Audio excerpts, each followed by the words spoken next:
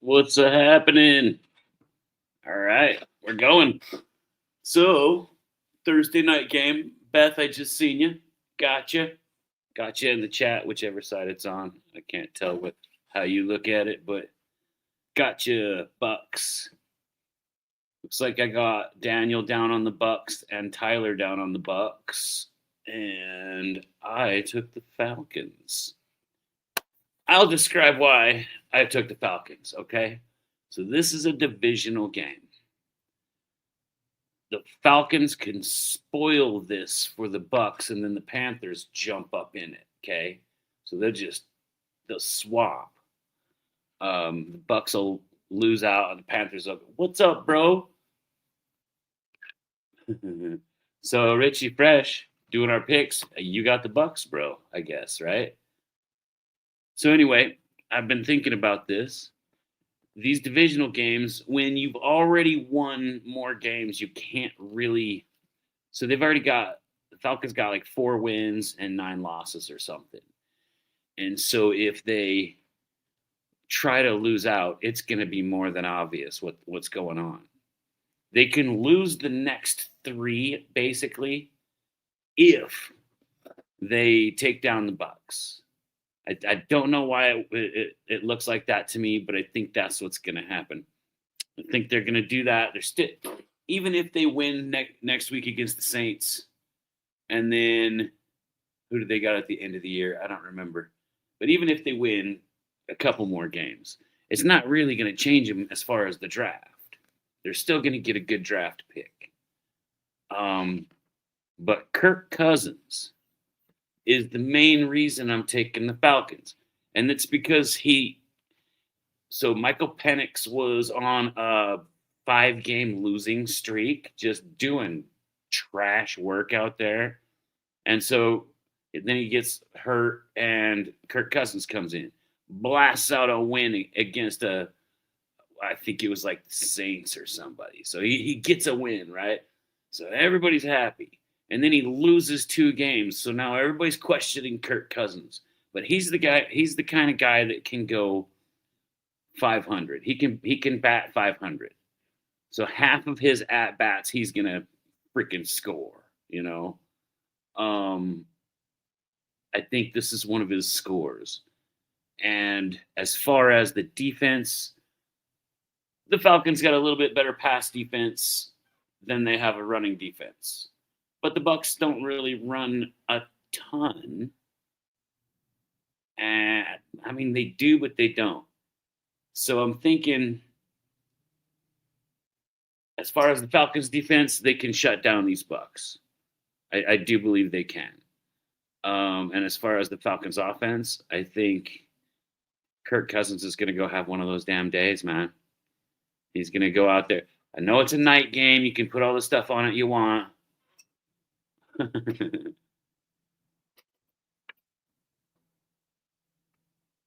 Beth knows ball. Beth knows ball. Yes. Yes, Beth knows ball. I'm going to say it like it's a statement. Every time I say your name, Beth. That's so funny. So, Daniel, I got you down for the Bucks.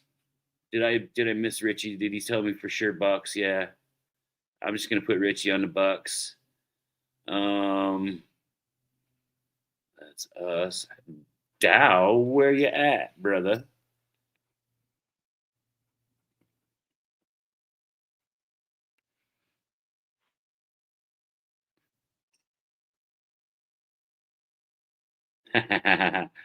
So he's talking about Beth is talking. Sorry, Beth knows ball is talking about Dan Mitchell. So she's a Bills fan, and I met her on Dan's channel because I'm basically everyone friendly. So I'll go to another team's channel and I'll hang out with them when my team's not playing and root for that guy's team to win.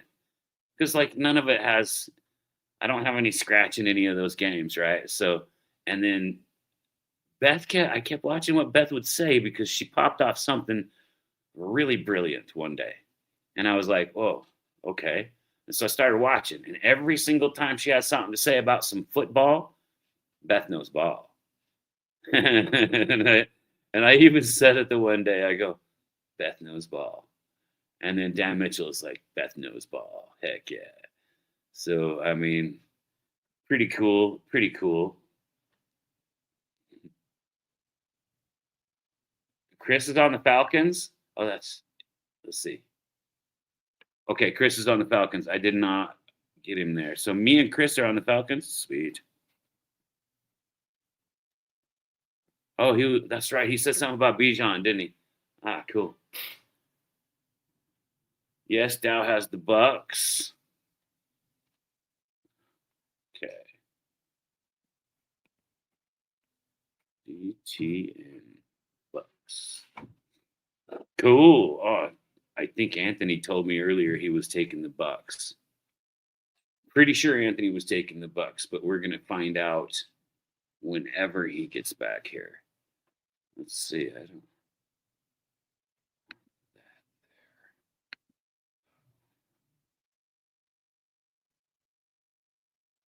What the what? You like Joe Burrow so much that you just sit there and you watch Home Alone, huh? Let's see. I wish they would get on with this game. This is so many commercials, and I know it's like 8:20. You guys eat back east your time, but or whatever, 15 or 20. Who knows when they start the games these days? But how about just put it right at the hour, and we don't have to sit around and watch these horrible commercials.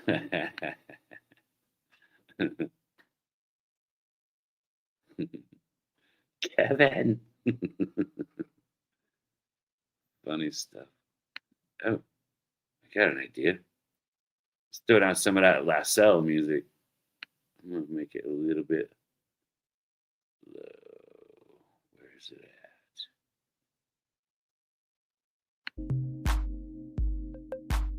Pretty loud.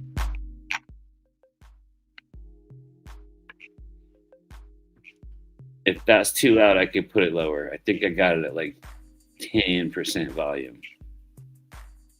If you listen close, you should be able to groove a little. All right, let's get this football game going. Making me crazy. Anthony is busy for a little while. He will be here probably. Who knows? Who knows when the heck he's gonna get done? But he's got some stuff he needs to finish up there with, with like work and school and all that crap. And so he'll be here when he can get here. He might even be listening right now. Who knows? Cheers, everyone.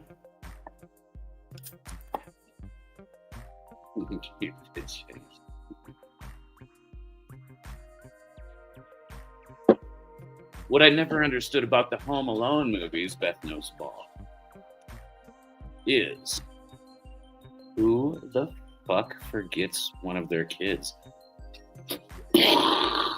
Like, that just blows me away. As much as I joke about like, oh, I should have ate you, and I'll tease my kids. I should have ate you. I didn't think you were going to survive. I think that you're supposed to eat the kids that you don't think you're going to survive. But look at you, you're doing pretty good, right? But I would have never forgotten them anywhere, like I might give them heck and tease them because, jokes are fun, but I would have never really forgotten them somewhere. I've threatened. I've threatened. I've been like, I'm going to get in the truck and leave. But they usually just come along. Anyway, I'll probably just sit out there for 10 more minutes waiting for their little slow butts. Oh, come on. Give me some football. So I don't know if I'm going to be ahead of you or behind you, but I just barely saw the stadium come up. Talking about the Thursday night football stuff. Or I can use this other, let me change this here. I can use this other, and I'm in the midst of the Baker Mayfield interview. So like he's already pretty much about done. And on that one, he just came on. This was the 80s and kids left, kicked out of the house. Yeah, so for real. For real.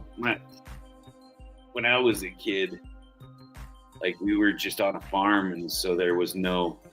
I guess I would have never thought about having something so busy happening where you would forget one of your kids. Like, see, it seems to me that you would remember one of your kids. I think I would. I hope I would, for God's sakes. I haven't forgot one yet.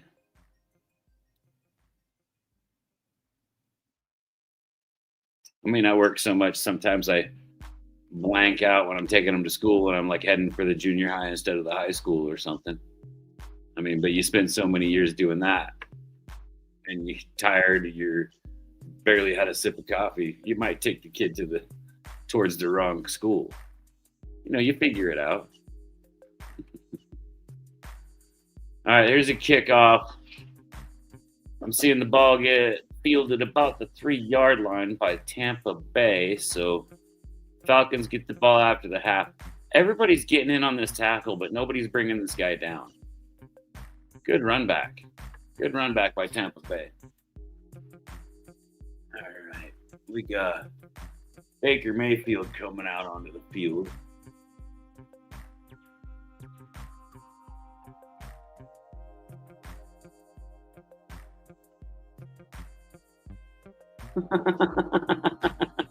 Daniel, that's funny. Like, that's terrifying. But yeah, like, my parents would just go wander off and look at other shit, I suppose. It was up to us to keep up with them. So, yeah, but they got across the country, like, they got across the country, man. It's not just like, we'll be over here. They got across the country.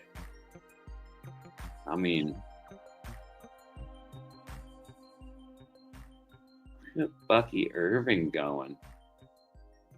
All right. So Mayfield's in the shotgun. He's got the right end making motion. Mayfield has to scramble around a little bit, and he chucks it over to Bucky Irving, speak of the devil, who looks like he runs it for the first down. Well, Atlanta better get on their horses, or it's going to be the first loss of my weekend.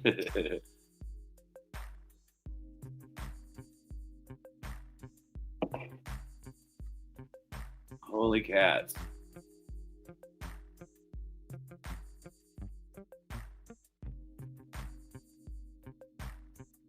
Yeah, so we got Mayfield is in the shotgun again. He's got Irving behind him as the runner. Steps back into the pocket. Oh, he tries to pass it, but it gets batted down. Batted down.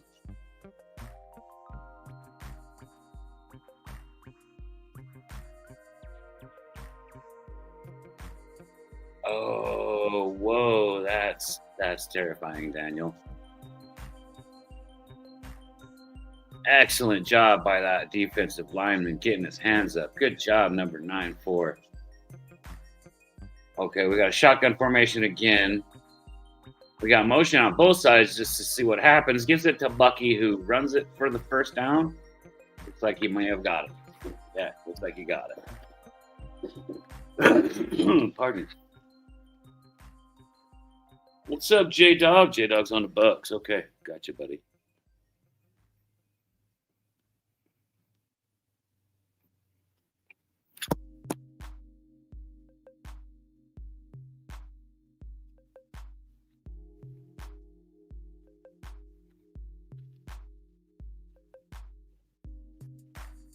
Oh my gosh, J-Dog, don't say that you might lose to the Raiders. Don't say that. That would be, I think, no matter what is stumbling or bumbling in your team, you'd still have to like try to lose to the Raiders. And I don't think you guys are gonna try. Ooh, if you lose to the Raiders, wow, brother. All right, we got looks like the Buccaneers incomplete pass, so they have to punt. Dixon is back there getting ready to kick it. Kick is up. He's kicking it all the way to the. Oh, they let it bounce. And they toss it back out. Looks like it's going to be on about the 2-yard line, maybe something like that.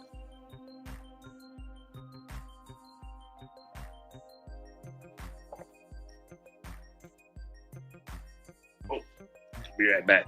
I got to kill a shadow.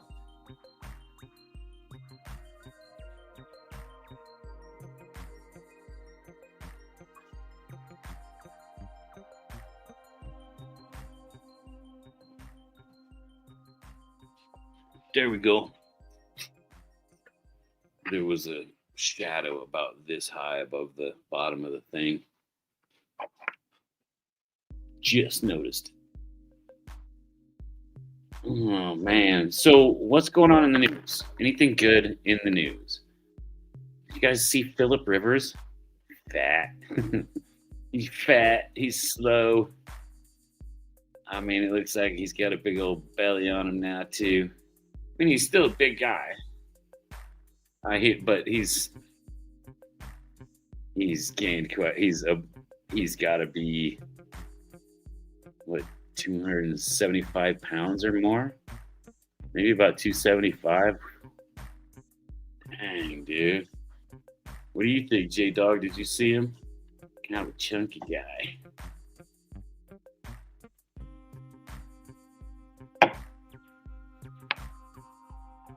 All right. Big games coming up this week, you guys. I'm impressed. I only got a couple of these being upsets, man. Atlanta. Chris, I got you down with me on Atlanta, bro. Show. And hopefully we get that spoiler. I just think Atlanta's defense is good enough, but we got to see what Kirk Cousins can do. Can he have one of his good games? I realize it's going to be a night game, and historically speaking, Kirk Cousins has not done well at night. But I feel like this might be one of them where he does well at night. I don't know, man. I don't know. What do you think? What's it gonna take? Oh, the Rivers. It's all that old. That guy's a granddaddy. So I think that means that Philip Rivers can't be in the Hall of Fame until like 2030 almost.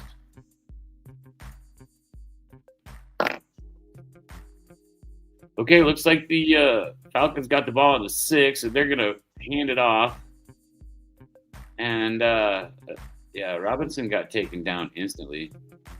He didn't look like he was running with any hunger there. Did not look hungry on that run. He kind of just stepped around and kind of walked his way in there. Didn't go anywhere either. Kirk Cousins is calling a crazy amount of words in this play.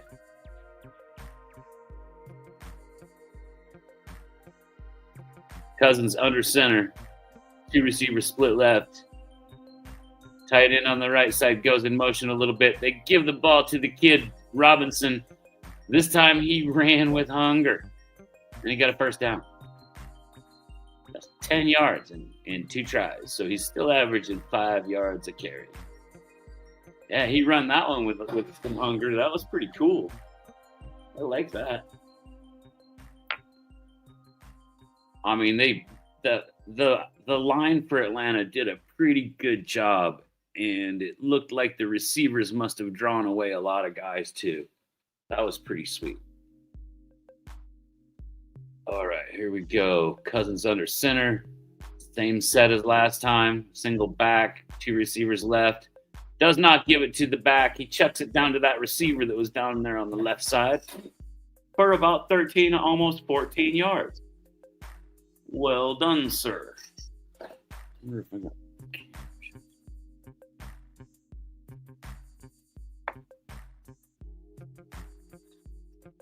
That was Pitts. Okay. Nice pass by Cousins. That thing was a good looking pass.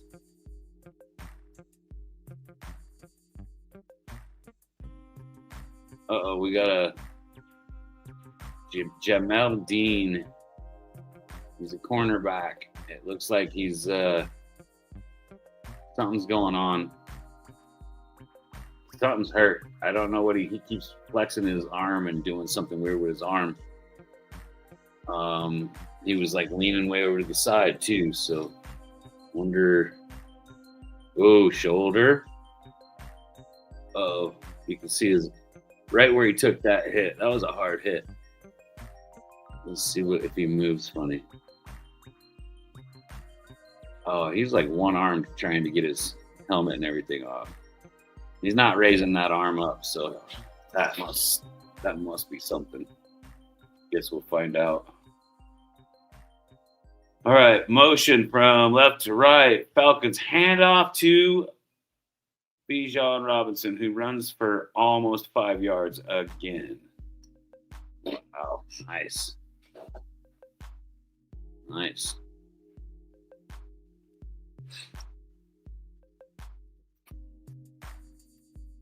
They've got a chance here. It's 2nd and 6, 10 minutes left in the first quarter. Atlanta's got a chance to go and get a lead and hold these guys down. Tampa Bay is in the mix here, and this could knock them out. And then if the Panthers win, the Panthers basically own it. Here he goes. Bijan just took off, got the first down plus about 6 more yards. It was a really fast handoff. At first, the whole team shifted a little bit, so it kind of drew your attention away, and Bijan was just gone. Holy cats. We got refs talking about something. Maybe somebody pushed off. Oh, holding on Pitts. Holding on Pitts.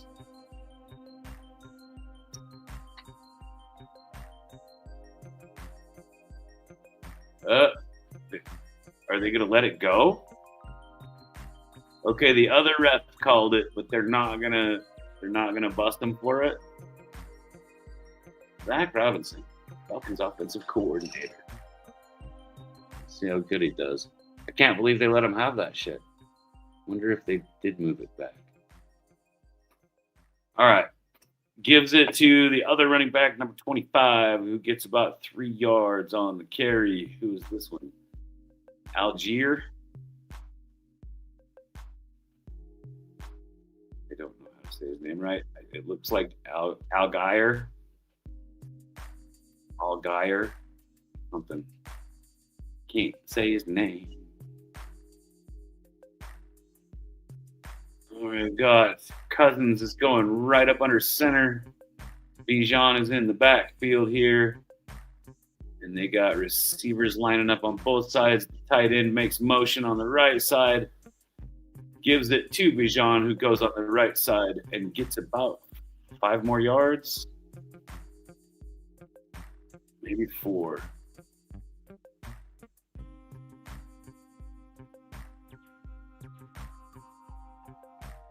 So they're checking out this cornerback's arms, making sure that they do this stuff. He's saying he's okay. He must have just had a stinger, or maybe something got dislocated and they put it back in.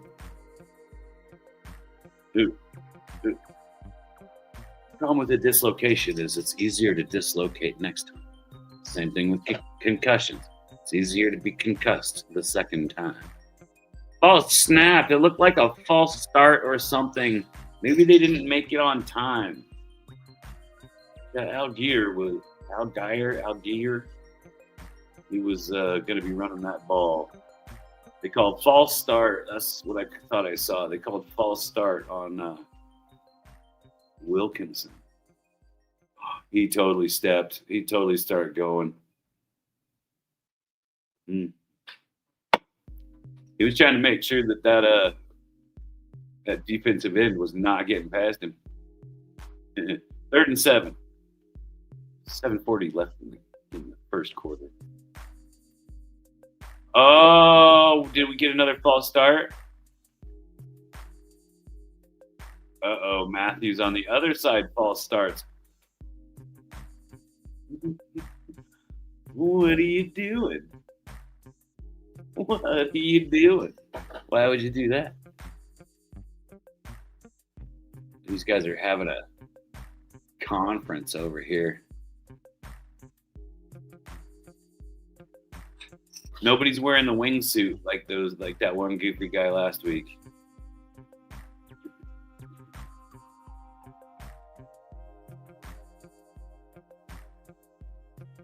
All right, so delay of game offense is what they're calling it.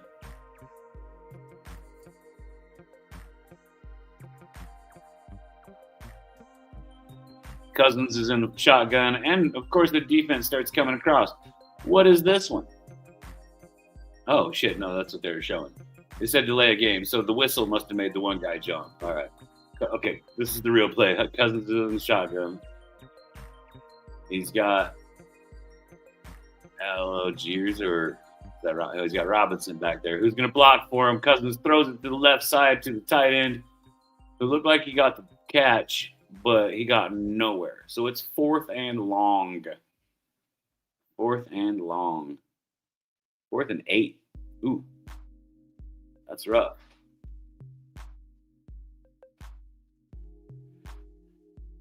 Good, pretty good game so far. So we had a drive by the Bucks. They had to punt from about this same position.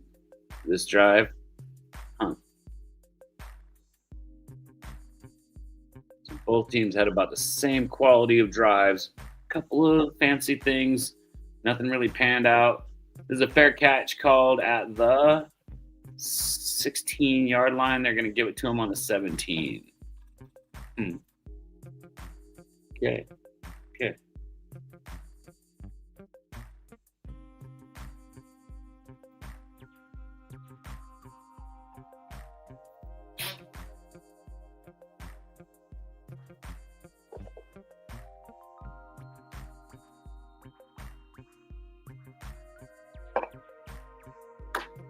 Who you got for MVP?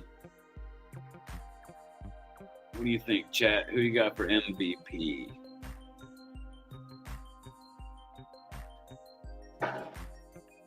Right now, I think there's only really one standout. There's one guy who this weekend is going to break a record, and no one's going to ever catch his record. If they do, they better be animals. But it's Myles Garrett. He's gonna beat Michael Strahan's sack record. Michael Strahan had it for 22 and a half sacks in one season, man. In one season. Michael Strahan was a Billy Badass. And Myles Garrett is gonna catch him. Garrett has 20 with 4 games left, right? Am I correct? Got 20 sacks with 4 games left. Yeah, I think so. I think that's how it works. So he just needs 3 sacks. He's been getting a sack a game. At least a sack a game. I say Myles Garrett for MVP. If you got anybody else that you wanted to, that you think is more shiny, and so I like to think MVP should be a guy that's good enough that he is a complete team changer. So he's the guy you could pluck and put him on any other team at that year, and he would make an instant impact and kick ass for him. Or a guy that's like literally most valuable beyond his own team. So like what's I know it's a thing these days to have a quarterback get the MVP. But the last defender that got MVP was Lawrence Taylor. He didn't have that many sacks. He didn't have as many sacks. I mean, Michael Strahan should have got MVP.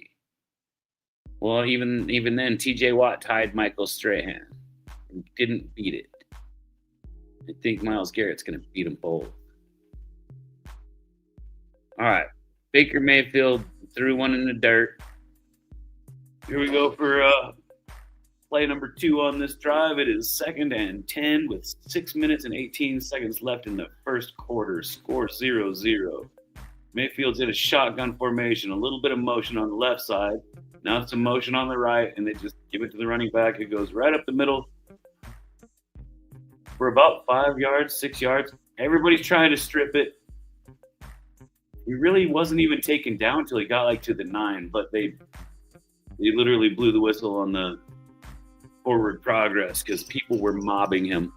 Oh, we got illegal hands to the face on the defense. Pierce Jr. totally put his hand right in Baker's face mask. They didn't call it. Okay, well, 3rd and 3. Here we go. Should have called that. Like that. It should be first down for the Bucks, but they don't care. Oh, Baker's in trouble. He gets sacked for a big loss, like a 8-9 yard loss there. Big number 55, pretty happy. Ellis got the sack. Oh, we've got a flag. Looks like it's on the Falcons. Holding. It is first down for the Buccaneers. Talk about shooting yourself in the foot. Oh, whoa, wait a minute here. Oh, hang on. The Bucks player ran into him. How in the okay, that's probably because they missed those. Why do refs do that? The ref screws up, doesn't make a call they should have made, and then turn around and they make some trumped up bullshit to cover that mistake, so to try to even it out. But it doesn't. It just ruins the game. It makes it too obvious. All right, so the Buccaneers just ran the ball, and that was a pretty good run. Got a big first down on it. So they're starting about the 28-yard line. They give it to number 1, who takes off. Who's that? White. He takes off and gets up to about almost the 50, isn't it?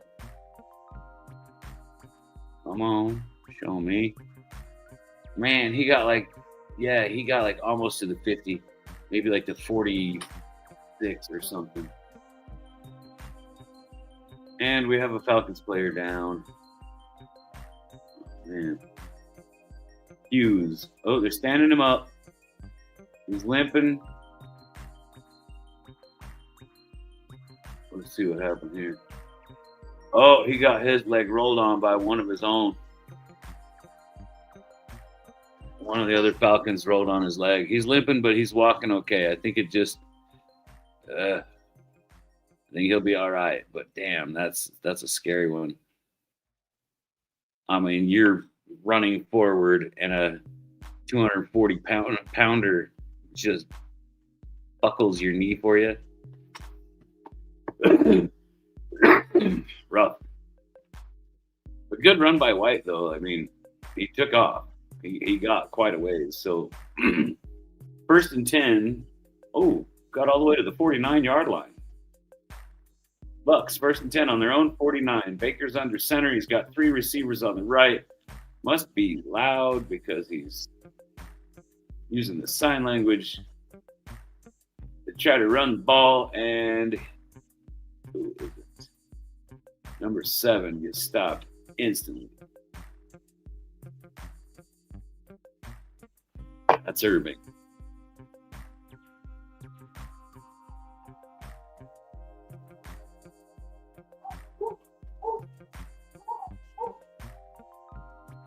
Okay. Setting up for the next play. 2nd and 9. Mayfield's in the shotgun.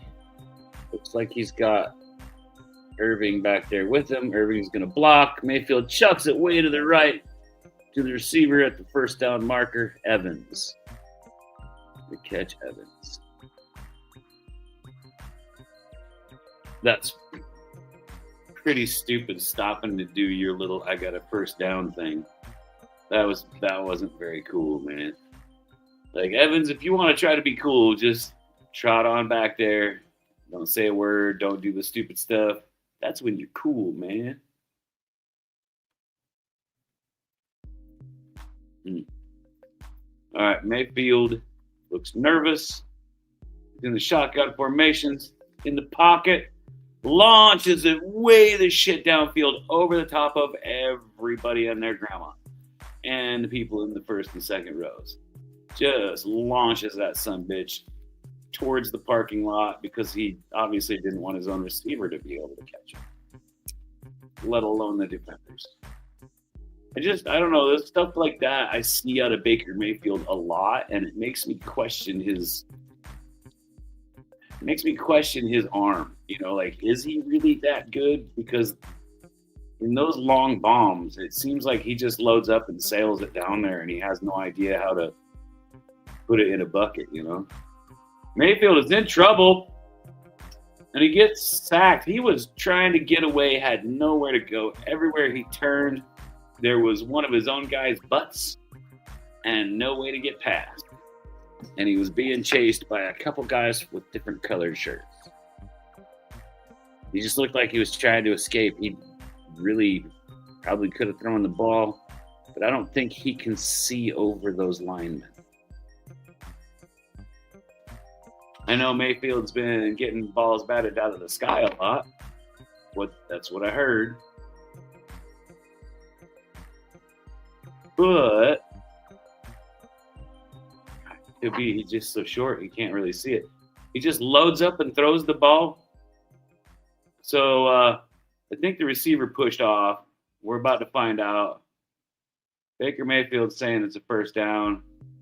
Walking down there pretty confident doing this.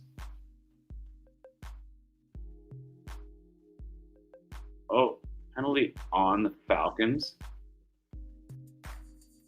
What? What did he do? It's Terrell Jr. on Egbuka. Terrell Jr. grabbed the shit out of him. Egbuka shoved him on the ground and went and caught the ball.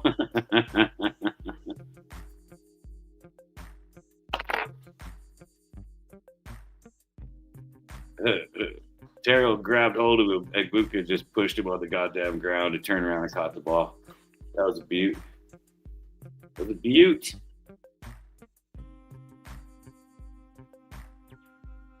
Oh, Baker down the damn middle.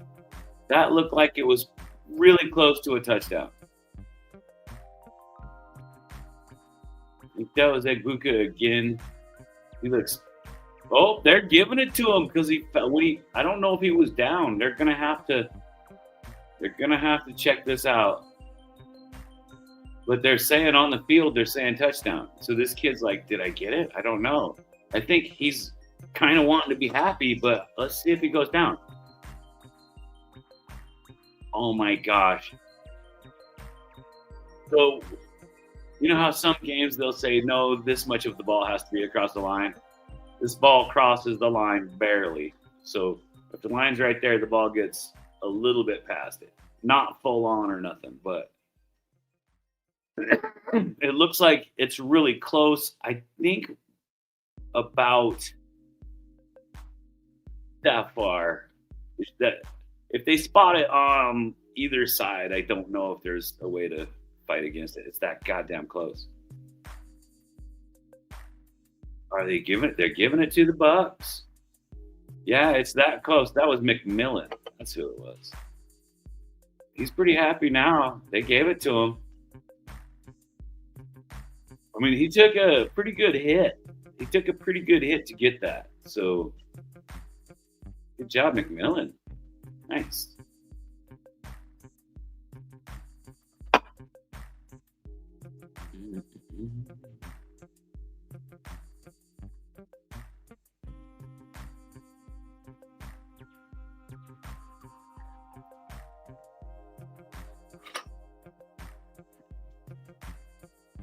Dad trumps all.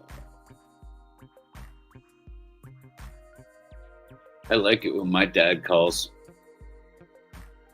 He's pretty funny.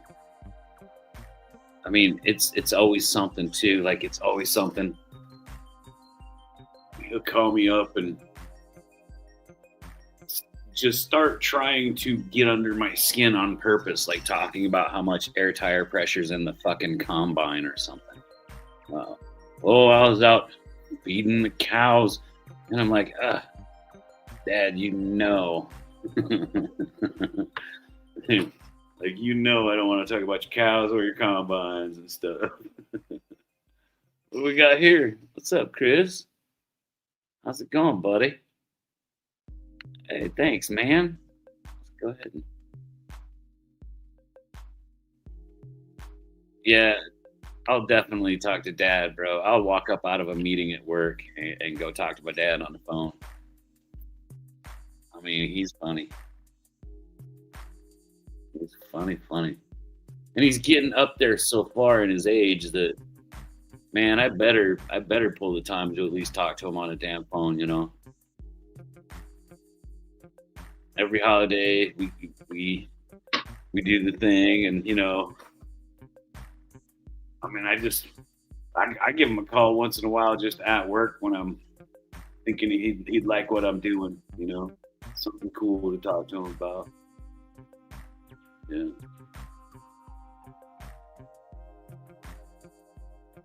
He keeps me posted on his Vietnam vet reunions and travels and stuff. He goes to the things. I guess there's really no more reunions for the guys he was with, but otherwise he'd just be sitting there by his lonesome, but you know.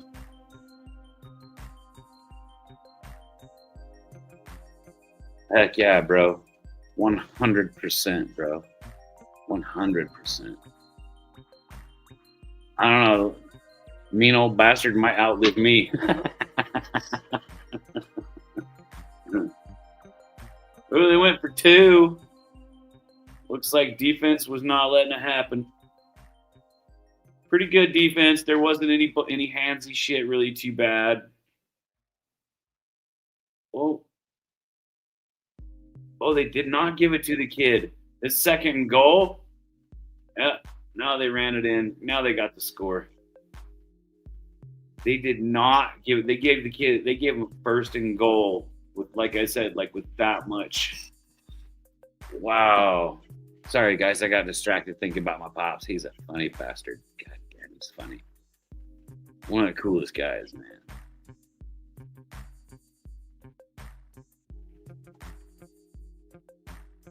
Pretty good run right up that guts to get this touchdown. They put a big giant dude via. Dang, dude. I know, Daniel. You're right. That McMillan kid didn't even. He was questioning it. He's like, "What? Touchdown?" Because I mean, where his butt cheeks went down, and then the ball was on just side of him. He wasn't really reaching or anything. He was making sure to secure that ball, which is primo receiver work right there. And it was the matter of let the running back go get that much yardage. So I don't know why Baker tried to pass over to the end zone at first. That just seems like a bad call. I think that might be on that offensive coordinator from Tampa.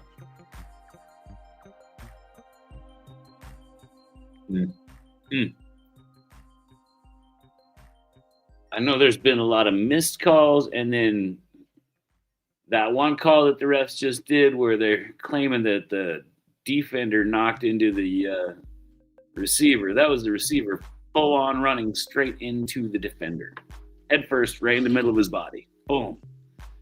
That should have been on Tampa Bay, but I think that was a makeup penalty because they screwed up so goddamn bad on the face mask on Baker just the play before that. Didn't even call it.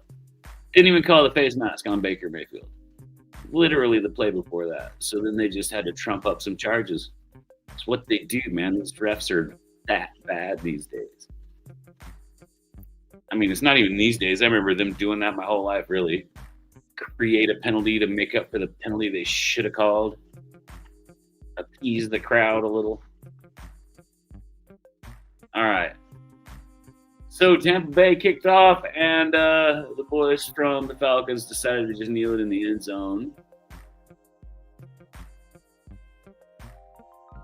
Bijan Robinson, 26 games with 100 rushing, 100 plus yards from scrimmage. Ooh. 26? That's great.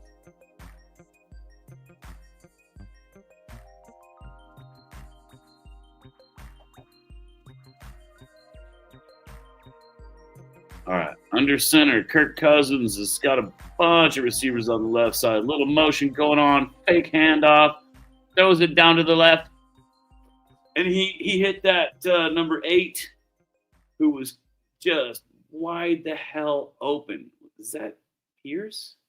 Who was that? I don't remember who number 8 is. Just wide open, right across the middle on that route where they just go up, stutter a little bit, and then just haul butt across the middle. Perfect. Good job. And he gets away. He's just so fast. That's a big dude. That's a big dude. All right, hand off to Bijan, who gets over there to the left side and then cuts. Tries to get as much yardage as he can. I think he got about 4. There's a flag on the play, holding offense. 5-yard penalty, repeat, first down. This is on big Matthews, number 70. Oh, he's got a hold of him right here. He just got hold of it. Like, you're not getting away, but that's pretty blatant, bro. Pretty blatant. Oh, it's a 10-yard penalty. All right, 1st and 20. Here we go. I got you down, Tyler. I see you, buddy. I got you down. You were on the Bucks.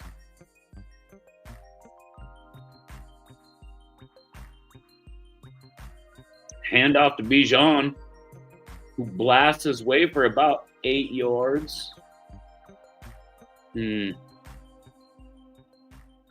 So it was 1st and 20, and now it's 2nd and show me some distance here.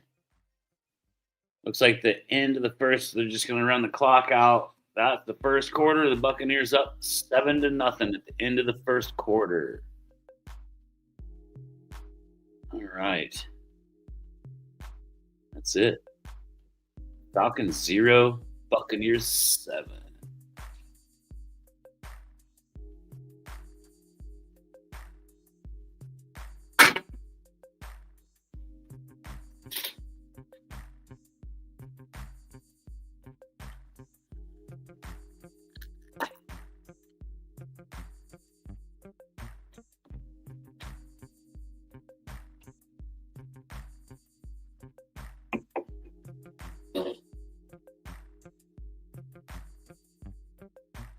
Ugh, commercial breaks. Sorry, I know it gets boring.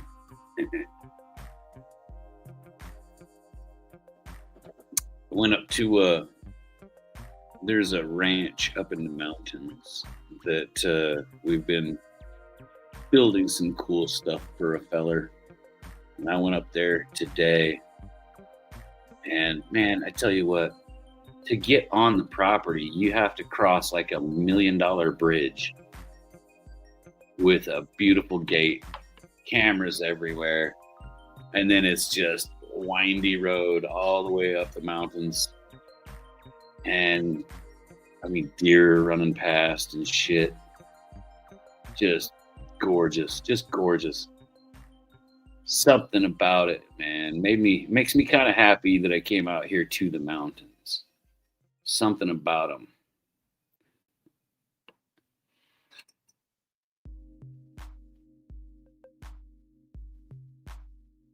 Your pops is a Vietnam vet too, huh? Nice. Yeah. Dad went through some shit. Those are his stories, though. I think I'll respect that. Maybe when he passes, I'll share what he shared with me, but pretty rough stuff. Pretty rough stuff on those guys. They were just kids. They were just kids. Man. Crazy.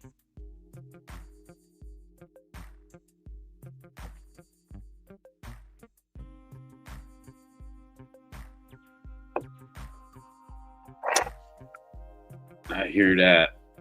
I hear that. So, Dad was drafted, and in the Midwest, farming was like a lot of machinery work, right?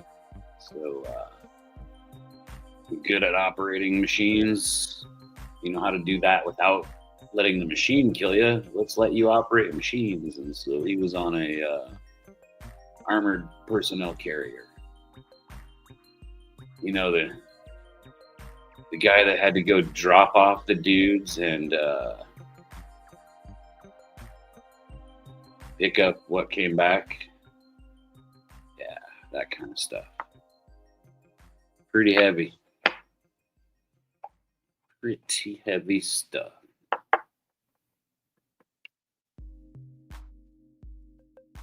Pretty gosh dang good first quarter here, guys. All right, let's get this going. It is 3rd and 5. Kirk Cousins gets the ball from a shotgun. Good pass to number 87 for the first down. 1st and 10 Falcons. Good job. Wow, that's crazy. They converted that. God dang, 1st and 20. Kirk Cousins is hollering at Bijan Robinson. Hey, don't forget to wear clean underwear. I'm not really sure what he was yelling, but I'm not good at reading lips. Something about a pontoon samurai sword. I don't know what that means, but like I said, I can't read lips. I think this referee just asked out someone from the defense. I can't read lips, see?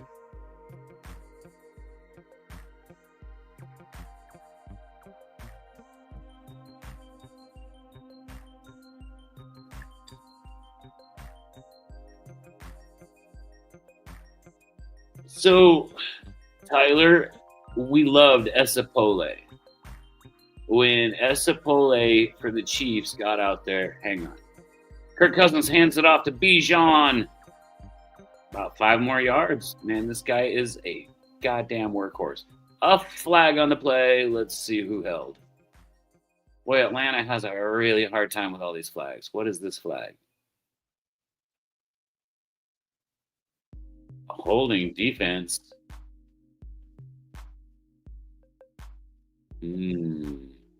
Automatic first down. Nice. Okay, so back to Esapole. Yes, we're all very happy about the kid doing so well. Like, we're excited.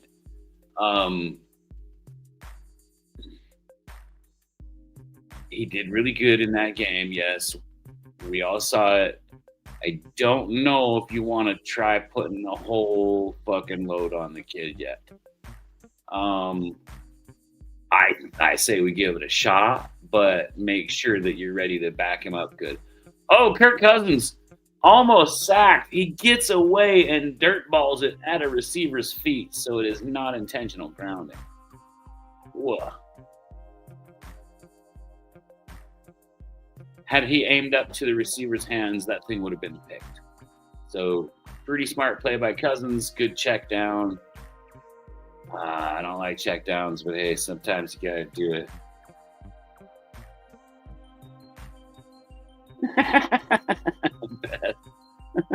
For real. I can't read lips. It looked like he said something like, hey, don't forget to wear clean underwear or something. Good pass to number 87 again. This kid is making his money tonight. He got about 6 yards there.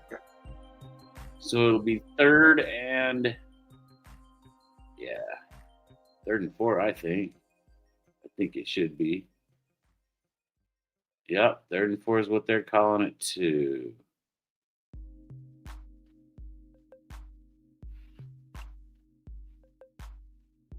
Kirk Cousins looks nervous.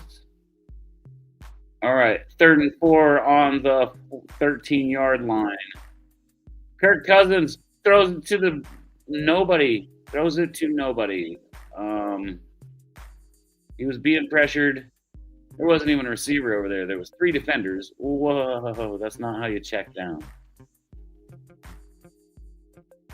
Don't lead 3 defenders. Lead your receiver.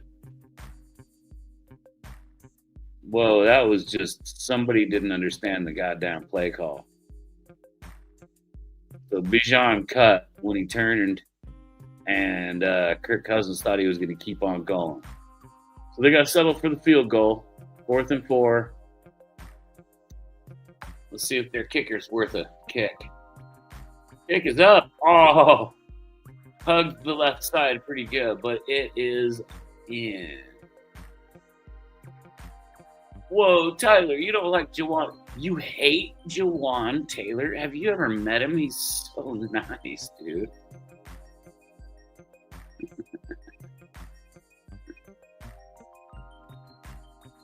Okay, Jawan for like 2 years.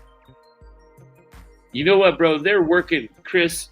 They are working Bijan like he is a Clydesdale horse, man. He is pulling all of the wagon for real. But yeah, I think Bijan is just keep feeding him. He's kicking ass. Just keep feeding him. I think the Bucks just jumped off sides and are giving.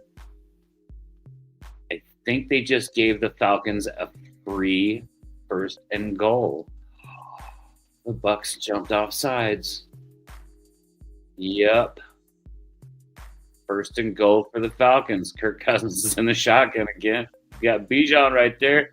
Give that sucker to Bijan. Oh, good pass to Pitts, number 8. Complete and in for the touchdown. That's what you get for jumping off sides there, Mr. Tampa. Ooh, he's not happy either. Can't jump off sides in those situations, guys. I mean, I'd be so antsy, I'd probably jump off sides almost every time. You got him in fantasy tonight? And no, he's not getting open for the passes like that. Do you need him to rush the 100 yards, or does it matter in fantasy? Can it be just any points? Because it would be better if it was just any points. All right, 7-7. Kick is up and good. Nice.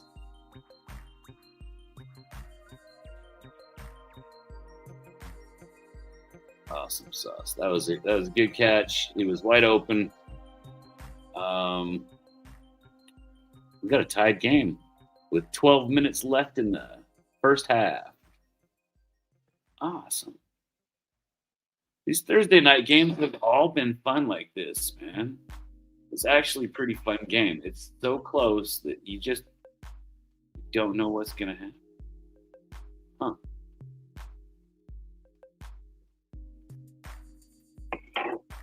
Huh. Ew. McDonald's commercial. Oh, wait. That was a Carl's Jr. commercial. That's better. But still, fast food. There's a company here in Utah that does paving, okay? And so if you are in any kind of construction, you're going to use a contractor that does paving sooner or later. And every year, Post Asphalt buys a giant restaurant for the day and feeds everybody that works for every one of the people that have hired them all year. And this year they took us all to Texas Roadhouse and stuffed steaks down our necks. Gave us drinks and everything. It was fantastic. Fantastic. You know, and they give you something cool like a cool big mug or cool sweatshirts. You know, I mean, they gave us all hoodies. Like one of these other times, or a couple of the other times I went, I got a good hoodie out of it. But salute to those guys at Post. You know, I mean, that's cool. That's pretty neat for all the guys to be able to just show up and enjoy a steakhouse for the day. You know, the only problem is here where I live, Texas Roadhouse doesn't have catfish, which blows my mind. Because in Texas, you go to a Texas Roadhouse, they got catfish.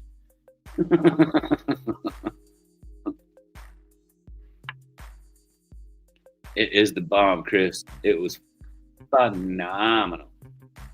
You know, I mean, they basically give everybody like the choice, and the portions are just there. It's a decent portion. But this Texas Roadhouse here, my buddy built the place, and then when they did their grand opening, they brought us in, and we got a sampler of everything they made, and just enough for our giant table, and fantastic.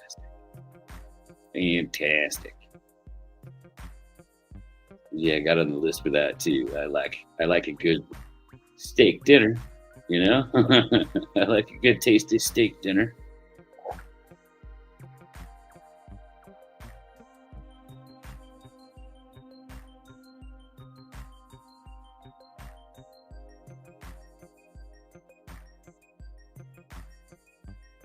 I mean, Texas Roadhouse has some pretty good pulled pork too, gotta tell you. And my kids seem to like the chicken.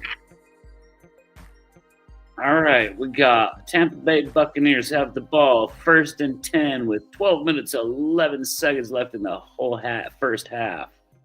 They are on their own 20-yard line. Baker under center. Hands off to Bucky Irving, who rolls up for about 8 yards, it looked like. I think he got about 8 yards on that.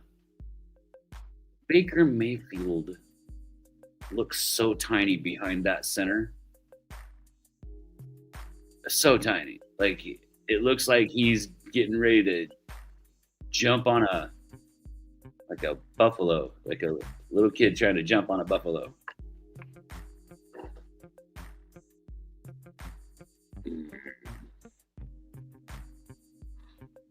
Beth, for real, all good there, huh? But yeah, I do like some French onion soup for sure. Baker gets sacked. Blow the whistle. Leave him alone. Can't be just running in there trying to steal the ball out. There's a flag. I don't know what the flag is for. Something on the defense. 5-yard penalty. And they're giving Baker holding on the defense, number 24, Terrell Jr. And yeah, he just pulled a shirt and then he just tripped the kid up. So yeah, that was a couple of things that could probably get you in trouble there.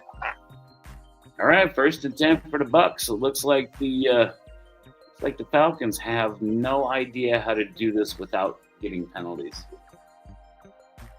Remember that one time the Chiefs actually did a game without getting a penalty? I remember that one time. I don't remember what game it was, but we did that one time. I was pretty impressed.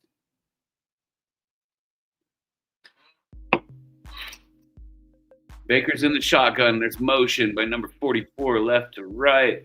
Hands off to 44. He takes off back around the left side, and he gets taken down after about 4.5 yards.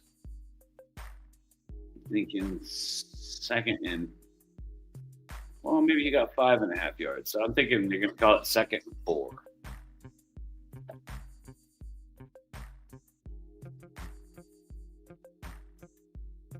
Show that pass from Mayfield to that McMillan kid. I mean, that was a good pass. But everybody was out of the way, so he didn't have to try to look over the top of a lineman. If Baker's just standing there, he looks like a great quarterback. Whoa, Bucky Irving got hemmed up for a loss. It was a quick handoff to Bucky. who just went right into a pile of Falcons, bounced off of them, and they just kind of kept him right there. So about a 4-yard loss. 3rd and 8. Yep, 4-yard loss.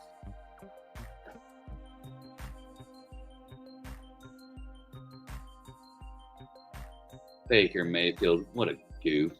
He's headbutting people. He's headbutting people without a helmet on.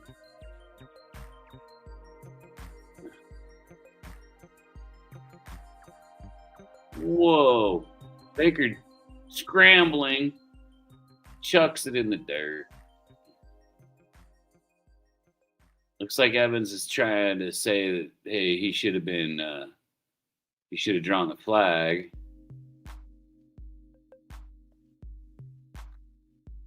There's a flag comes in late for something.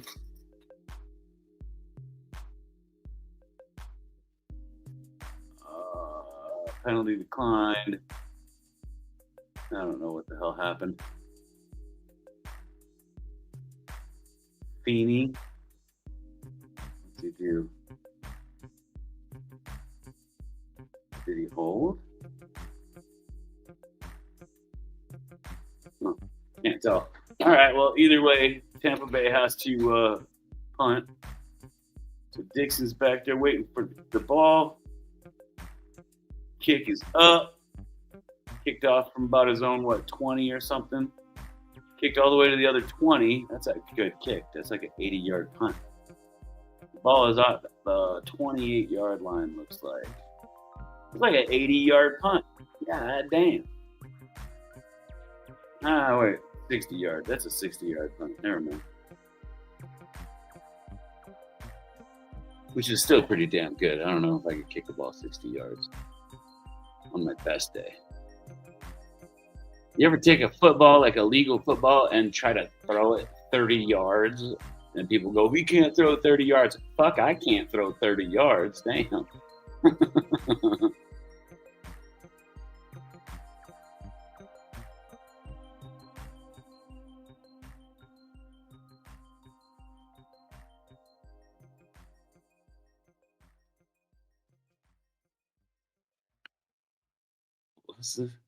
See what I can do so you don't have to do my picks. What you talk about, Willis? You're kind of tired. Almost there, buddy. All I got to do is make it to halftime. Make it to halftime. We'll get started on them picks, man.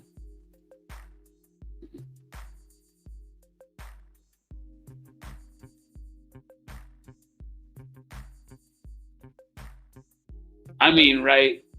Beth, I think this comment, that's just asking for a trip to the blue tent.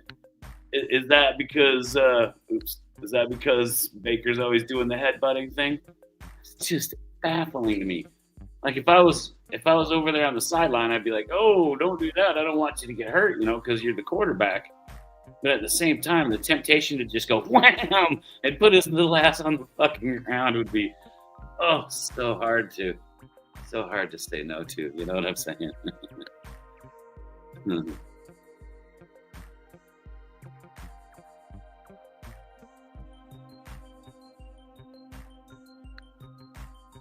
That's pretty cool.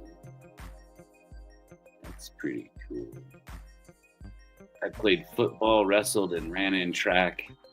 Did the tennis team one year because, it was like a chick sport. No dudes ever did it. And so me and another kid decided we was going to go hang out with all them little girls that play the tennis. Yeah. Stuff like that. But never did any dance. Did some theater. That was fun doing plays and stuff. Oh, hands off to B. John. Oh, shit. He is gone. That's a good run.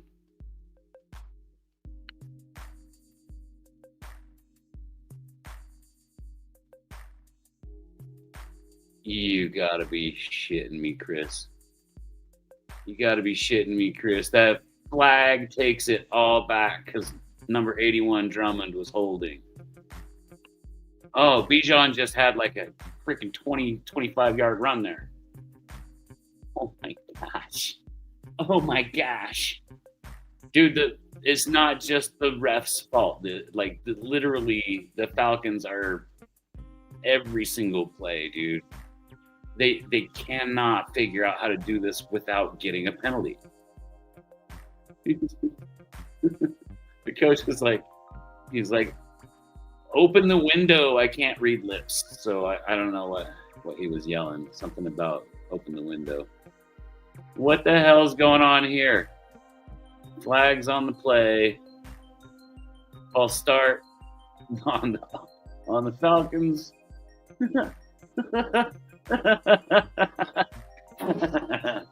Ooh, this is got to be really hard for those kids that are Falcons fans, right? Don't you think? This would be like really hard. Oh my gosh, just if it's not one guy, it's this other guy, or it's that other guy, or it's that other guy, or that other guy. Like everybody's getting a goddamn penalty today. Kirk Cousins hands off to Bijan. Oh, straight up the middle. Fuck, he's going to run for almost the first down. It was 1st and 16, and now it's 2nd and 4. For God's sake. Bijan Robinson is a gosh dang animal. He's an animal. Like, he just had 2 guys bounce off of him, and it took literally 3 guys to tag team him after that just to get him on the ground.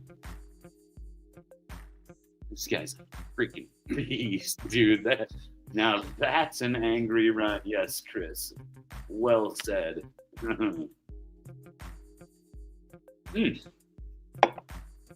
So, handoff to Bijan again. Starts going. Instantly surrounded by the Bucs players. He stops, cuts that way, and goes and gets a first down. My Lord. Get that guy a Gatorade. Oh, high quality H2O. Get that guy some high quality H2O. Fuck, give him a beer. If he wants a beer, get him a fucking beer. He's earned whatever he wants. All right, on their own 40.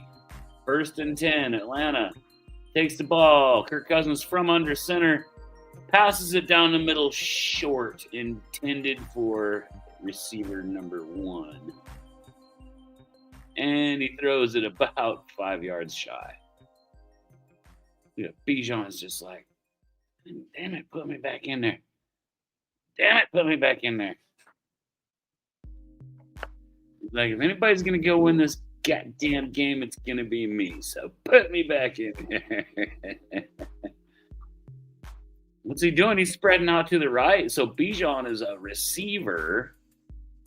Empty backfield. Kirk Cousins is alone back there in the shotgun position. Passes way the hell down the field to Bijan Robinson, who caught that goddamn ball. Oh, whoa, he's saying no. He's saying no catch. I think one ref ran up and he said, no, I didn't see it. The other one's like, fuck him. And then says no catch. Let's see here. Oh, one-handed. 1 foot. No, he didn't get a second foot in. He one-handed caught that son of a bitch, but he didn't.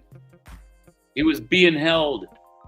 If you have to review it, why can't you call a penalty in the review? So, like, if every play is, like, certain plays have to be reviewed, how come you can't fucking hit somebody for a penalty when you're reviewing it? I don't understand that. Because that guy was literally holding Bijan's arm, so he had to go one-handed because this one was being held. So he had to go one-handed to try to catch that. That's a crock of shit. I don't understand these refs. You're going to show me a replay, and like the whole channel, like the whole NFL. You're going to show me a fucking replay, and I'm going to see that penalty. And you're going to think that I'm, fucking blind? Oh, penalty, flag, instantly stopping the play. And it was a good pass to, Mills or whatever his name is. And they're calling it on that fucking number 70 again. That guy has got to have 40 yards in penalties now. Now, he moved at the exact same time as the ball. Hold on. If you, that coach just yelled like baccarat or something. I don't know. I think he must gamble. I can't read lips.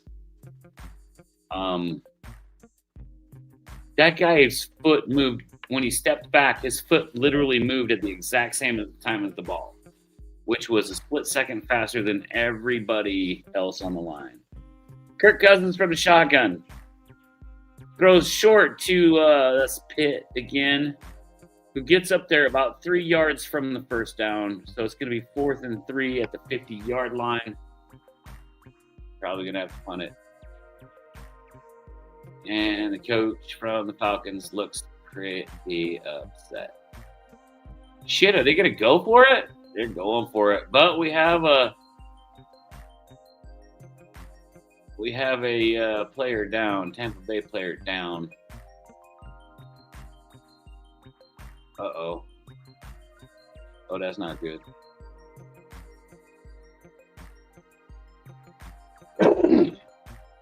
He's saying it's his knee. Let's see. They stand him up. He's not happy. Looks like he's in a bit of pain. Oh, he's walking fine now. What the hell?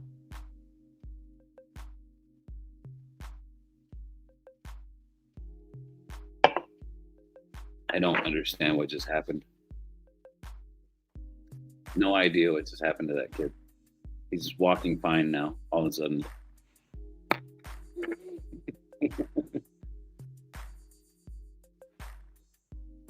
Because the refs couldn't fix the game.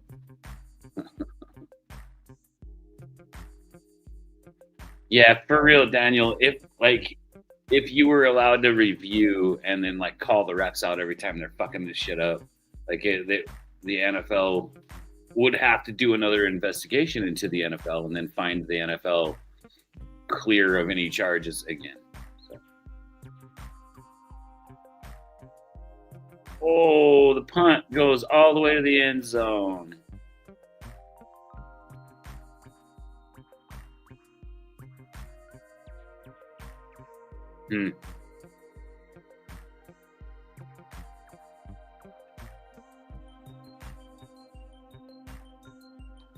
Well, that's been a hell of a first half so far. The refs are screwing up pretty bad. It's easier to see that when you don't have a dog in the fight. You know, I mean, I'm not being biased at all here. I'm just seeing the refs not do well.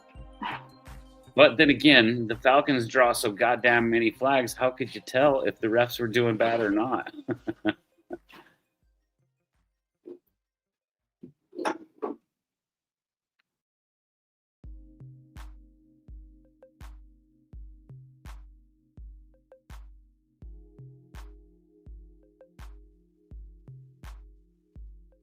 What is that?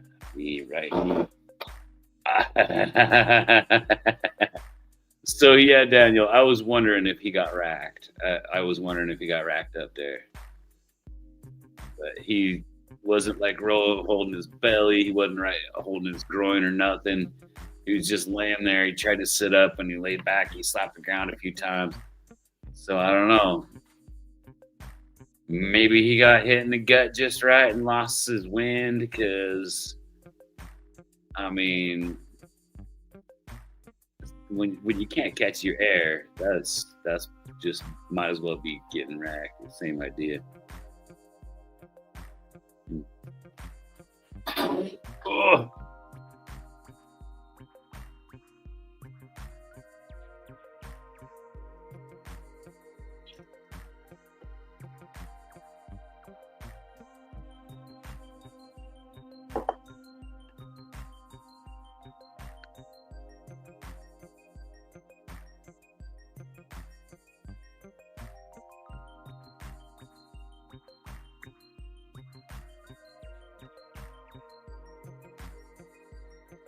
I'll be back in seriously just a minute. I'm just gonna run in and grab a beer. I'll I'll be right back.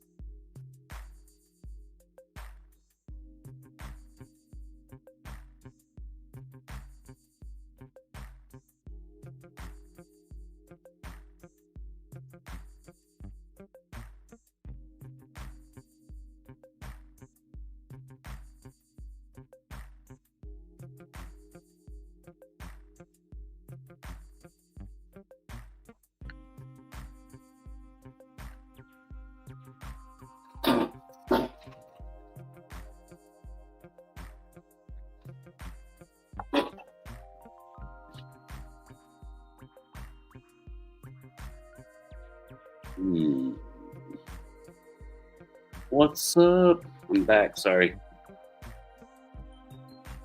You go grab I grabbed a couple.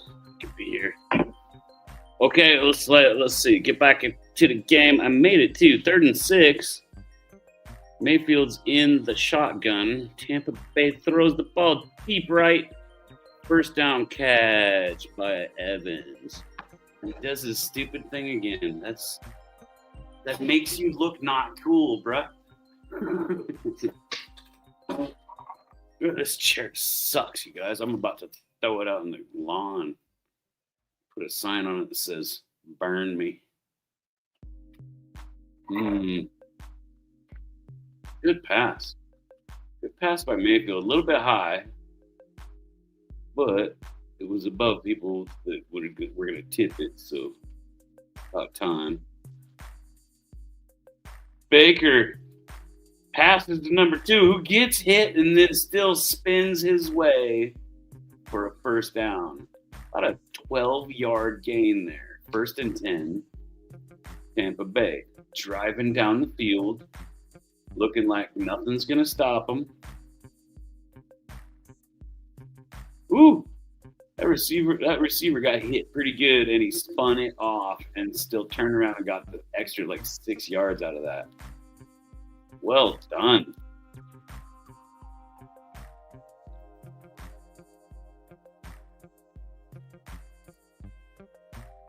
Ooh, fake handoff to Bucky Irving, then throws it way down on the left side to, is that McMillan? McMillan is screaming and hollering and pointing at the end zone. It looked like, oh, shoot, that kid from Tampa Bay is going to the locker room. Wonder what the hell happened to him. I'm curious. Baker Mayfield chucked a good pass down the right side to McMillan. I mean, that was a good first down catch. Good first down pass. McMillan had to fight the defender to keep the ball. Good play. Baker in a shotgun. Hands off to Bucky Irving, who takes off to the right side. Gets to the line of scrimmage and just gets fucking planted by Ellis, number 55 from the Falcons. Ellis just put him about a foot deep in that fucking dirt. Whoa. I mean, planted, you guys. What a hit. Oh, I love defense. God dang it. I love that shit. Woo-wee. All right. Mayfield's alone in the backfield, empty set, but he's got all the receivers on the right side except for one. So he throws it to the kid on the left side. Mayfield throws it really high, so the kid on the left side has to jump like a basketball player trying to dunk. And of course, he gets his legs fucking knocked to the moon, spins him around, he lands on his bean. That's Evans, isn't it? Could not, didn't have a chance, dude. He got folded up. And then that's on Baker, dude. That is a piss poor job by the quarterback. Man, that is a piss poor job by Baker Mayfield. You don't hang your guys out to dry like that, quarterback one.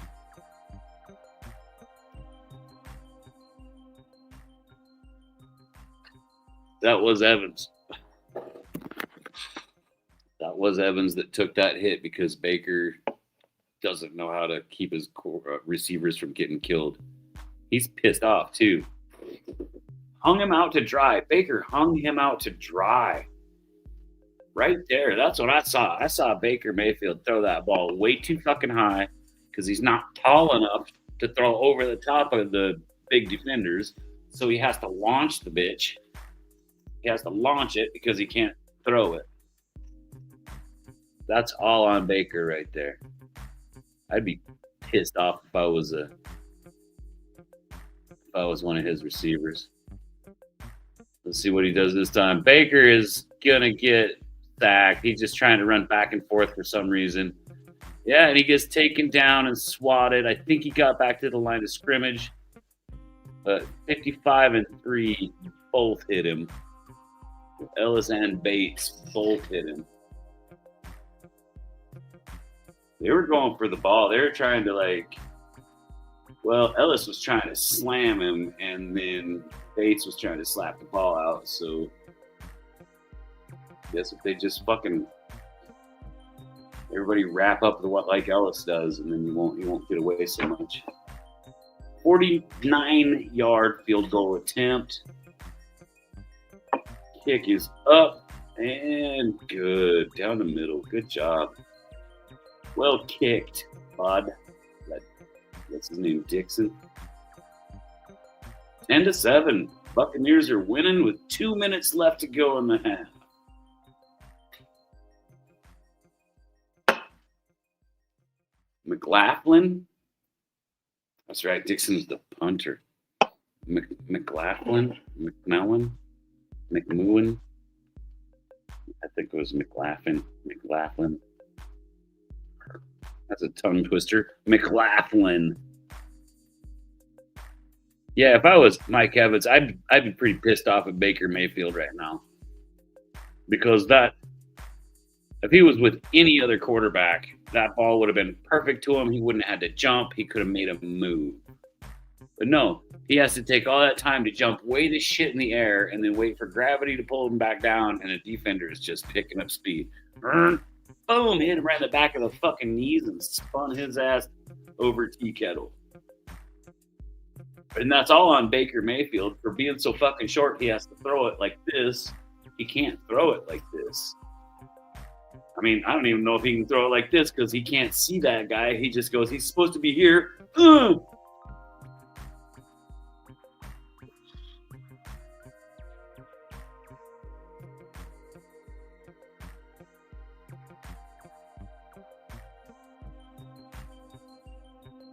Do I think the Chiefs start Jalen Royals next year? I have no idea if Royals is good enough to play, man. I don't know why he's not being used. Maybe they're saving him for... Maybe there's just guys right now getting paid that you need to basically have out there to make it worth paying them what you're fucking paying them. But I think we need some retooling.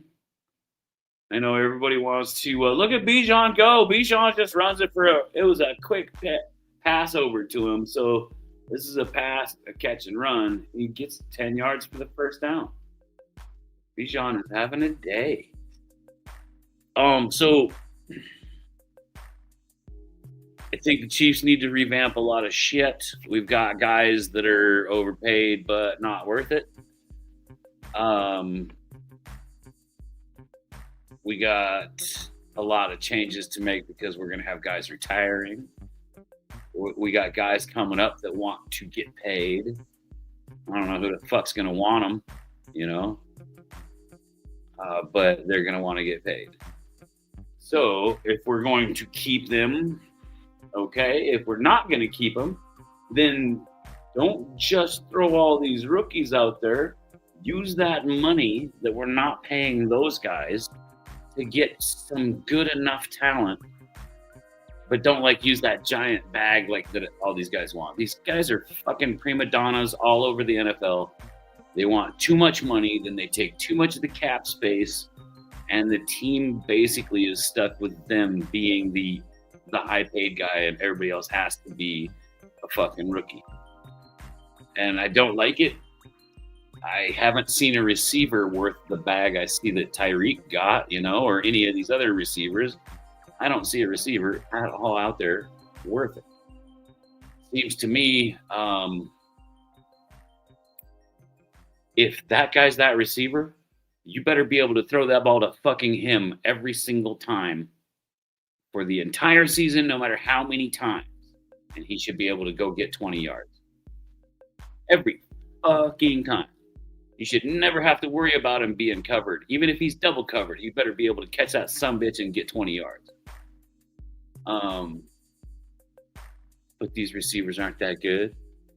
Jesus, that's why we didn't sign Tyreek. He wanted all that big bag, and so Miami paid him. And what did he do there? The same thing he did for us. Every time he started getting beat, he faked that limp on the sideline. I mean, up until his leg. I mean, that was crazy. I didn't wish that upon him. I just thought he was being overpaid and underperforming. Tank the rest of the year. So, but right now we can't really tank and get anything better in the draft. We're about stuck with what we got. Bijan only gets about 3 yards in this one. And this kid is just covered in grass stains. He has been working his ass off today. That's a tough son of a bitch. That's a tough son of a bitch right there. Bijan Robinson. That is a tough dude. He is carrying this team. Oh, Kirk Cousins, big pass to Pitt. Is that Pitt again? It was all the way to the gosh dang 16-yard line. Big catch and run. Big man. Big catch and run. So this guy reminds me of like Dwayne Bowe when he was doing really good. So you Chiefs boys, you remember Dwayne? So Dwayne was a big guy. When he went for that ball, he was gonna get it, None of these defensive backs are big enough or strong enough to hang with a guy that size. I mean, Bo slowed down after a while. Maybe he wasn't playing as hard. Maybe it was a fluke that he did so good for such a while for us. But there you go. Pitt just got his touchdown. There we go. Kyle Pitts, senior. Why do you got to put a senior? I understand he's got a son, but you don't. I mean, maybe you do. I don't know. Maybe you do. But senior? That just seems a little self-gratification-ish.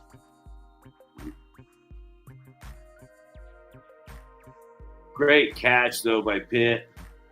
He's a head taller than everybody around him. So I guess with him, you could just chuck it up high. He'll be the one that goes and gets it. He's a great big dude.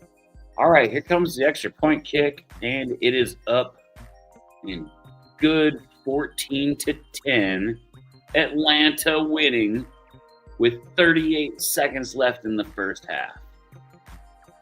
Yeah, Pitt's a big, strong dude. Can't believe number 70 didn't hold.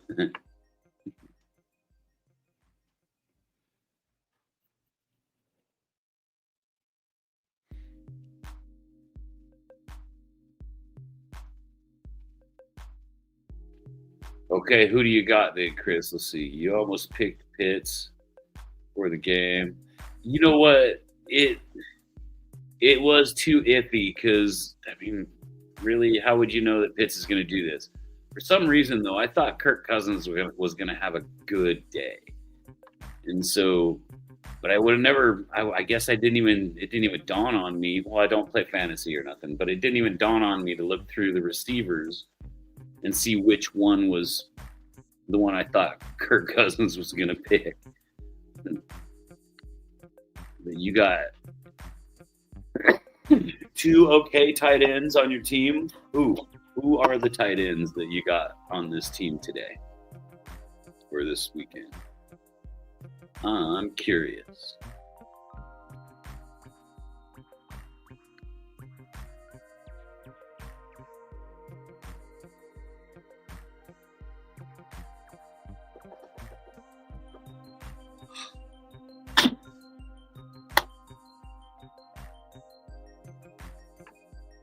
Oh, did pretty good at poker night the other night. Got lucky, really. So walked out with like plus 3 ounces of silver. Now the week before that, they fleeced me for like an ounce and a half or something like that. Just took it, just yoink, and I was like, oh shit. I don't know if I ever told you guys this, but a couple years ago, I was telling everybody. I know, Chris, you probably seen me say this, but I told everybody, hey, buy silver, buy a lot of it because it's like $18 an ounce right now, and then now it's like $55 an ounce. Do the math. Ching, ching, man, crazy, huh?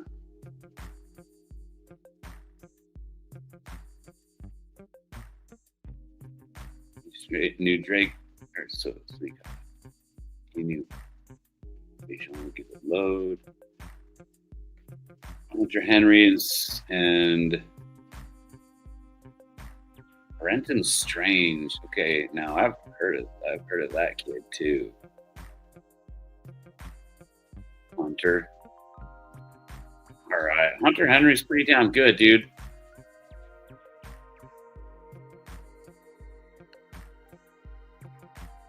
That's pretty good. So I like Hunter Henry and all of that.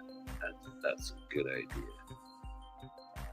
Oh yeah, back to the precious metals. Ooh, Baker back to pass. Oh, he's bounces it off somebody's hand and gets it intercepted. Oh no, even the defender knows that it wasn't his.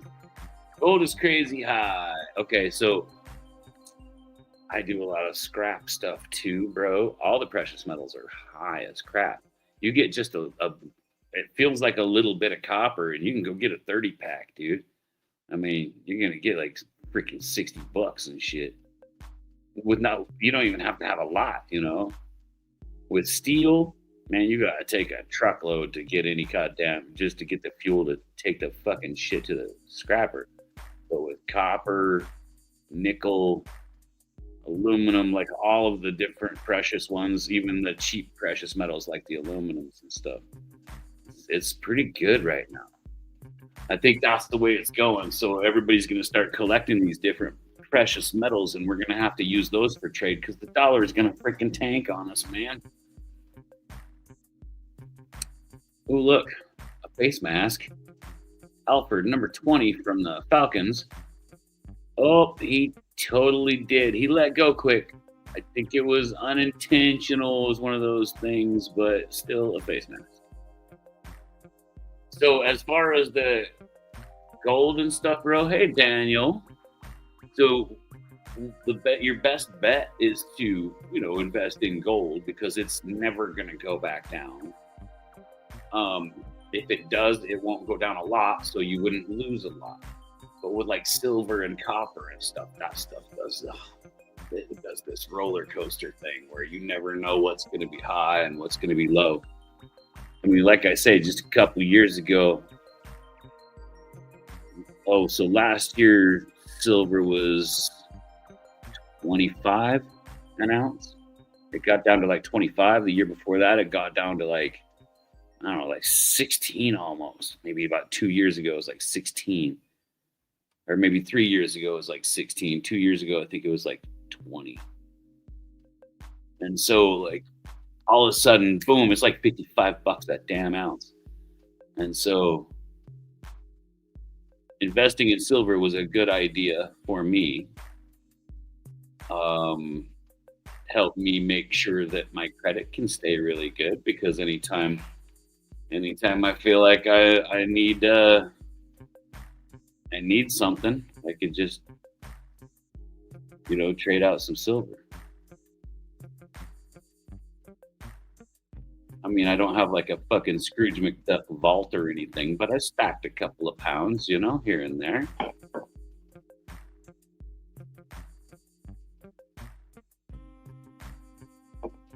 Second and 18. Tampa Bay's used all of its timeouts. There's only 7 seconds.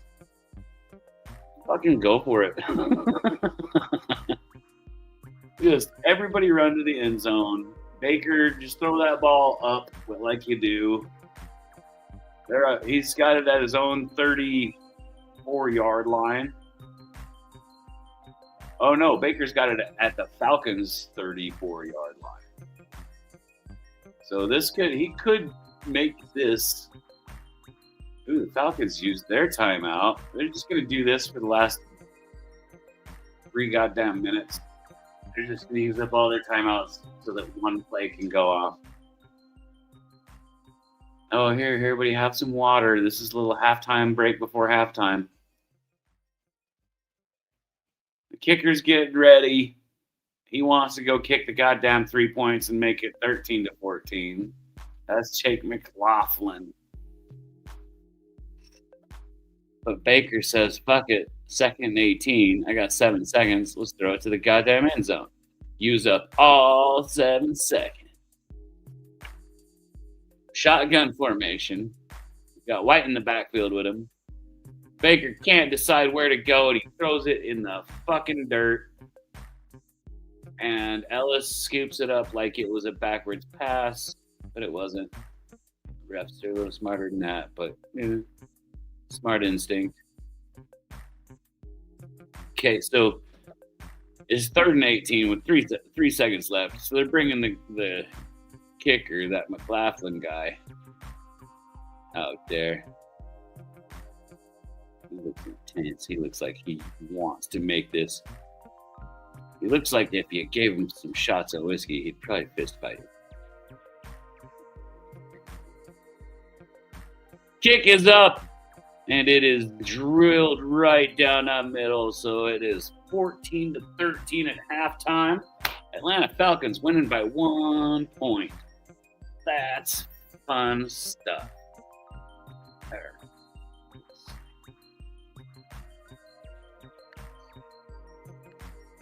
I can remember how to do this.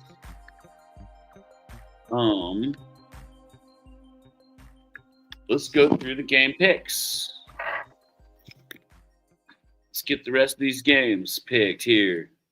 So, everybody's here. We're going to get going since it's halftime. Chargers at the Chiefs. Hey, how's it going? Chargers at the Chiefs. Who you got there? Let's see. I got Jamie, Chris, Tyler, Daniel, Beth, Richie, Fresh, DTN, and J Dog. If they're not here, they can't play. Chargers at the Chiefs. Tyler says Chiefs. No. Oh, Chris is on the Chiefs. I'm just going to put Daniel here. right next to me for the Chiefs. Who else do we got in the house? We can do all these picks. Did J-Dog make it? Daniel, I got you already, bro. We know. We know, baby. Chiefs. We love the Chiefs. All right, so I got Jamie, Tyler, Chris, and Daniel on the Chiefs. Who else? Is that all of us? I guess so. Commanders at the Giants, boys. Oh, bets on the Chiefs.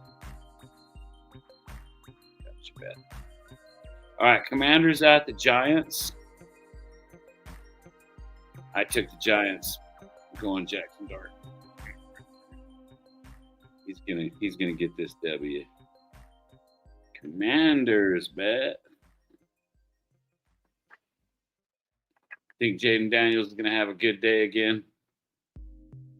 Daniels with J-Man. Daniel with the G-Man.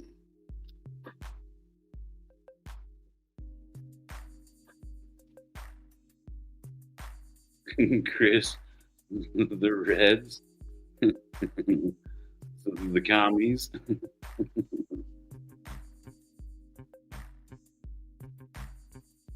Commanders at Giants. Who am I missing? Tyler.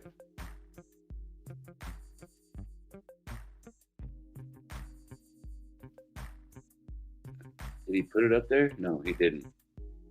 All right, Tyler, give me the Commanders at the Giants, and then we can move on to the Raiders at the Eagles. I'm on the Eagles. Gotcha, Tyler. Thank you, buddy. Okay, Tyler, now I need the Raiders at the Eagles. Who's taking the Raiders? Anybody? Going once?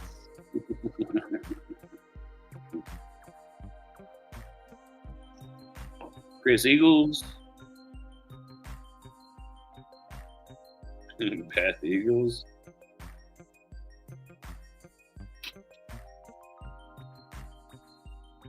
It would be a hilarious trap game, Daniel. You're right. But Eagles. All right.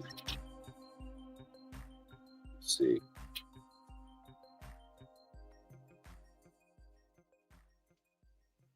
Tyler hit the Eagles. There we go. Okay. Gotcha. That's everybody, I believe. You got 5 of us doing this. Browns at the Bears. I took the Bears. Ugh. This is probably the first time all year. No, I picked them one other time, maybe. Oh, it's so hard for me to pick the Bears. Browns at Bears. Anybody going to take the Browns? I do like Myles Garrett to get himself a couple of sacks. He might get 2 sacks. We got Bears. We got Chris and Beth.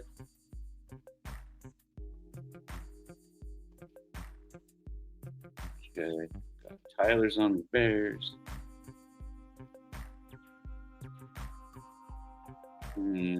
Bears. Daniel's on the Bears. All right. That one's in the books, baby. We got the Ravens at the Bengals. I picked the Bengals because Joe Burrow's back, and he's going to eat the Ravens' lunch. Ravens at the Bengals.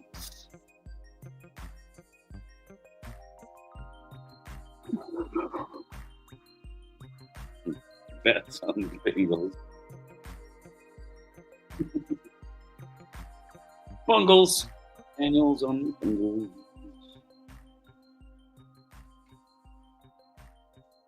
All right. Ravens at Bengals. Joe mad, huh? Joe is looking for a new company to send his resume to. So he's trying to shine and get just the fucking best team. I think he wants to go to the Vikings and throw that ball to Justin Jefferson. Or he wants to go to the Rams if Stafford leaves. So Chris. And Tyler, what did he hit? Tyler, Ravens at the Bengals. He got the Bengals. Ooh, that's all of us, huh? Okay. Cardinals at the Texans. Kyler Murray's looking for a job too, but I don't fucking think anybody wants to take that risk. That kid's just not. He doesn't have the juice. Joe Burrow's good.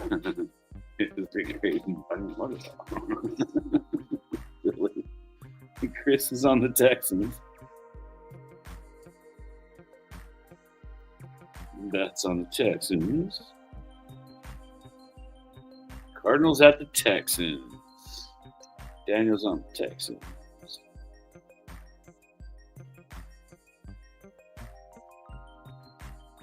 All right, Tyler, give me your Cardinals at Texans, and then we're gonna do the Bills at the at the Patriots. Bills at Patriots. Ooh, there's a game. This'll make or break what people say in the East. Man, I took the Bills.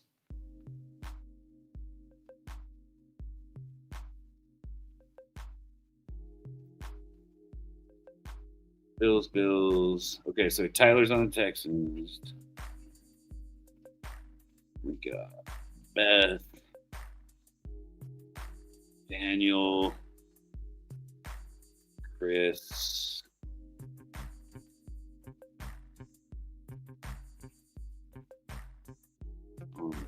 Bills. So I need Tyler as the Bills. We're all taking the Bills.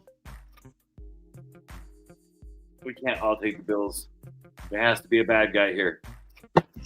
I'll be the bad guy. I'm taking the Patriots. They're number one for a reason. I mean, well, they're number two, aren't they? Yeah, we can. You're right, Beth. I'm sorry. I really want the Bills. If Anthony was here, I would definitely take the Patriots just so that he could have a bad guy. He likes to take it out on me. All right, that's it. Jets at the Jaguars. I'm going to be the foolish guy on this one and take the Jets. Don't know why. Don't think that Aaron Glenn's going to allow him to tank, or at least tank obvious. So, oh, Daniel. Taking the Jets too? All right. Chris is on the Jags. Let's see. Beth is taking the. So Tyler's on the Jaguars. And Jamie, Daniel, and Beth are on the Jets wagon over here. Feels like our wagon's missing a wheel, but we're on it. Colts at the Seahawks. Phillip Rivers coming back to football. Phillip Rivers is back. He's fat. Still throwing the ball pretty good, but he's fat. I think he's going to wear out and throw a bunch of interceptions at the end of the game. I took the Seahawks. Chris and Beth are on the Seahawks.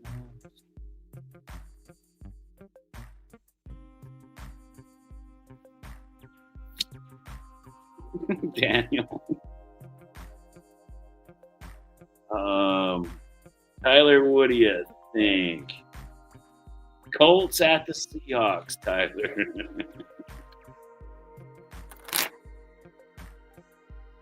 Seahawks. That's all of us again. We're going to have just a couple of games that are going to throw this for a loop, you guys. Everybody's picking pretty close to the same. Titans at the 49ers. Got a feeling most of us are picking the 49ers. So.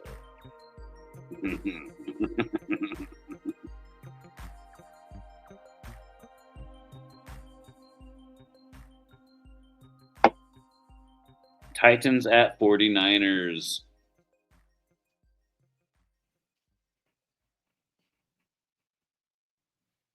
So Jamie and Beth, Daniel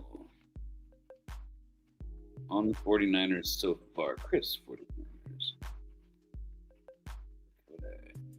Tyler, Titans or 49ers. And then, okay, gotcha. Now we need Packers at the Broncos. I took the Packers.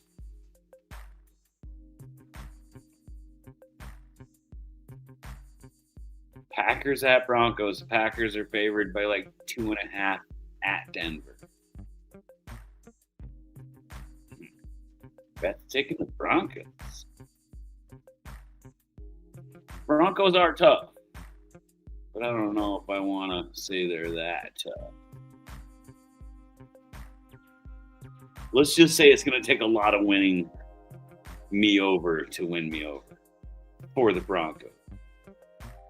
Like the Titans could just go win, and I'd be like, "Yay, Titans kick ass!" and just win me over like that because I don't hate them like I hate the stupid donkeys.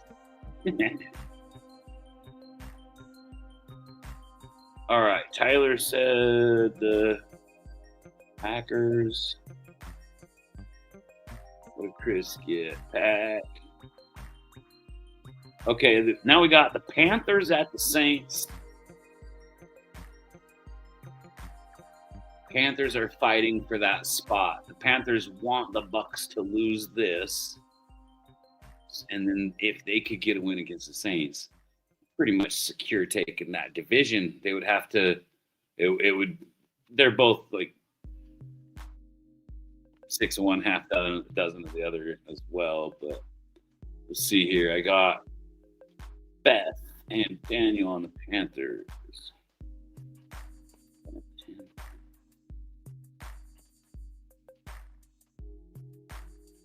Panthers at the Saints.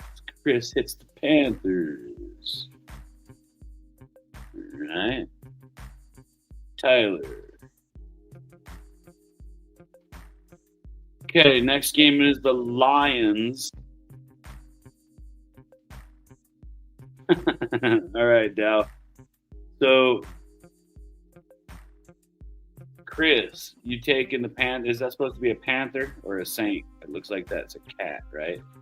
Chris, or I mean not Chris, but Tyler, was that you were taking the Panthers as well? I'm guessing. Then we got the Lions at the Rams.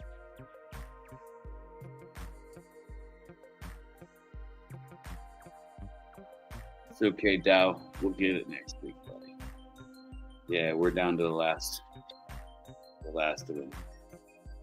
All right, Lions at the Rams, everybody. Who do you got? Lions at the Rams. Rams are favored by 5.5 points. Ooh. It is a tough one because, you know, the Lions are fighting their asses off to get back in this mix.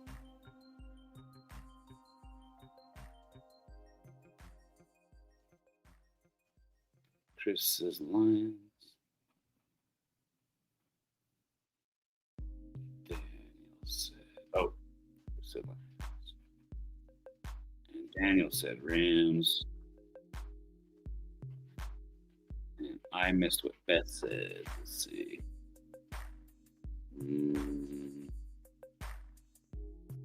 It's at the Rams, Beth. So the way I got these written down, it's first team is who's coming. The second team is who's home. Lions will take it in LA. Lions on the road, Beth says. All right. Good picks. Here we go. Last two games. The Sunday night game is the Vikings at the Cowboys. I picked Vikings for the upset. The Cowboys are favored by 6 points.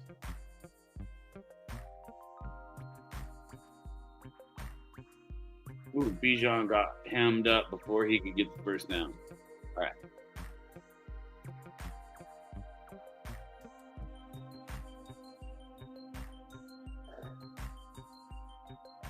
Vikings at the Cowboys, Sunday night game. And then give me the Monday night game, Dolphins at the Steelers. Daniel's on the Cowboys.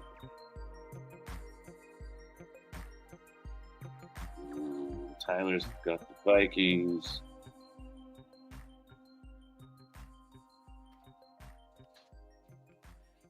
Chris. Okay, where's Beth at on it? Beth, Vikings at Cowboys. The rest of the guys are doing Dolphins at Steelers, so I need Beth to Vikings at Cowboys and Dolphins at Steelers.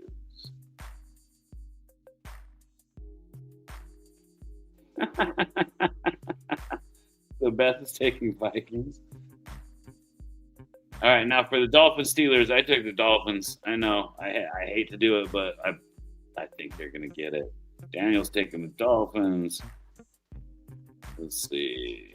Wait, you took both. You took Steelers and Dolphins. Bets on the Steelers. Here we go. Dolphins at the Steelers. Chris takes the Steelers.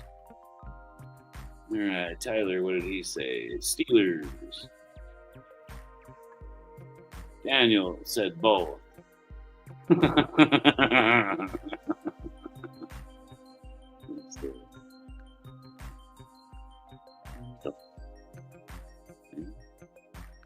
No.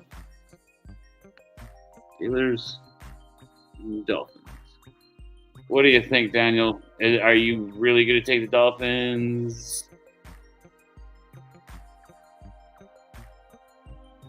Or are you going to take the Steelers? I don't know what to do. He picked them both. I know what to do. Let's do a call-in.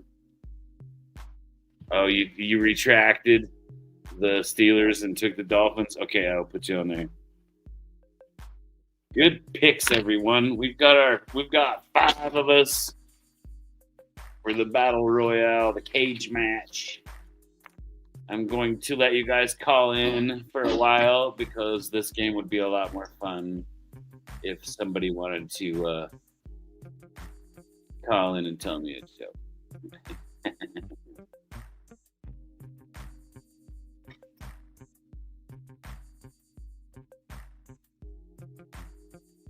Cool intermission music, huh?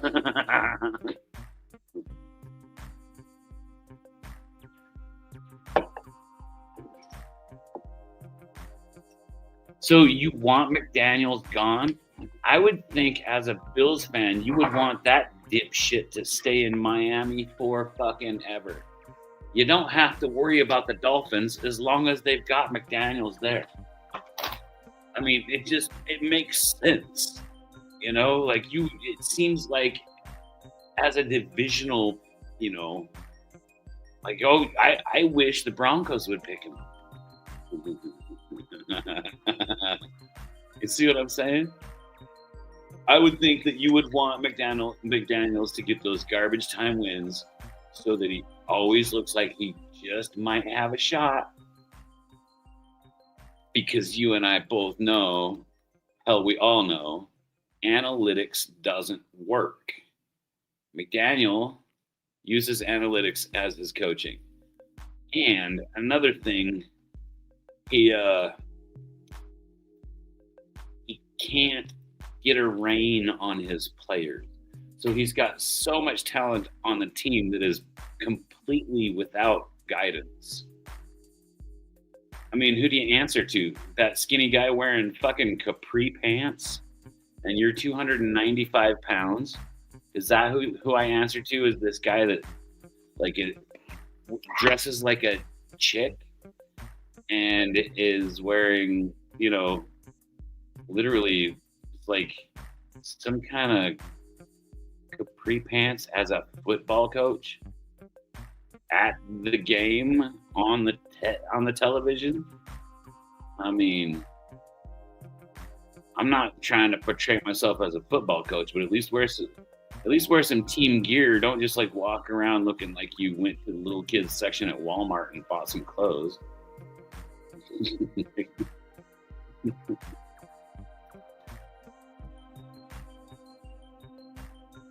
All right.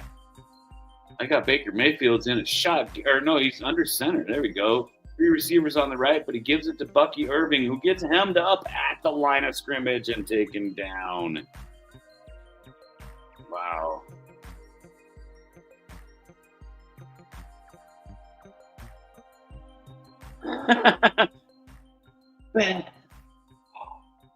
You careful.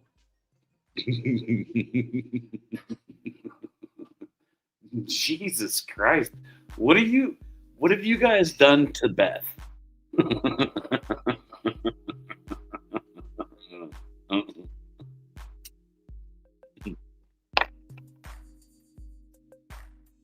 Mayfield back to pass, throws the short middle to Goodwin Jr., who gets about 8 yards. So 3rd and 2. Nice. Good quick play. 3rd and 2 from the 18-yard line. It's a handoff to Irving, who almost gets stopped at the line of scrimmage, but he gets across for first down plus about 4 more yards. Good 5, maybe 6-yard run. Well done.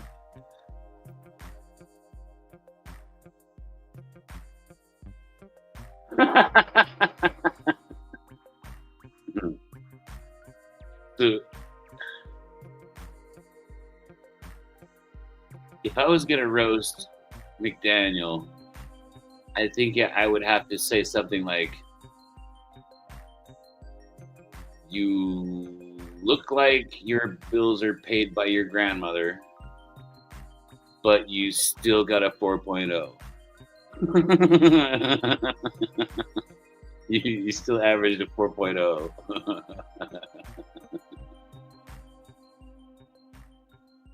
I don't know, man. That guy. It looks like you got a 4.0 while grandma was paying for your college or something. I don't know. That's what he looks like. The problem is, though, analytics is just like, going through all the stats, but you're taking all the stats. You're not taking into effect the human.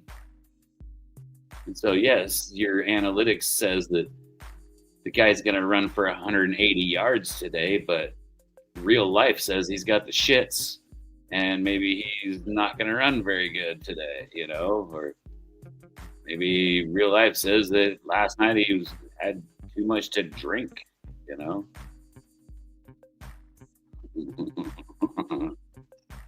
night, Daniel. Thanks for coming over, bro. It's good to see you.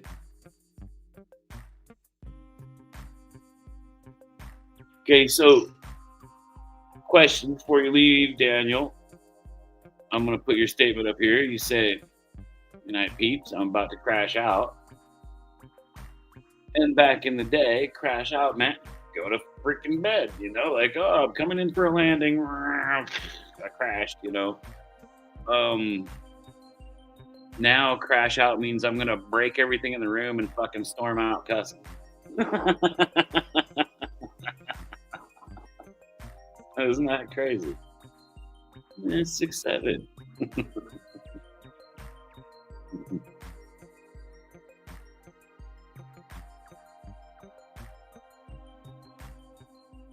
Oh, Bryant grabbed McMillan's face mask. So obvious. No, well, 1st and goal. Bucks are about to score and try to make this 20-14. Baker Mayfield's in the shotgun. McMillan motions from left to right.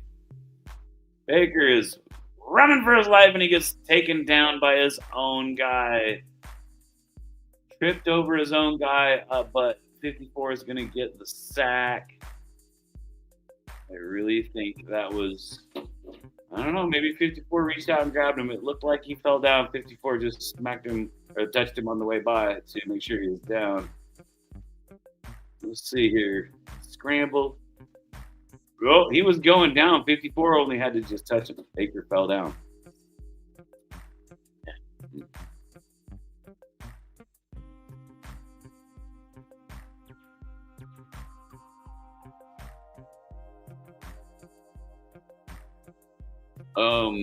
Your video in chat was being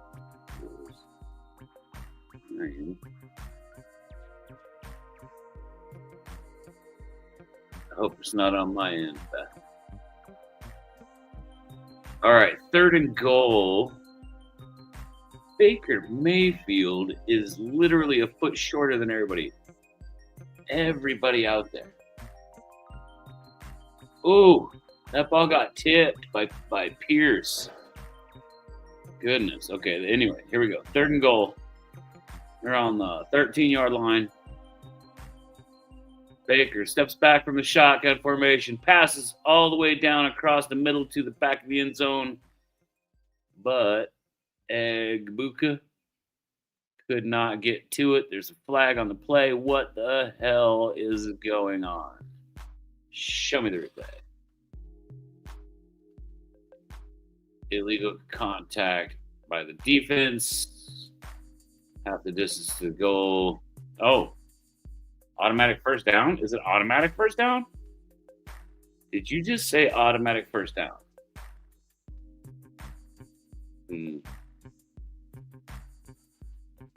Hold on. Wait a minute.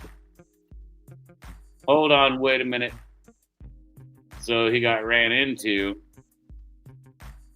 If I run into you and I wave my arm like this, does that mean you automatically get a penalty? If I run into you?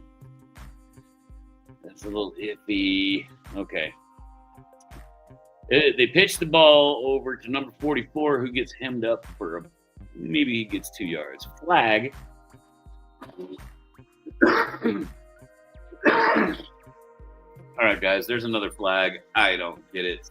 This is driving me up the stinking wall. I just don't understand all these flags. What does 44 do? Oh, that looked like a holding. Oh, they're going to put it on.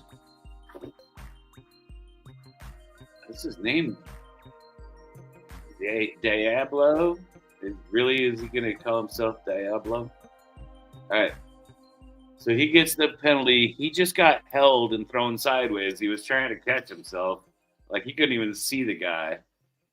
But he still got he did touch face mask. But he was being just held like crazy by the offensive lineman. And he was, like, flailing an arm. And that flail caught hold of some face mask. It just baffles me. He's like, and then right in front of him, you got Bryant getting pushed in the back. Oh my God. None of that shit gets called. Look, he's getting face mask while he reaches over.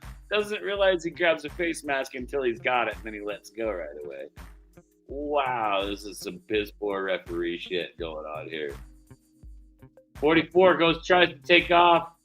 Gets tackled at the line of scrimmage. He almost got tackled for a big loss.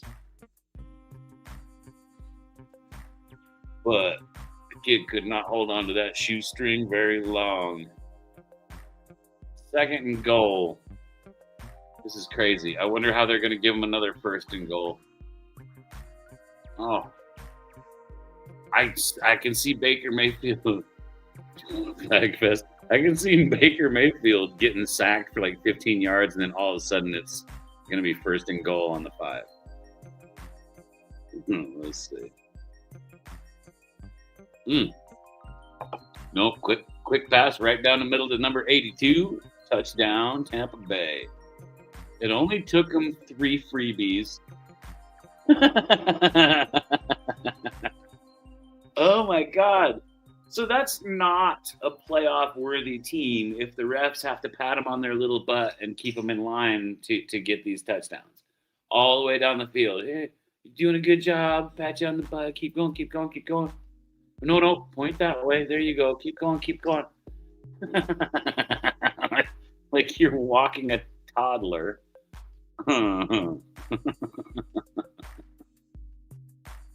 That's not a playoff-worthy team. I feel like I should be allowed to judge who's worthy of a playoff and who's not, considering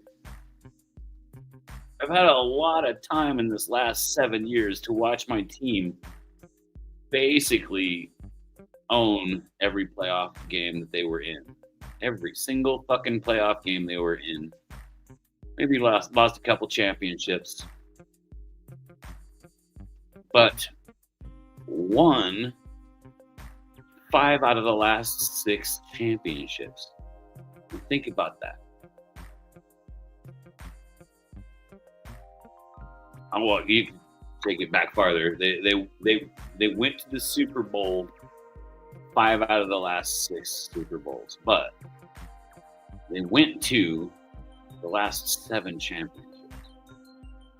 I feel like I should be able to judge who's worthy of a playoff here. I think the Bills need to get their asses together on defense and start holding people to under 20 points, and then they'll be 100% Super Bowl worthy. Patriots are playoff worthy because they're beating who they should be beating. Okay? They're not going out there and fucking losing to some goddamn scrub team, you know? They're going out and they're beating those scrubs. And they're doing quite well against, I mean, well, who have they played? They played the Bills. They did pretty good against the Bills, right? So there's the test that it took for me was seeing that happen. What's up, J-Dog? What's up? What's up, I just came on to do my picks real quick. Oh, did you? Well, we're fucking done, dude. You're out. I'll do the picks with you, man. All right, no, I'm kidding. We can let Dow in then too. All right, bet. Where my flashlight? What's up? What do we got here? We got a first timer. What's happening? Welcome to the show. We just like to hang out. We're fans from all different sorts. We've got Bills fans. This is an Eagles fan. I'm a Chiefs fan.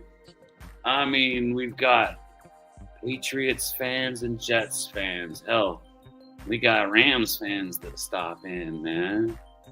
So, orange and blue. So, are you a Broncos fan? I want to read you something. Here, wait, hang on. Let me hook him up here. The score is 20-14.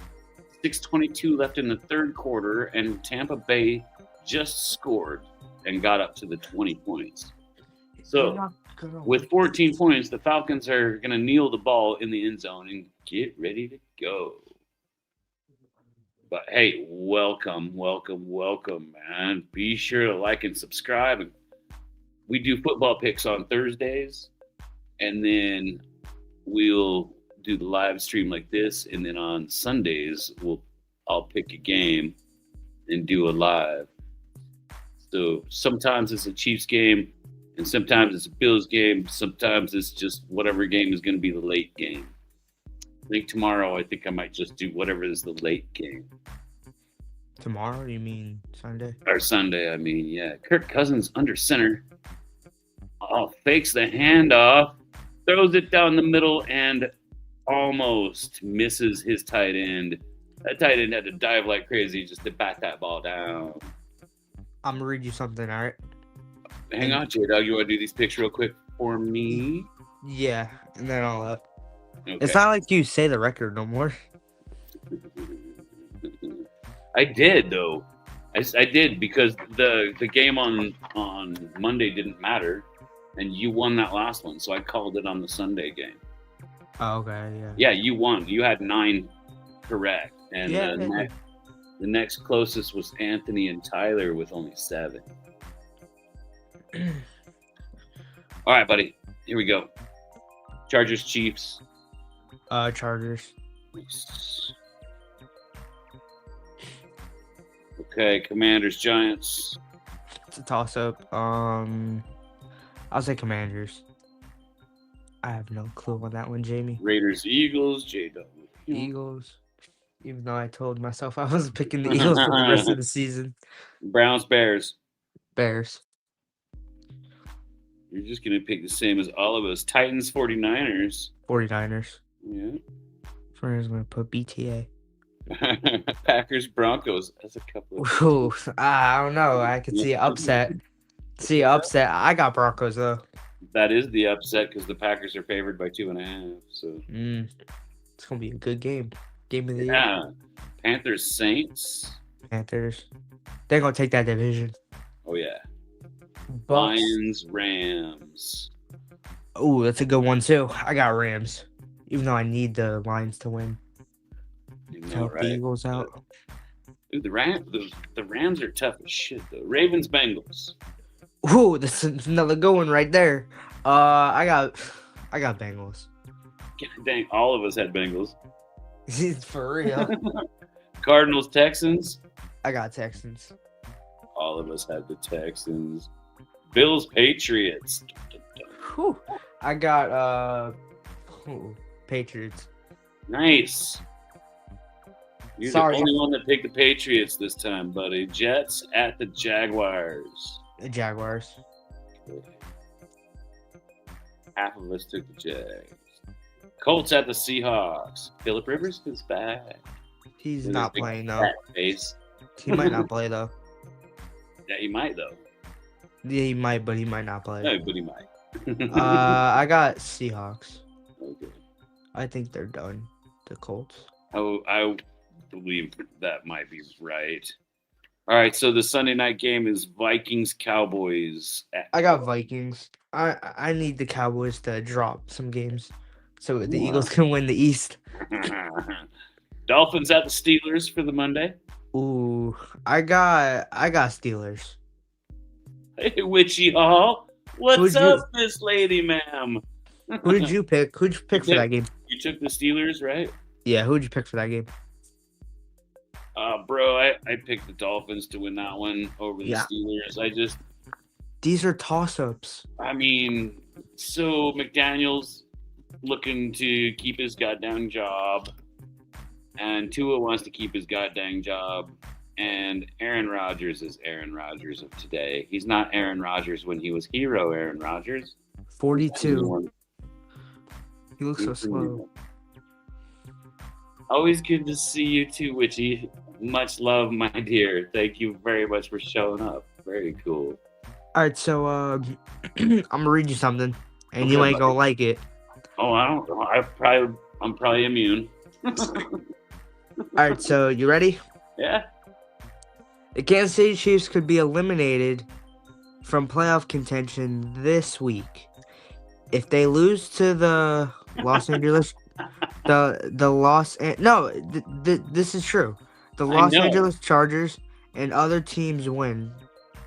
Specifically, scenario 1: Chiefs lose to Chargers, Bills beat Patriots, Jaguars beat Jets, Texans beat Cardinals. You So know, you started it though by saying if. It says the Kansas City Chiefs could be. I honestly, bro, we are dilapidated right now on our O-line. We ended up having a practice squad guy show up, and we were fucking happy with him. You know, this is how bad our O-line has been. Is everybody in the whole kingdom is just like, Esa Pole kicks ass. We love him, you know. And I'm like, yeah, cool, me too. But I'm like that with all my guys. Scenario- It's so bad to have so many guys hurt when you invest your heart to a team like that, man. These are my children, bro. Hey, what I see will these tell you, guys out there, and I just want to give them a big hug and be like, it's okay. We're gonna be fine. I still love you. Shit, sometimes you have a hard one. You can't win them all. You know, I see some fans from other teams, and these fans know who I'm talking about too, because one wrong move and they're all over fucking trade and get rid, fire the coaches, all this crap. I don't understand that. I mean, I would like a perfect scenario where you can find a coach that fits better and you leave parting as friends. But if the fans are going to be harshing so bad on a guy that he leaves and he's now an enemy, that pisses me off, because they're trying to, I'm seeing fans get a little upset with one of the coaches. And I can tell you this much, yeah, he hasn't been as good as 1 year before him. But that 1 year before him, we scored 29.5 points a game. That's unbelievable. Since then, 21, 22, 24 points a game is our average for a season. It's really not that far off. y'all have 15% to make the postseason. I ain't worried about it, dude. I think my guys. I think when the Texans got us, that might have been a nail in I the really thought coffin. you were going to win that game. I felt like we should. You Yeah. know, I mean, I felt like we should have been winning a lot of these games, but for some reason, it's just not clicking. Injury bug again, dude. You can't win them all. That's the thing. Super People Bowl are saying, hangover. the Chiefs are over and everything. I do not believe that. Not even a little. Y'all The just need Chiefs are going to be weapons. back, dude. It's just, you can't win every single year in a row. Super Bowl hangover is real. It's not even the Super Bowl hangover. It's just, my God, you spend all the money to get a good 5-year run, and look, it lasted 7.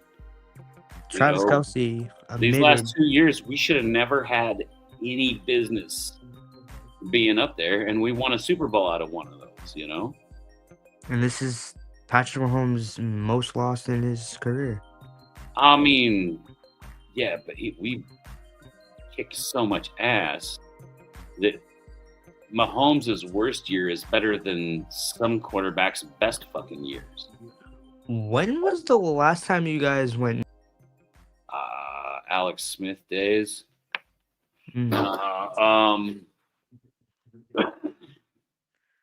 Before we got Alex Smith, we went like 3-13 or something like that.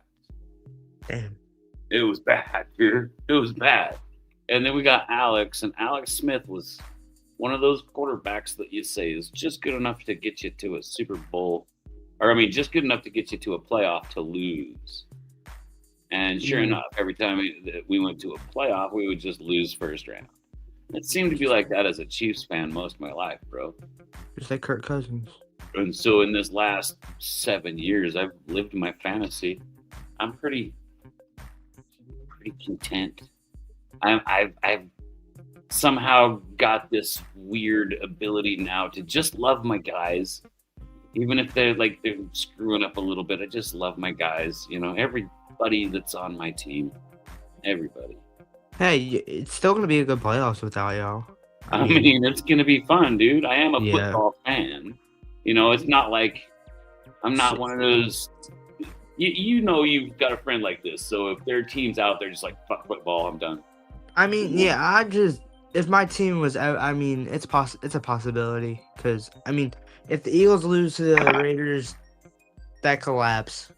If the Eagles lose to the Raiders, you should totally go and just never show your face for about a season. No, but for real, did you see that Pete Carroll is 6-0 against the Eagles? Pete Carroll is 6-0 against the Eagles with a really good Seattle team. He is, but not with that Raiders mess. Oh my God! Look at Bucky Irving, gets up the middle, runs it all the way to the 50-yard line. That was about a 15-yard run there before he got taken down. All right, on the Chiefs, who would you rather have, Bijan or Myles Garrett? No, please answer. Oh, Myles Garrett. Bro. I like defense, bro. I mean, what was the last real running back you had? Like a good one. Well, I would say who ran the ball last? Did Kareem run the ball last week? No, I'm saying like in general. I mean, like who was your last real, like, for example, Barry Sanders was the Lions' best running back. You're talking, okay, so it would have been probably...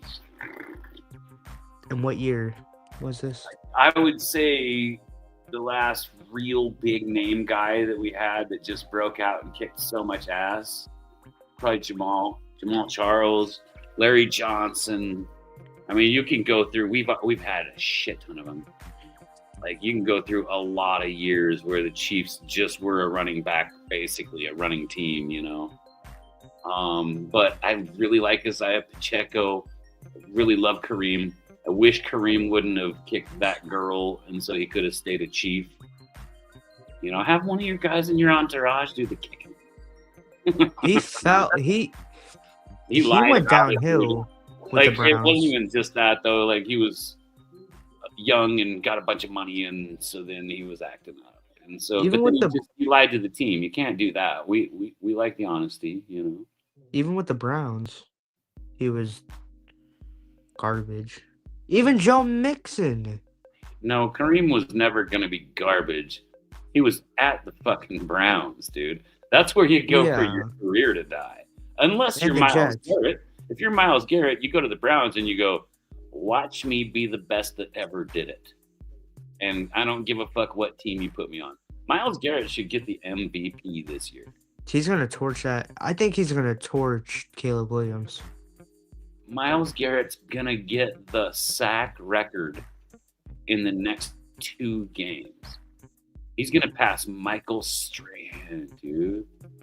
The last time a defender was MVP, it was Lawrence Taylor. And why? It's because Lawrence Taylor scared the living Jesus out of quarterbacks. If you're not scared of Myles Garrett, you don't know what the hell's going to happen to you because, like, obviously you're brand new because Myles Garrett is a quarterback slayer. But that guy stopping Myles. I mean, the only way you're stopping. I mean, not even stopping him, but the only way you're stopping Myles Garrett is double teaming him. But again, that doesn't do anything either. It doesn't matter. All it does, yeah, you can triple team him, and all you're doing is taking away guys that could be making play and blocking other guys. There could be 10 gorillas on that O line. And he's just pushing away. Wait. One Myles Garrett or 100 gorillas? Yeah, that's a good question. Myles Garrett. I'm taking Myles Garrett on that. No, but let's build a lineup. All right, Nick Bosa. We're talking like dominant. I ain't building no lineups, dude. I don't want to do that. Yeah. Who's your MVP? I don't disagree with you, but I just don't think it will go to him. I understand, but who do you think should be MVP? You see, how about this, ladies in the chat and gentlemen in the chat? Who do you think should be MVP? The 2 names I have right now is Drake May and Matthew Stafford. Why? Because they're quarterbacks. I mean, again, Jonathan Taylor's kicking some ass. He is, but he kind of fumbled. He fumbled twice. But again, that doesn't change anything. But you believe Josh Allen should be in MVP combo? I think Justin Jefferson should have got an MVP already. No, for real. He's a diva. Okay, well, I think Saquon should have been MVP last year, and Josh Allen, the one that they gave him last year, he should have got that second one they gave Lamar. It's like they pitied Lamar, so they gave him an extra one. What do you think? He wasn't that good. And that was the year Josh Allen should have got his MVP. And so then, just like what the refs do when they miss a face mask on Baker Mayfield, the next play they make up some trumped-ass charge and throw a flag. There's like 15 penalties in that game. Same idea with the MVP. They knew they fucked up when they didn't give it to Josh Allen that one year, so they had to wait till he had a good year and then just screw Saquon out of his. You know? I mean, so it's just like a constant domino effect with this garbage. I have a question. Quarterback award, just make a goddamn quarterback award. I have a question. It's most valuable. Who's going to be the most valuable? Who could you pick off of a team and put him on any goddamn team in all of football, and he's going to instantly have a massive effect, you know? You know the answer to that already. It's Myles Garrett. Yeah, that's the only one. That's the only one.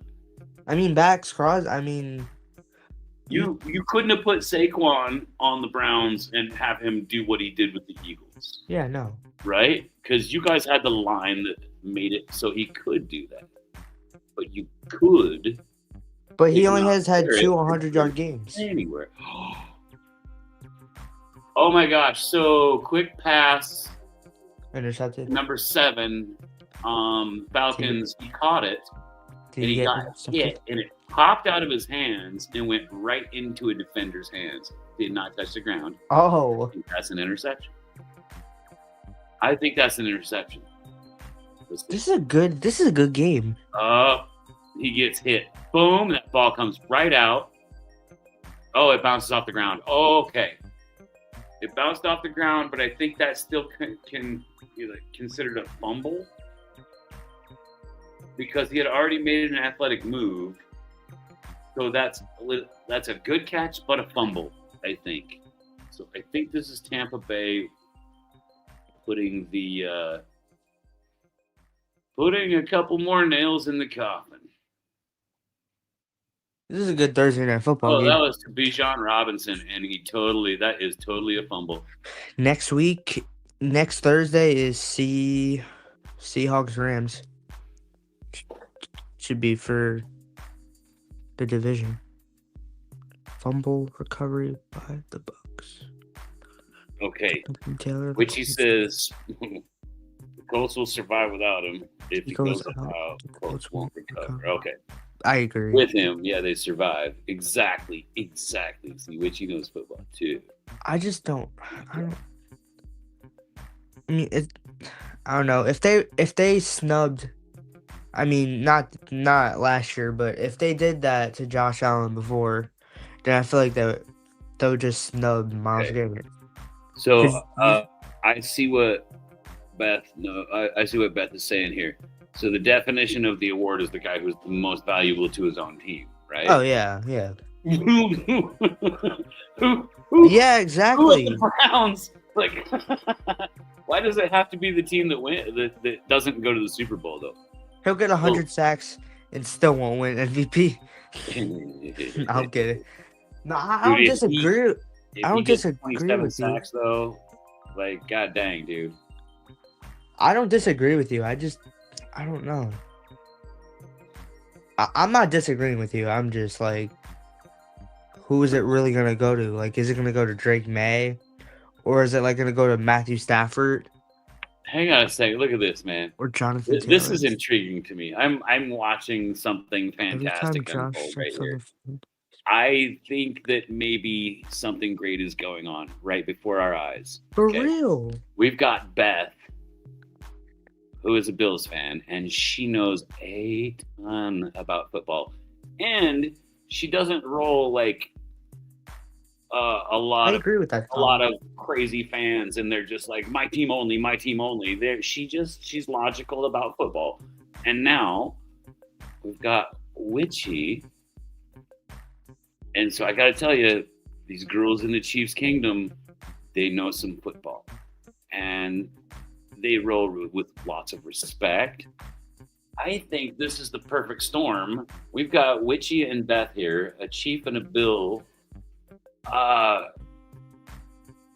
Probably a couple of the smartest football girls that even go on to chats on the interwebs, the YouTube chats and stuff. I'm pretty happy about this, dude. This is like the perfect storm. Thank you so much for being here, ladies. You made my night. You just totally made my night. I agree with Beth on the last comment. Which one? That I wouldn't be upset if Myles Garrett wins, but yeah. I don't see it happen. I don't see it happening either. Yeah. I mean, I wouldn't mind either, but I know. I just like to promote it just because I really like defense anyway. So I mean, you're not the only one saying it. It's just I don't know if like we need like a real conversational, like, who is the clear winner, and there's no clear winner. What week do you know? I think week 17 we'll know by. If I gotta pick an offensive player, which seems to be what they do, because the last defensive guy was all the way back in Lawrence Taylor. And Daniel Jones. No, he got hurt. I mean, I'm gonna go with Matthew Stafford, bro. Offensive. He's gonna be the MVP. Matthew Stafford is making moves. He's made it so he's 39. The Rams are literally the scariest team out there right now. Between him doing it and that defense that the Rams got going on, that's a scary team, bro. That's a team that's gonna put a whooping on just about anybody once they get to the playoffs too, because they've got the experience. You know, Witchy. Look what she said. Just like last year, everyone was saying Saquon, but Yeah, true. Like, because it's Yeah, really a quarterback award. and That's why, plus, if you want MVP to be just a quarterback award, then tell us that, But I don't get it. but I've I seen some offensive linemen that I think should be freaking MVP. Look what Joe Tooney did by going to the Bears. He made them a playoff contender. He made them a team that could possibly go to a Super Bowl. That man almost single-handedly changed around the Bears. Joe Tooney. Think about it. oh yeah, What were they before he got there? I mean, so who's really MVP? Why can't it be a goddamn lineman? Those guys work their butts off. They get paid the least. I mean, tell me how. Well, there's Anthony. What is up, bro? Who's your MVP? Hate and discontent, Heartache, hate, and discontent, huh? Yeah. That's a list. sounds like a. Were you here earlier when I read the Chiefs? So it looks like those Tampa Bay Bucks are they're second and goal right here, huh? Yeah, dude. You want to do some play calls for me? I'm gonna leave. I'm gonna let the two OGs. You can stay. All right, buddy. Why don't you stay? You can come back. Or you can stay or come back after the game. It don't matter, bro. There's really Well, here's the question: will the Eagles fumble the East and win? Whoa! Did Anthony just go right at you? Did Anthony show? Oh up? no! You know what? The Bills are gonna pop. Watch the Bills. They gotta play the Patriots, and the Patriots can win the division tomorrow or Sunday with the victory. Anthony shows up and goes right at your throat, J-Dog. Did you hear that? I mean, Pep Rivers is probably gonna take that Colts team to the Super Bowl. Phil Rivers is fat. What are we smoking? What are we smoking over there? It's called. I want to be smoking something. It's called. Phil Rivers. It's called drum. It's just like cigarette tobacco. It's just roll your own like cowboy, like if you like. Beth, I'm a huge Bills fan. I don't want that to speak to existence. I'm just saying that, hypothetically speaking, it's possible. We don't know answer your question until Sunday happens. And I just hope and pray that the Buffalo Bills get it done. So Anthony, to answer your question, I just look at the Cowboys schedule because they have the They have the Vikings. I mean, if JJ keeps doing that.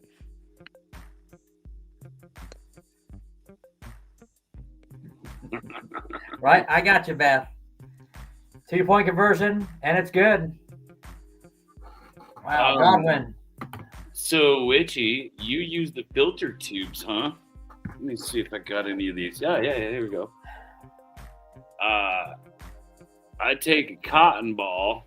All right, let me show you this sideways here. Can we talk football? That's a cylinder. Damn. I take a cotton ball and I roll it into a paper and then I slice it up. Anthony, is this a football? And then I roll the filter. Is this a football channel or like into the bottom end of my cigarette? Let's see if you. I don't know if this will. This is. I roll the filter into the bottom end of the cigarette. Boom. This is a football channel. Silly, huh?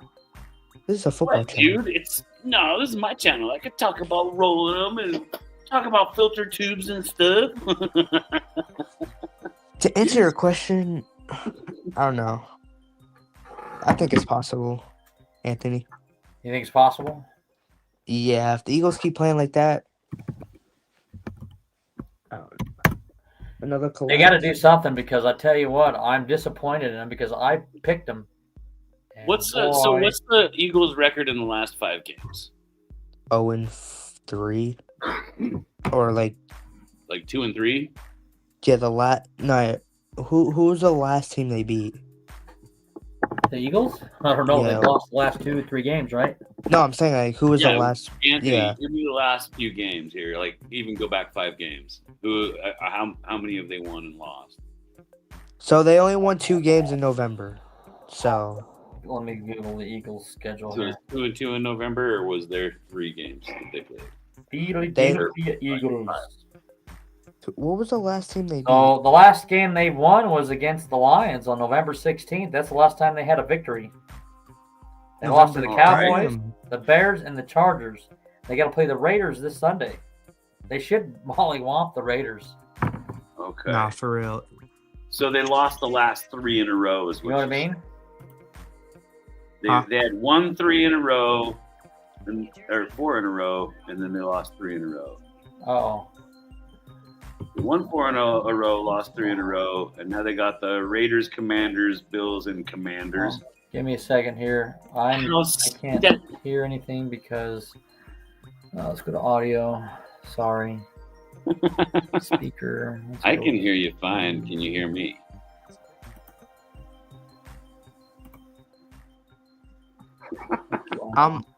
Yeah.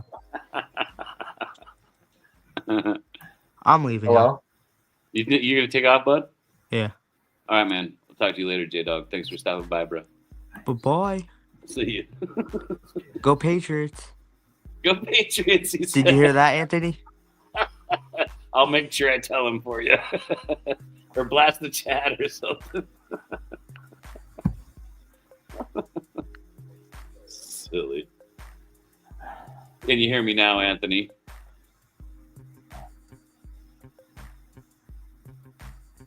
I like watching Anthony get frustrated.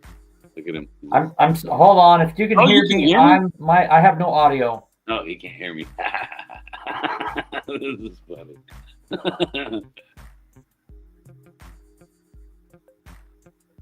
Are you back yet? All right, I'm back. Oh my god. Okay. Okay. What happened is I switched it over to my TV, the football. I don't know why it does that, but well, you got your internet running all of your games and all of your stuff. No, I have. So I stuck the HDMI cord into my computer, into my laptop, to my TV, and that's when I lost the audio. Oh. So and then the audio is going through my TV right now. Oh, okay. Dude, 2nd and 10. It's 28-14 with 13:29 left in the game. Oh, quick pass to the left side to B. John, who almost gets there to the first down. I think he's shy about 2 or 3 yards. Oh, I'm ahead of you by quite a bit. What? I'm ahead of you by quite a bit. It's the first I down could for catch this. up. I got was 12 just minutes and doing 53 seconds. All right, I'm on 13:08. I could change 12:50. that. I can pause it too if I need to. No, you're good, dude. I could just catch up. I know how to do this. Give me a second. I'll catch up.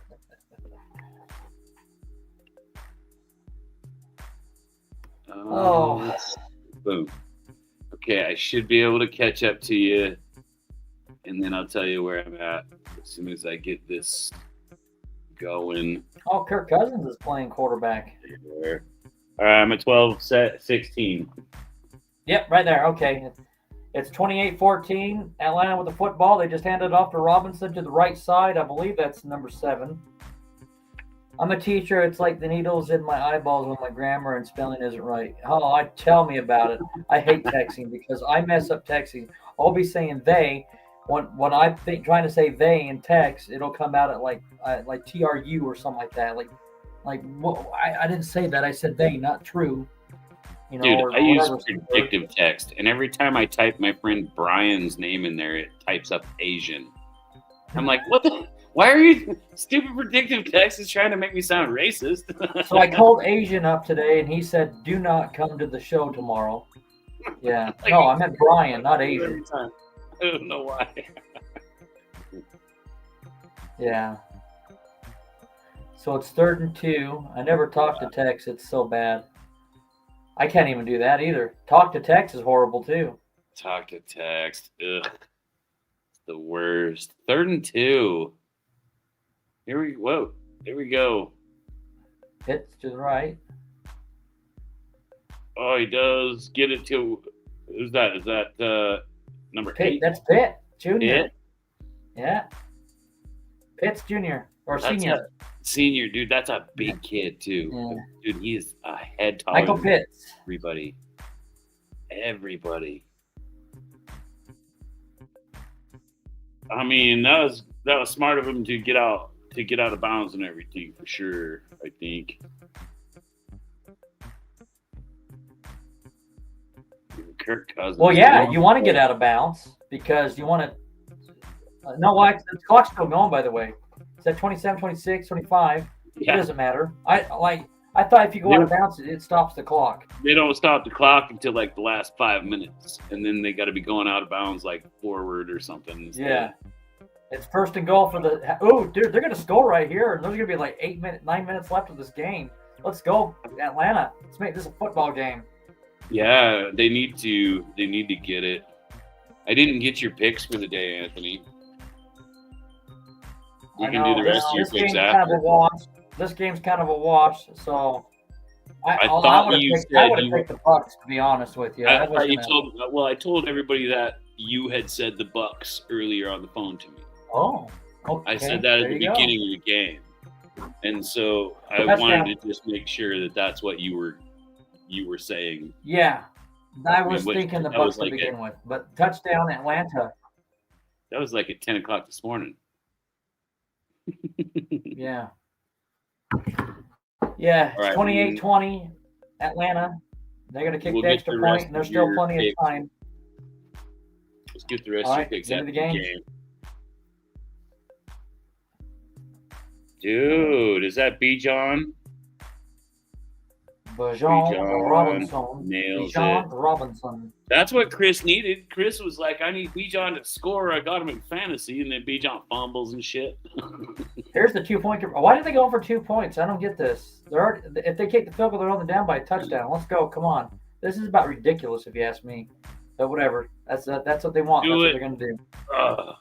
That was the stupidest thing they ever did right there. I'm sorry. I'm just blown away. But hey, you know what? I'm not a football player. I don't play in the NFL, and I'm not a head coach. It's Anthony. It's past Kirk Cousins' bedtime. We all know he sucks at night games. It's past his bedtime, dude.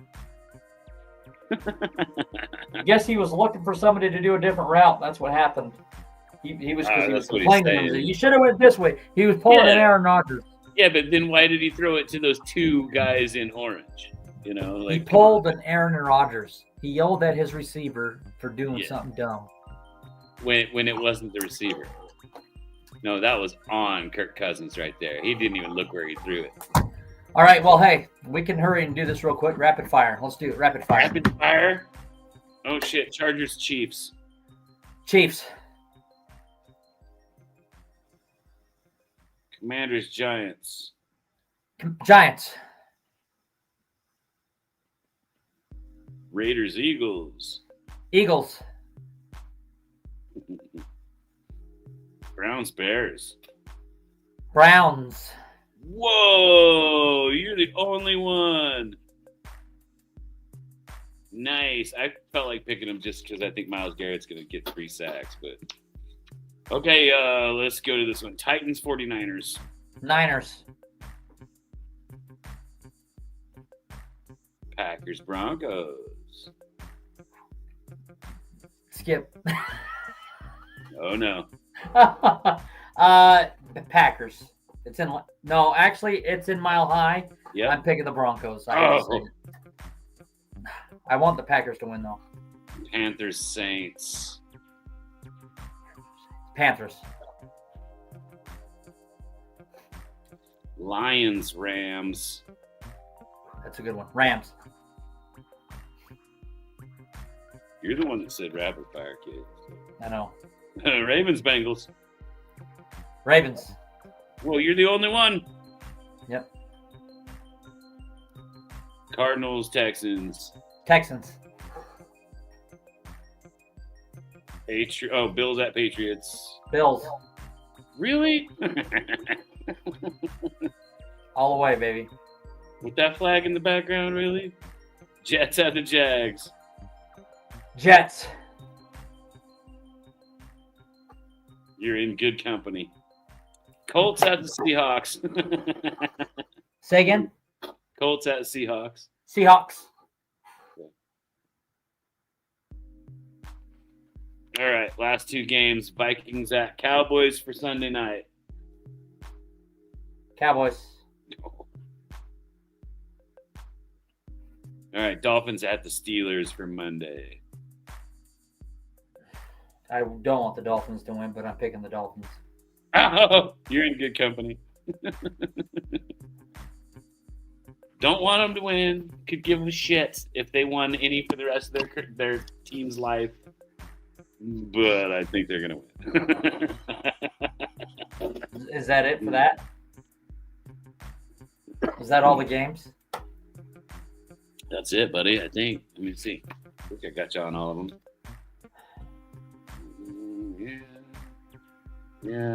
Yeah.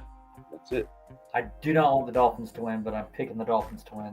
Something telling me they're going to be. Seriously, bro. Seriously. Wait, is Witchy still here? Witchy. Oh, I would let Witchy in on these picks if she wanted to.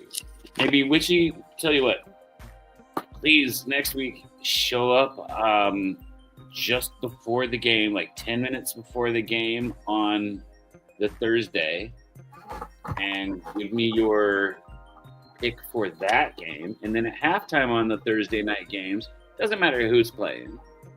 At halftime of Thursday night games, then we do the picks for the rest of the games of the week. And so a few of us always get let in. So Witchy, if you're still here and you really want in, I'm down to allow it. I mean, this one's kind of a wash, but we are late. And technically Anthony did tell me earlier that he was going to be in the Bucks. So maybe, yeah. All right, Witchy. If you want to do this, we're going to do it. This game, it's not really over, but I think it's kind of over. It just feels like the Falcons are folding.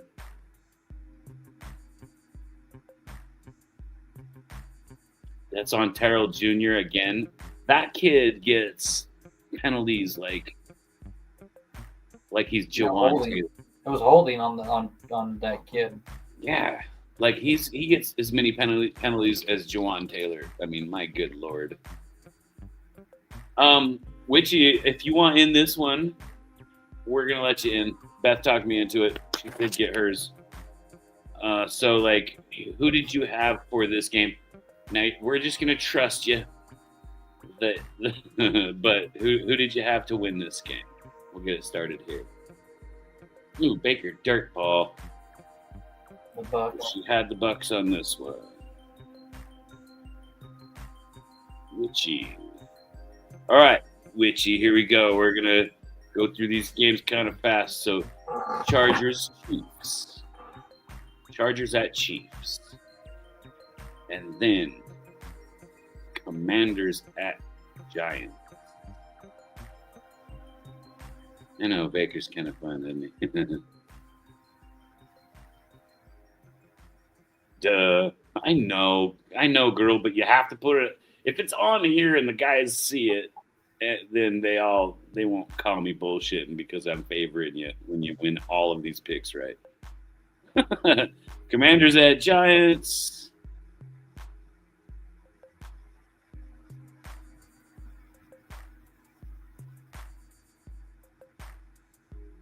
That's cool, Chris. That sounds fun. Commanders. Okay. Raiders at Eagles, Witchy. Raiders at Eagles. And then we got Browns at the Bears.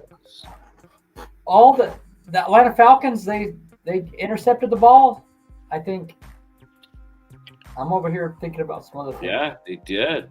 Atlanta has the ball. Browns at the Bears. Bears. Ugh, Bears. Oh. First down, Atlanta. And he's Okay, going here still. We've got Titans at the 49ers. And then we've got the Packers at the Broncos. Titans at 49ers and Packers at Broncos.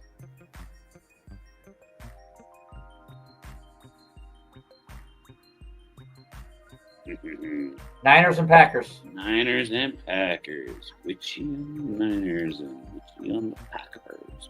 Panthers at the Saints. And Lions at the Rams. Panthers at the Saints and Lions at the Rams. Poor Saints. Nobody loves them. If you're going to be that bad, though, you're probably not going to get a lot of people to pick your team to win. Panthers and the Lions.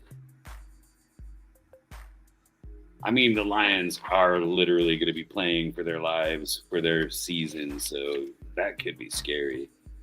Ravens at the Bengals and Cardinals at the Texans. Ravens at the Bengals and Cardinals at Texans.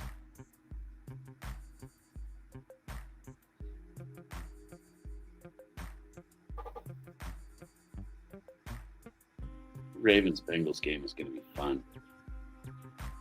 That's going to be a really good fun game. That Texans defense is freaking amazing, dude. That team's going to stir up a lot of shit if they make it into the playoffs. Ravens at Bengals. So Ravens and Texans. Witchy and Anthony are the only ones to pick the Ravens to win. I'm rooting for Atlanta to win, to be honest with you, but I want Atlanta. I want Atlanta to win too. Okay, now, Witchy, we've got the Bills at the Patriots and the Jets at the Jaguars. Bills at Patriots is going to be... That's a game, right? That's going to prove what goes on in the East is that game right there. Bills at Patriots and Jets at Jaguars. First down Atlanta again at the 25-yard line. The Cardinals are crippled. The Cardinals are going to be crippled until they get rid of Kyler Murray. That kid is not good. Jacoby Brissett's going to be their starting quarterback from here forward, so it's all good. Go Pats, coughing uncontrollably. He wins for the Jets. Yeah. So funny.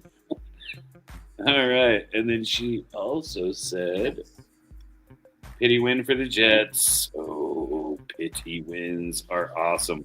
I would take a pity win all goddamn season this year. I don't care.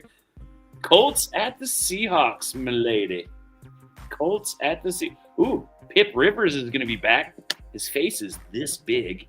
Like, if you look at the interview, his face used to be like this big, but now it's this big. He's got a big old belly on him. Let's see what he says. Okay, Sunday night game is the Vikings at the Cowboys. And the Monday night game is Dolphins at the Steelers. So Vikings at the Cowboys and Dolphins at the Steelers. Oh! Inside. Oh, fumble! Bijan. Oh.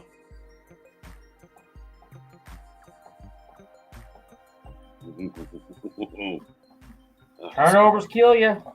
Vikings at the Cowboys and Dolphins at the... Oh, the Cowgirls, she says. You and Anthony would get along pretty good. He does that to me all the time, too. He calls the sea chickens and he calls the Cowgirls. Oh, and you're going with the Dolphins, who are in excellent company there. We've got the three of us Chiefs have picked the Dolphins now, and one Bills fan picked the Dolphins. Everybody else has picked the Steelers. I cannot believe. Oh, they got it back. Good First picks, and goal at Richie. the 10. Cool. So, the Sunday night game, I'm thinking about going live for the Sunday night game. So I think that the Chiefs game, I'm going to, well, Anthony, is it your game or is it my game? That's Both games are on at the same time. Are they both on the tube here? The same exact goddamn time? Yeah, well, on CBS, okay, here we go. So the CBS early games in Utah is going to be the Chargers and Kansas City game. It's on Channel 2 tomorrow. That's at 11 o'clock. But the Bills game is on at 11 o'clock as well. But that's only in Buffalo, parts of. So do you want to do a stream where we don't really do play calls except for when something kick-ass happens and we watch the games together? I'm actually going to be helping with Floor tomorrow or Sunday, so I won't be available until that night. You'll be available Sunday night, though? Yeah. Then perfect. Then let's do the Sunday night game. Yeah. I might. Unless you want to, you'll be able to do your play call for your game. Well, I think let's just do the Sunday night game, then we can get together and enjoy it. That's going to be a good game, dude. Then I can watch the Chiefs game in my underpants and eat and get barbecue all over my all over myself and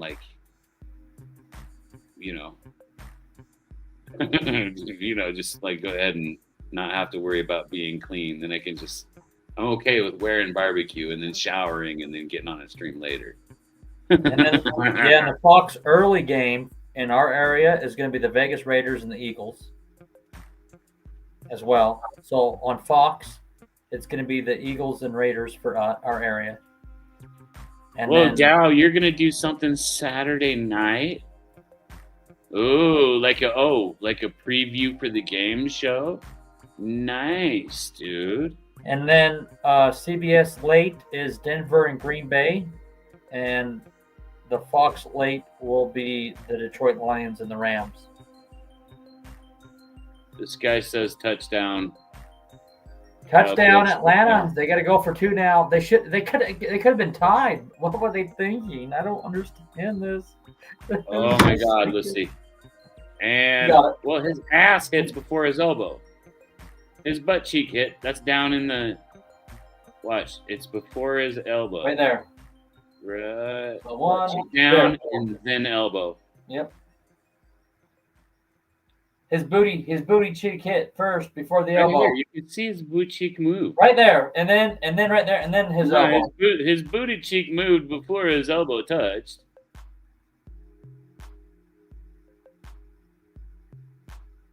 His butt hit first. I don't know why we got to do this, dude.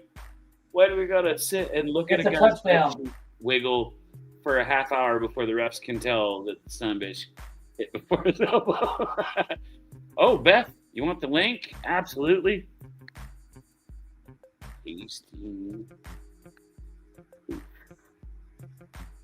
Which he says out of bounds. I say the butt cheek hit first. I say the booty hit first.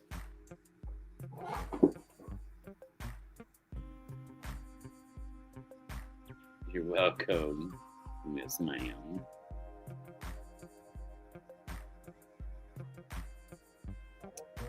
Give them the score. Make it more exciting. I'm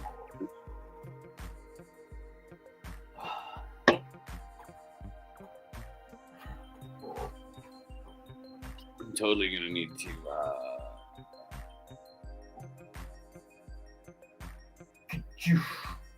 I'm going to need to go get some more beers. Evans is like, no. It stands. Oh, yeah. What a football game this is. 28-26. They got to go for the 2-point conversion now. They've got time, even if it doesn't work. What they need to do is give it to Bijan on like a jet sweep or something.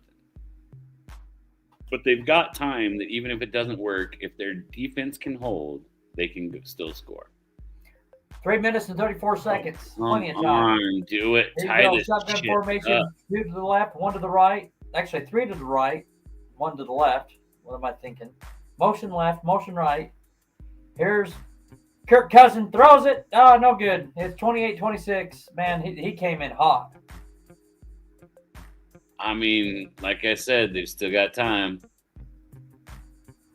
Still got time. That was They need to Winfield get this- Jr. Winfield Jr. came out of nowhere. So here's the interception. Dude, that was a pretty interception. This kid jumped like a And this goddamn touchdown pass right jaguar here. going for the a hits. bird. You ever seen a cat jump and take a bird out of the sky? That's the way that kid jumped. What's up, Dow? What up, boys? What's up, buddy? Nothing much. Just came back from watching 2 movies in a row, and yeah. What movies did you go see, my friend? Well, besides Home Alone 1, and I also got to watch Jim Carrey's How the Grinch Stole Christmas. How fun. Nice, dude. I'm glad you're here because I need a break, and you can keep Anthony distracted while I'm gone. I'll be right back.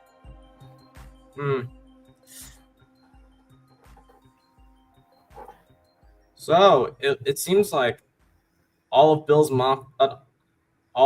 the entire Bills team is like healthy except for Trubisky, but I think Trubisky is He's a backup. He has a flu. Something's going on. nothing serious, but it's nice Yeah, that they have to call up a quarterback on the practice squad. They so be it. So I'm not really worried about that. What are you doing, Kat? cat.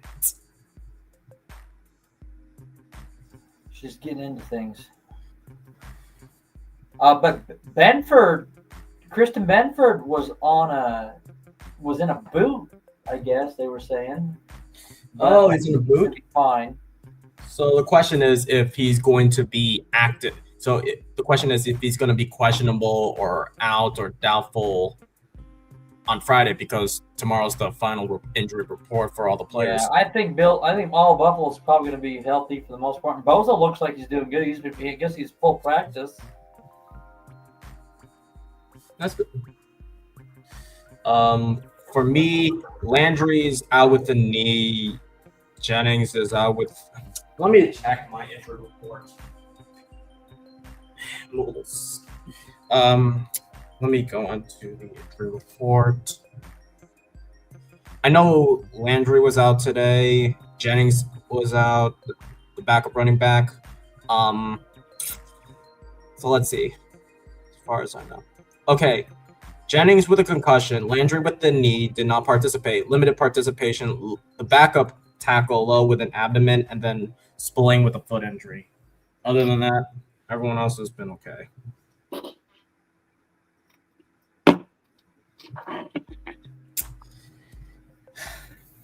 Hi, buddy. Had to go use the facility. Sorry to cut out. It wasn't you, it was Anthony. No, you're good. So, yeah, Terrell Bernard was limited practice. Cole Bishop was full practice. Joey Bosa was limited practice. Spencer Brown, limited practice. Kincaid, full practice. Dawson Knox, full practice. I guess Dawson Knox had a baby. His wife had a baby. He became a father. Congrats.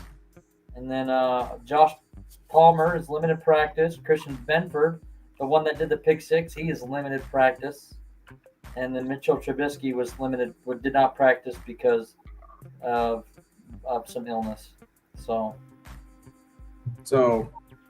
running back Terrell Jennings with a concussion, Harold Landry with the knee, Vidarian Lowe with the abdomen, Robert Spillane with the foot. Both did not participate in limited participation. Full participation, Christian Barmore, not injury related. Brandon Schooler with the ankle, Kairos Tonga with the chest, Jared Wilson with an ankle. Mm-hmm.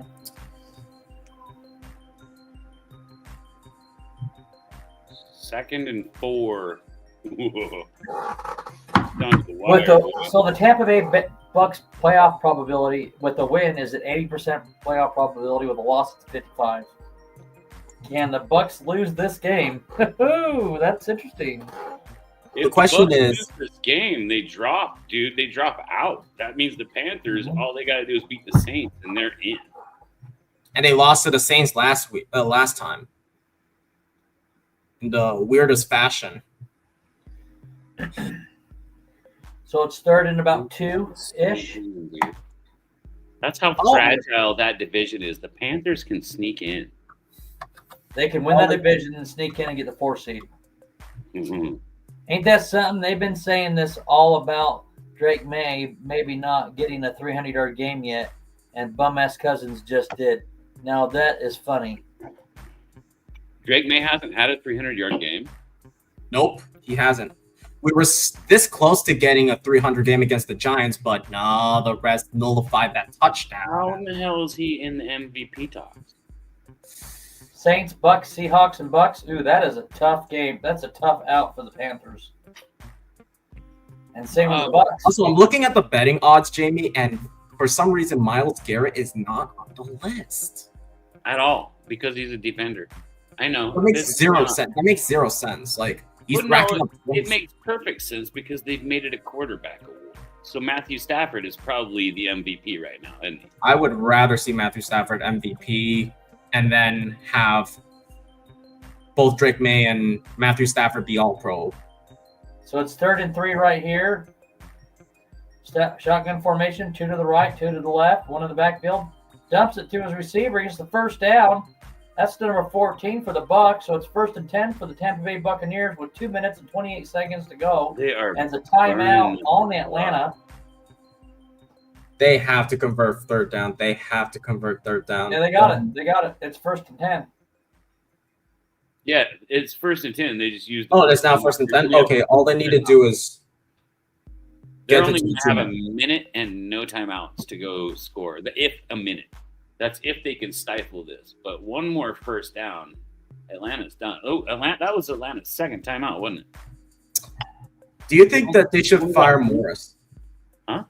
Do you think that the Falcons should fire their head coach? No. No, I think he's having a rough ass time. But I don't think it's just the head coach. I think you got to go farther into the organization. So this single back formation right here, they got. I think they got an extra lineman. Get that Oh, ball. it's a Flip it tackle out. for a loss. It's going to be 2nd and about 12 or 13 for them. A timeout. They are gonna. Atlanta. If 2:24 to Atlanta go. stops them here, bro, since this is 3rd down, if they stop them here, they're out of timeouts. That means they can piss away 35 seconds off of this clock. Then they have to run a play, so that means Atlanta has to stop them again. And then there's only going to be A minute and 20, minute and 30 seconds to go. A minute 20. like a minute to run to get the ball all the way down the field. Yeah, they can do it. It's 2nd and 14, 2:24 right now. Shotgun formation, it looks like. Yeah, dude, they're going to try to get that fucking first down. You got 2 to the left, 3 to the right, it looks like. Get him! Backfield. Here you go. Dumps it to the left side. No Oh, good. no good. Great coverage on stops the Alford. clock. That was intended to Bucca. That stops the clock. It does at That 3:20. means free timeout and then a free timeout at the 2 Yes. warning as well. Yes, they get another timeout and going into the second. Oh man, they got to stop them here, and they can punt this right So, here. The Bucks Ooh, have. boy, oh boy, oh boy, what a game this is! What are they doing? The Bucks need to punt it as fucking far away as possible. Yeah, it's 3rd and 14, 2:20 to go. Okay, 9 seconds guys, on the play clock. at Timeout, Tampa Atlanta Bay. need to not jump. They need to Yes. hold steady. Baker's Yes. going to try to draw them offsides. Well, it's 3rd and 14, but Tampa Bay just called their first timeout of the half. Any With 2:20 to penalty go. here loses it for Atlanta, bro. Atlanta's been like penalized all fucking Yeah. day. They don't need to get a holding or a pass interference or roughing the passer on this. Don't So- jump. Baker's going to try to draw you off sides. Well, if they jump, it's going to be it'll be 3rd and 9. It's 3rd and 14. You got 2 to the left, 2 to the right, 1 in the backfield. Here you go. Get him! They sack. Oh, get 'em! They get him. They get him. He's sacked. That's Here it. we go. I would just let it go to 2-minute warning. There you go. It's Here's your 4th free down. timeout. A free timeout. Yep. Genius. The Tampa Bay, Genius. the Atlanta Falcons forced a punt to They the have Atlanta to Falcons. It's 28-26, a 2-minute warning. you're gonna have this is gonna take 15 seconds off the clock, so you're gonna have like a $1.45, like a $1.45 to travel the field. Now, if you can Unbelievable. keep Bijan from dropping the goddamn ball, that guy, what's that? How many fumbles did Bijan have so far, dude? I don't know. I haven't watched any of the football game until now. I think he's fumbled the goddamn thing like 3 times. He got lucky on a couple of the calls, but yeah, I think he's had some turnovers today. Even if they weren't called, he's had too many of them. Beth said she'd love to see a Bills-Bucs Super Bowl. Allen and Baker were drafted the first round in the 2018. And then DTN says Bills and Seahawks. Yeah, I said Bills versus Seahawks because Darnold was also from that draft class too. So Oh, yeah. Allen versus Darnold. That Well- would be sick. Tell you guys what, though, being a huge defensive guy, I want to see the Texans. Honestly, if the Bills don't make the playoffs, They'll make the playoffs. if they don't, They're making it. or like if somehow the Bills don't make, if somehow they do make the playoffs or don't, and the Patriots go to the fucking championship or go to the Super Bowl instead of the Bills, you guys can't blame the Chiefs this time. It won't be Buffalo will fault make this it to the time, playoffs dude. this year, regardless of what their seed's going to be. They'll be in the either wild card or they could be up to the number 1 seed. It could still happen. You can't blame the Chiefs this time, bro. Okay, here we go. 1st and 10 for the Atlanta Falcons. You got Kirk Cousins in the shotgun, 2 to the left, 2 to the right, 1 in the backfield. There you go. It's on the left hip. Cousins back to pass, dumps it over to number 87. He gets the Cats and he's downfield. That's the Sills. They stopped the clock. Yeah, and it stops the clock at 1:44 with still a timeout. No, they don't have a timeout. Atlanta does No not have a timeout, timeout. dude. No timeouts. Wow. So, yeah, he got the ball at the He got free and he was headed out of 47-yard line. So here we go. Already at midfield, basically, almost. Holy Just got to moly. get a field goal. They get a field goal, they win this game. Yeah, just There got you to go. get a field goal.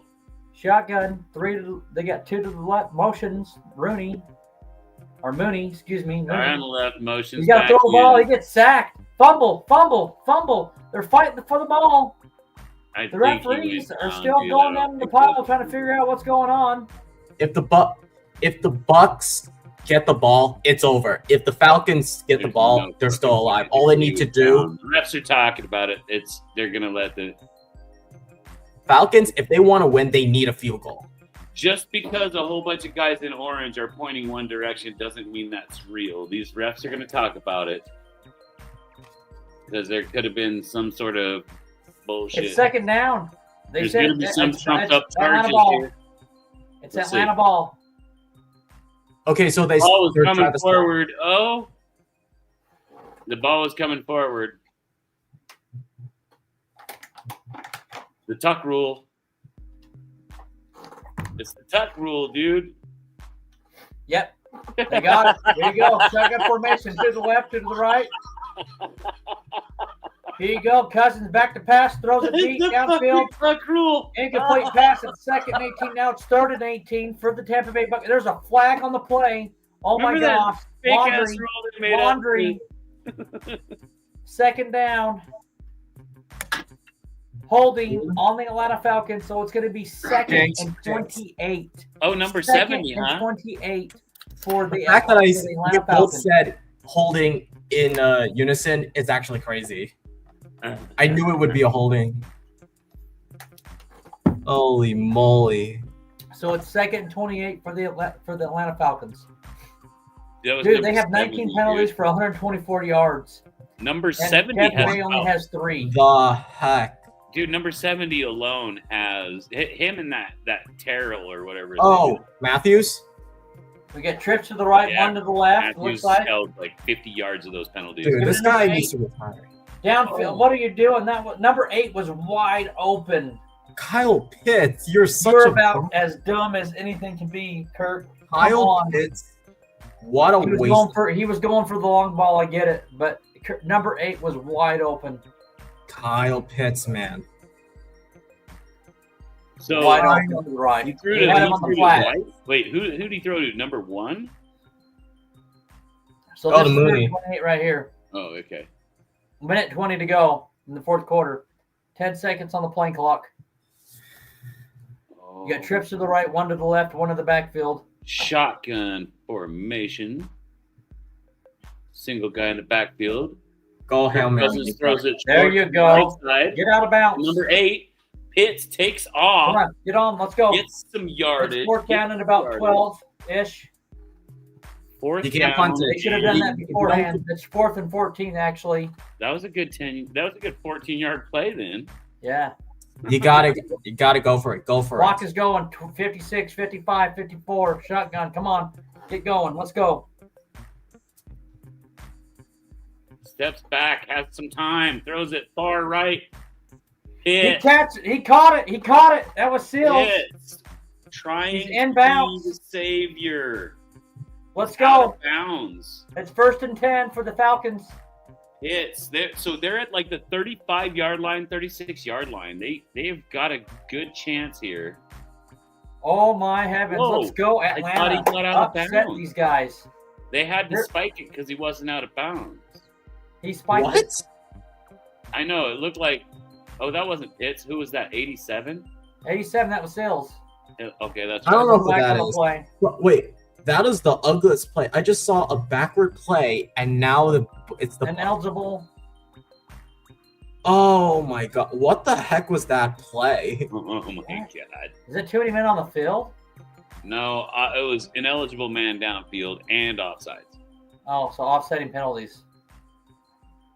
First No, and so 10. this is what I don't understand. You throw the ball deep, and basically, the ball went back. What the heck am I witnessing? It's 1st and 5 for the Atlanta Falcons. It was on the defense. Here you go. Shotgun formation. They're at the 31-yard line. Easiest fucking referees I've ever seen. Here you go. Throws it to number 1. Who gets Out of bounds. the first down? For the Mooney. first down. Seconds. 30. What? 24 seconds. 24 seconds of 24? the game. Holy moly, what a football game. Dude, all they gotta do is keep moving it for another 30 seconds.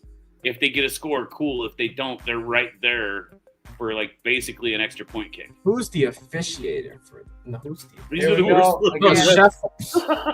Chef. He's in a wildcat formation. Hands it off to his running back. What are you doing, dude? You have no timeouts. Well, I mean, I guess you can kick the field goal.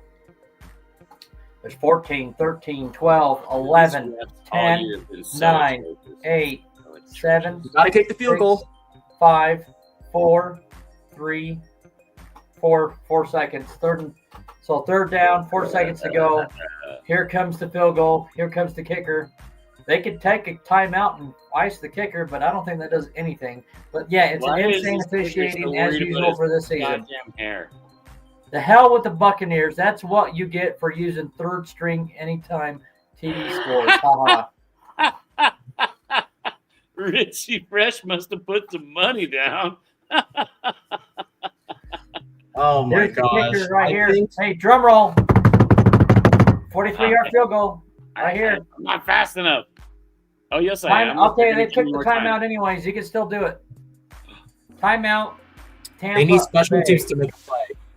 This is a 43-yard field goal attempt for the Atlanta Falcons to win this game. Here we go. This is exciting. 30 more seconds, and then here we come. Only a $10 parlay, but it's the principle. Not for real. Oh, here we go. All right, now here they do. After the timeout, here we go. Get ready. There's 25 seconds on the play clock. When are they going to start it up? Here we go. They're starting it right now. Here we go. This is it. Don't be spared. I lost it. A little too Hey. early. Uh-huh. Do it again.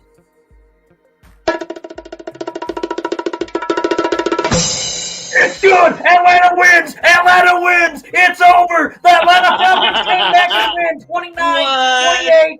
Atlanta. They gave. What? Oh my God. Oh my God. Well, Atlanta The sweeps the Buccaneers Buccaneers. Who are the winners for this one? I lost. Chris and Jamie get the yellow fucking marker today, baby. That's right, Chris. What's up, bro? I think. Richie said I'm looking nervous about Sunday. A little bit. Yeah, not gonna lie. You're worried about Sunday. It's going to be a good football Jamie game. on The the better team's going to win winning on Sunday. That's just side. the way it is. It is what it is. So screw the Because for some reason we shit the bed week 15. For some apparent reason, reportedly week 15. Okay, Dow. Back to this game. So I gave some points earlier before the game started, and these were my points. Kirk Cousins, whether it's a night game or not, is a quarterback that bats 500. So Michael Penix had lost 5 in a row. The Falcons are not a bad team. The coaches aren't a terrible coaching squad or coaching crew, right? Penix is not the guy. So they put in Kirk Cousins. He comes out and he just wins, right? Wins the first game instant. Then he lost 2 in a row. You know he's going to have some hunger coming in for that 4th game because he wants to be 2-2. And then he's going to win next week. Then he's going to lose to the Rams. Then he's probably going to find a way to win another game. And it's not going to hurt the Falcons draft at all. But it will help Kirk Cousins. And so I figured he was going to have one of those games where just for no damn reason, he just gets that W. And the Falcons got some talent. They don't know how to play a goddamn game without getting a penalty. I swear to God. I like this on midfield. I like this right here. What is going on? They're praying. That's what I don't know if you noticed, but every time they have a little small prayer group on every game that plays on every Sunday, every game on Sunday, or any game in general. They have a group of guys from each team. Some guys get together and go do in there. Well, no, I mean, I've seen that before. It was just, to me, it's so rare in this world to see something that cool, man. They do it all the time. I love it. I love that they actually showed it this time. I loved it that they showed it. Okay, guys and girl, I'm out. Got to get up for work tomorrow. Bill's dress down day tomorrow. Awesome job. Let's go. Yeah, they show a prayer circle, but let one. Well, tomorrow's Red Friday. Chris, Richie, I understand how you guys are feeling. I know you guys want to win the division for the 6th time. I get it, but this is going to be a fun game. Week 15, like I said, like a bajillion times, it's the most important win, and I wish you guys the best of luck. It's going to be a different team. I understand. We're going to come out with a team too. So. Now we're starting to get surrounded. We're starting to get surrounded by Bills fans. Uh-oh. Hey, Witchy, be careful, Witchy, because sometimes these Bills guys start trying to take over and stuff. What's going on, Richie? How you doing, bro? Dude, fuck the Buccaneers. But I'm telling you, Week 15 will be better than Week 14. Dude. I'm pretty happy with the Buccaneers. I have this thing that says I got a W now. I'm telling you right now, Bills win this game Sunday against the Patriots, we're winning the division. I'm telling you that right now. So this is a big game for the Patriots and the Bills coming up for sure. It's going to define the East, dude. Well, if Buffalo the gets Patriots, to play if the a Patriots Cleveland win Brown it, team too after next week. One at a time, Anthony. Hang on. What'd you say, Richie? well, if the Patriots win this, it's the East is theirs. There's no way. I mean, And guess what? Josh Allen, last I checked, has a pretty solid record in December. So What the fuck are you gonna do if the Patriots win the East and go to the Super Bowl instead of you? It is what it is. I'm gonna find a telephone pole when I'm driving next. No, And you can't even blame it on the Chiefs this time. So check this out. Did you see Dan? Did any of you guys see Dan's post? I'm sure it was everywhere, but like, he pretty much said, he goes, dude, the Bills, if the Chiefs don't get in and Lamar's not in, or like and Burrow's not in, the Bills literally have zero excuse not to go to the Super Bowl. There's zero, and that's not the shit on the Jaguars or anybody else, but we have zero excuse. This is what you guys been praying for 5 fucking years. Yep. And your prayer looks like it's coming true.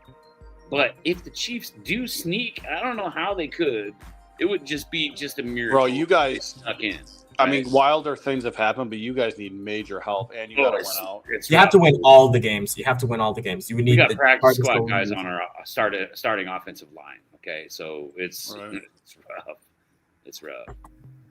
And it bugs a lot of people that we haven't spent the money. But like, what money? We've got guys that are paid a lot that really haven't produced a damn thing for us for a while. So there's really no money.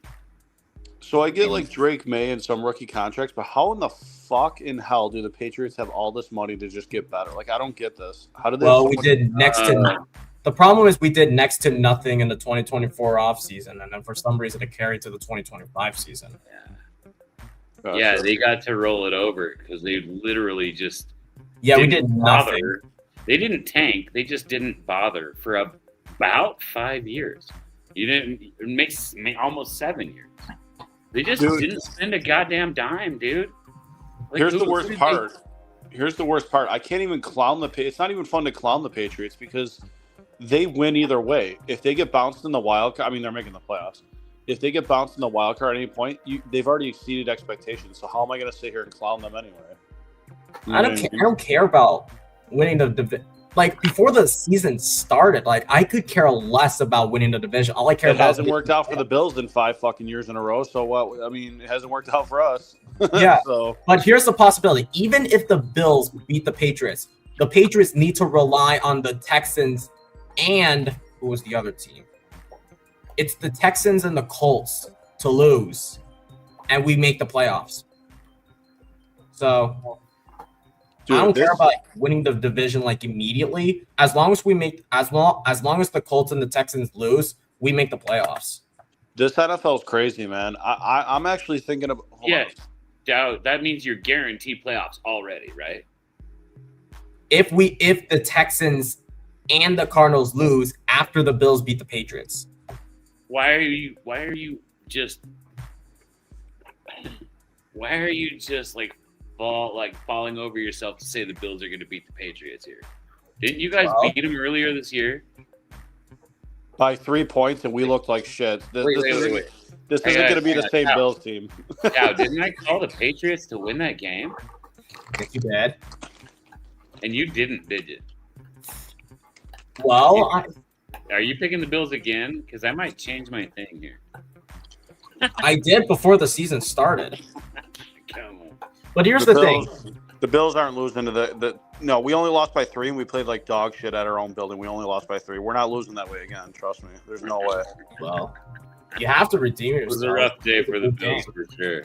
I bet you we win by 10 or more. Mark it. I guarantee we win by 10 or more. Whoa, Anthony, what's your score prediction for the Bills-Patriots game? He's vibing out to LaSalle's music. He is. Anthony, are you going to... Huh? Oh, I'm sorry. Are you talking to me? Yeah. Yes, we're talking to you. Oh, what's up? Don't you get passive-aggressive on us, Niggle. Well, no, what's up? I said niggle. What about it? Funny. He says what about it? I said Nickel? don't get passive-aggressive on us. You Oh. silly. Dude, what's your score prediction for the Bills-Patriots game? Bills win by $1 billion. Touche. I'll say this. I'm going to go back to what Richie was talking about. Josh Allen is phenomenal in December. Yep. And his record in December in the Buffalo with Josh Allen under center is phenomenal. I do think it's a different Bills team. This is my take on it, that Buffalo will win this game. The keys to winning this football game for Buffalo is turnovers. Turnovers. We eliminate the turnovers, we're going to win this game. And we're going to win this game we can win this game by 2 scores. At least by 2 scores. We got a mostly healthy squad, too. So, yes. Joey Bosa's coming back. He has his hamstring. He was nursing a hamstring, but he's back this week. We have everybody. We got Kincaid back. We got Dawson Knox back. He just became a dad again, or for the first time. So I'm excited. And here's the thing too.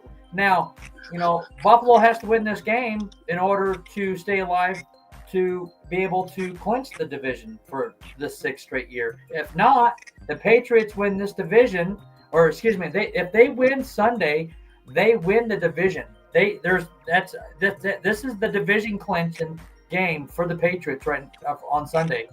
They win the division, so they could be at worst a 4th seed. They could be the worst 4th seed. Actually, 3rd seed. Lady said, my lady friend that's a Chiefs fan says, come on. The Bills have historically done the impossible losses that they shouldn't have lost.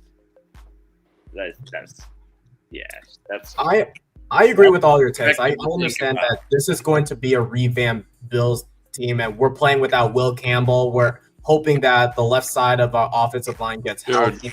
Will Campbell's a big deal being out. That's a huge deal. Yeah, he's a hell of a player, dude. He won't be playing until week 18. Yeah, but Will Campbell's going to be back for the playoffs. He should be. Why would you play in week 18? You're already pretty much guaranteed playoffs. Well, yeah. But dude, they're going to play him. Here's why, and I'm not even trying to troll. They're going to play him. Here's why. Because we win this game Sunday, now we're 1 game back of the Patriots. Now it comes down to common opponents if us and the Patriots tie at 13-4, let's say, for example. So I don't know who would win the division then. But, who have a better division record. Well, okay, it goes down to that. But if we have the same division record, now it comes to common opponents. That gets dicey, too. Then it'll become the division. You would need the Jets and the Dolphins to take a game off of us. And you need Baltimore to beat us. Bro, the way I'm telling you right now, I could probably chalk up you guys losing. I'm not trolling. I could chalk up you guys losing to the Dolphins because for some odd reason they're fucking wild right now. I don't know why. And Daniels wants to keep his job. Dude, Tua wants to keep his job. Look at the whole friggin' season how it's gone this year. I mean, the Dolphins can beat you guys, we beat you guys, and the Ravens can beat you guys because they're gonna be pit. Because the AFC North is still up for grabs. The Ravens are gonna be fucking playing for something too. So it's like, if we beat you guys and then the Ravens beat you guys next week, get ready for Week 18, man. Strap in because you know what, dude. I remember I told you guys this 3 months ago. Didn't we think it was kind of weird that the Bills were playing the Eagles towards the back half and we're wearing the red helmets Week 18? Well, now we're starting to see why. All right, I have something I want to do, and we're gonna talk about this Sunday night at the live stream too. I want your legitimate score pick for this game, the winner and the points. And then I want Anthony's and then Richie's, and I'll give you guys mine. And I'm going to be fair and objective because I really am torn on this one. Because the Patriots have beat everybody they're supposed to beat. And they beat the Bills already. And so, yes, they've had a pillow soft schedule. Yep. Those are the games that you're supposed to win. Okay? Those are the games you're supposed to win. So, legitimate score picks. Let's have them. Dow, let's start with you. I'm going to go. This might be a first. I'm going to go 30-27. I'm gonna hate to say this. 30-27 Buffalo.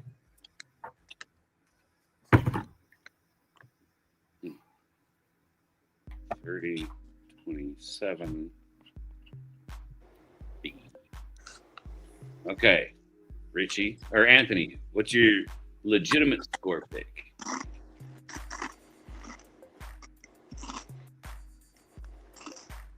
Um, 36, 20, 22. 36-22 Buffalo. Okay, Richie, what's your legit? Now, whoever gets this the closest gets one of those life's little victories on the other three of us. What's your legit pick, bro? 28-17 Bills. 28-17 Bills. You gotta quit eating the chips and the mic, though. Oh, my bad. You're good, bro. Like, I didn't think it would be that I'll bad. just let you know that's probably gonna make people go nuts. So, Yeah. for the tiebreaker, it would be based on the best winning percentage in conference games. Okay. So that's what I was trying to say about 5-10 minutes ago. Yeah. My pick was really close to Dow's. So I went with 33-29, and that's Buffalo winning. What's the spread? I have it written here somewhere. So it say that the spread is Bills 1.5. by 1.5. Bills by Dude, 1.5 is what I got on my I fucking hate that we're favored. That's so bad. I know. I prefer to be the dog every time. Yeah. But there's actually one other thing that I forgot to realize, and this might be the first loss for this reason. Mike Vrabel, after the bye week, he is undefeated after the bye week, even during his time in Tennessee. But Until this he is. could end against the Buffalo Bills. Dude, for some odd reason, when the Bills, I can't explain it. When the Bills' backs are against the wall, especially December until whenever we lose or win in the playoffs, we're lights out, dude. Like, that's just historical the past few years. Like, we're just fucking lights out, man. Like, this game isn't going to be a blowout. This game will, if I'm wrong by 28-7, so that's by 11, right? I said 28-17. It's. I could see it obviously being like a 2 to 3 point game, but I just don't think. I think Buffalo's going to put, because you got to remember the weather's not shit. New England and Buffalo are pretty similar weather, so there's a you can null and void that right there. I just think we're going to put the foot on the gas pedal. I really do. I don't think we're going to screw around. Oh my gosh! So this upcoming Sunday, there's going to be potential. It's going to be colder with snow much of the time. Storm total snowfall 1 to 3 inches. Snow can make streets and sidewalks slippery, causing travel disruptions. It's going to be snowing. This, if this isn't comic genius, I don't know what is. Oh, if that's not Bro, I've seen at least 2 to 3 Super Bowls. okay, but but she said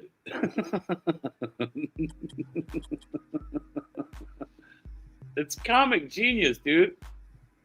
You know how crazy the NFL season has been this year? You don't get How much would you invest or put money on Phillip Rivers going out there and getting a W against the Seahawks? It doesn't make any sense. I'm not betting my money on that. He's gonna get fucking destroyed, dude. He's fat and mollywop. He's like 275 pounds or something. Have we watched? And he's not supposed to be. He's only supposed to be about 220, I think, maybe tops. Like, he was a big guy, but not that guy. He's like 270. You know, Jonathan Taylor and Tyler Warren can help him out.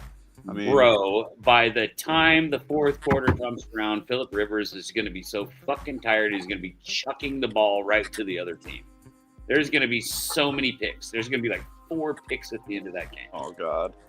I'm not saying you're wrong. All I'm saying is we've seen a lot of crazy shit this year. That's all I'm saying. Look, man, I watched every game Phillip Rivers played his entire career. He's in the West, you know, and I'm a football fan, and I got Chargers fans friends. And Rivers, I like to call Phillip 3 picks Rivers. Because at the end of every game, that motherfucker will throw it to the other team at least once or twice. Probably 3 times. So I call him 3 pick. Ain't that a bitch, though? His first game's against Seattle. Good luck. Holy They're shit. gonna fucking eat his lunch. That's a good defense. Yep. I will not be surprised if Seattle's gonna sack the shit out of Philip Rivers like it's nothing. Yeah. I mean, I loved Daniel Sorensen. I wear a Daniel Sorensen jersey a lot on this show because it's one of my old ones I can smoke cigarettes in, you know? Oh, man. It's just sick. That's actually true. That's actually pretty true. Rivers is a tough son of a bitch. He is a badass. Yeah, I agree, you know, but it's Pip Rivers. I call him Pip. It's Pip Rivers. It's 3 picks, Pip. That guy is fat and slow now. I mean, he's got a good arm. He was throwing some There's bullets. a reason.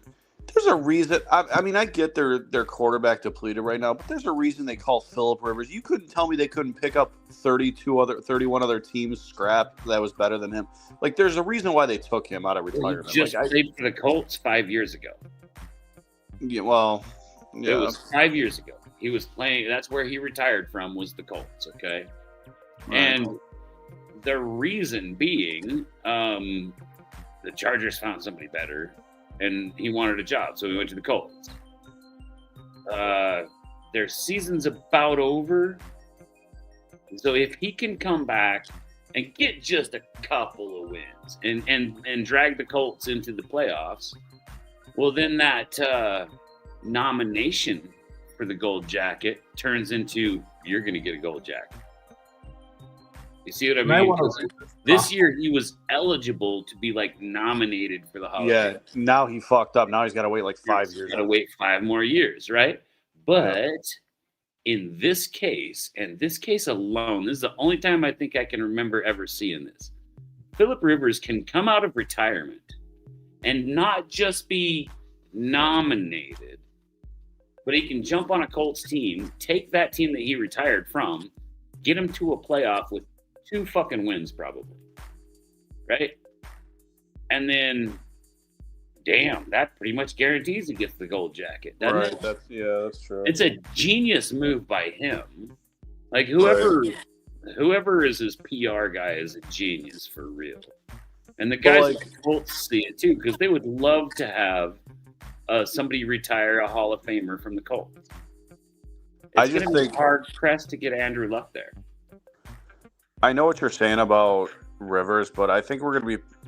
I think if they didn't have Jonathan, I'm not saying Rivers is going to do a damn thing. He's got to be a game manager, man. Like, Jonathan Taylor's a fucking beast, and like they have Tyler Warren, he could dump it off to. I mean, I don't know. I just think like you're not wrong about Rivers, but I also don't think he needs to be like the flashiest guy in these next few games either. Like, I don't know. He's not. He never has tried to be the flashiest guy. I don't know if the guy's ever even cussed on film. Yeah. Does he have like 10 kids or real. something? Is doing something wild? I don't know if Philip Rivers has ever even cussed on film. He's just always been kind of a good, wholesome kind of fella. He gets upset, but I don't know if he says any like of the big bad words, you know. How I about know like, Kirk Cousins doesn't, does he? Kirk Cousins is one of those guys that just never swears either. You might get excited and stuff, but like, how about the yeah, he Eagles, says, man? gosh damn it, you know, or gosh dang it, or whatever it is. I don't remember. Yeah, is it darn? Which he knows. See, we've watched him enough as Chiefs fans. We've seen him play enough where it's really hard to even think that he's ever done anything really like bad. And so the only reason it's easy to hate him is his divisional. Other than that, he's a really cool guy. Oh, Anthony split. What's he doing?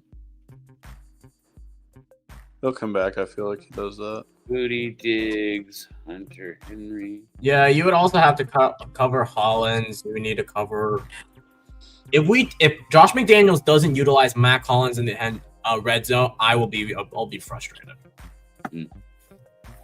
I haven't been paying attention. How has he been for you guys this year? I don't know. He's been doing decent. He hasn't scored a touchdown he's been better on the Bills. He was better on the Bills, is what we're saying. I'm thinking Tre'Von Henderson's gonna have a fucking day. I really think Tre'Von Henderson's gonna have a goddamn day, and the Bills are gonna be like, "Son of a bitch, we gotta stop this run." I would have said Hunter Henry for some reason, tight ends. I don't know why.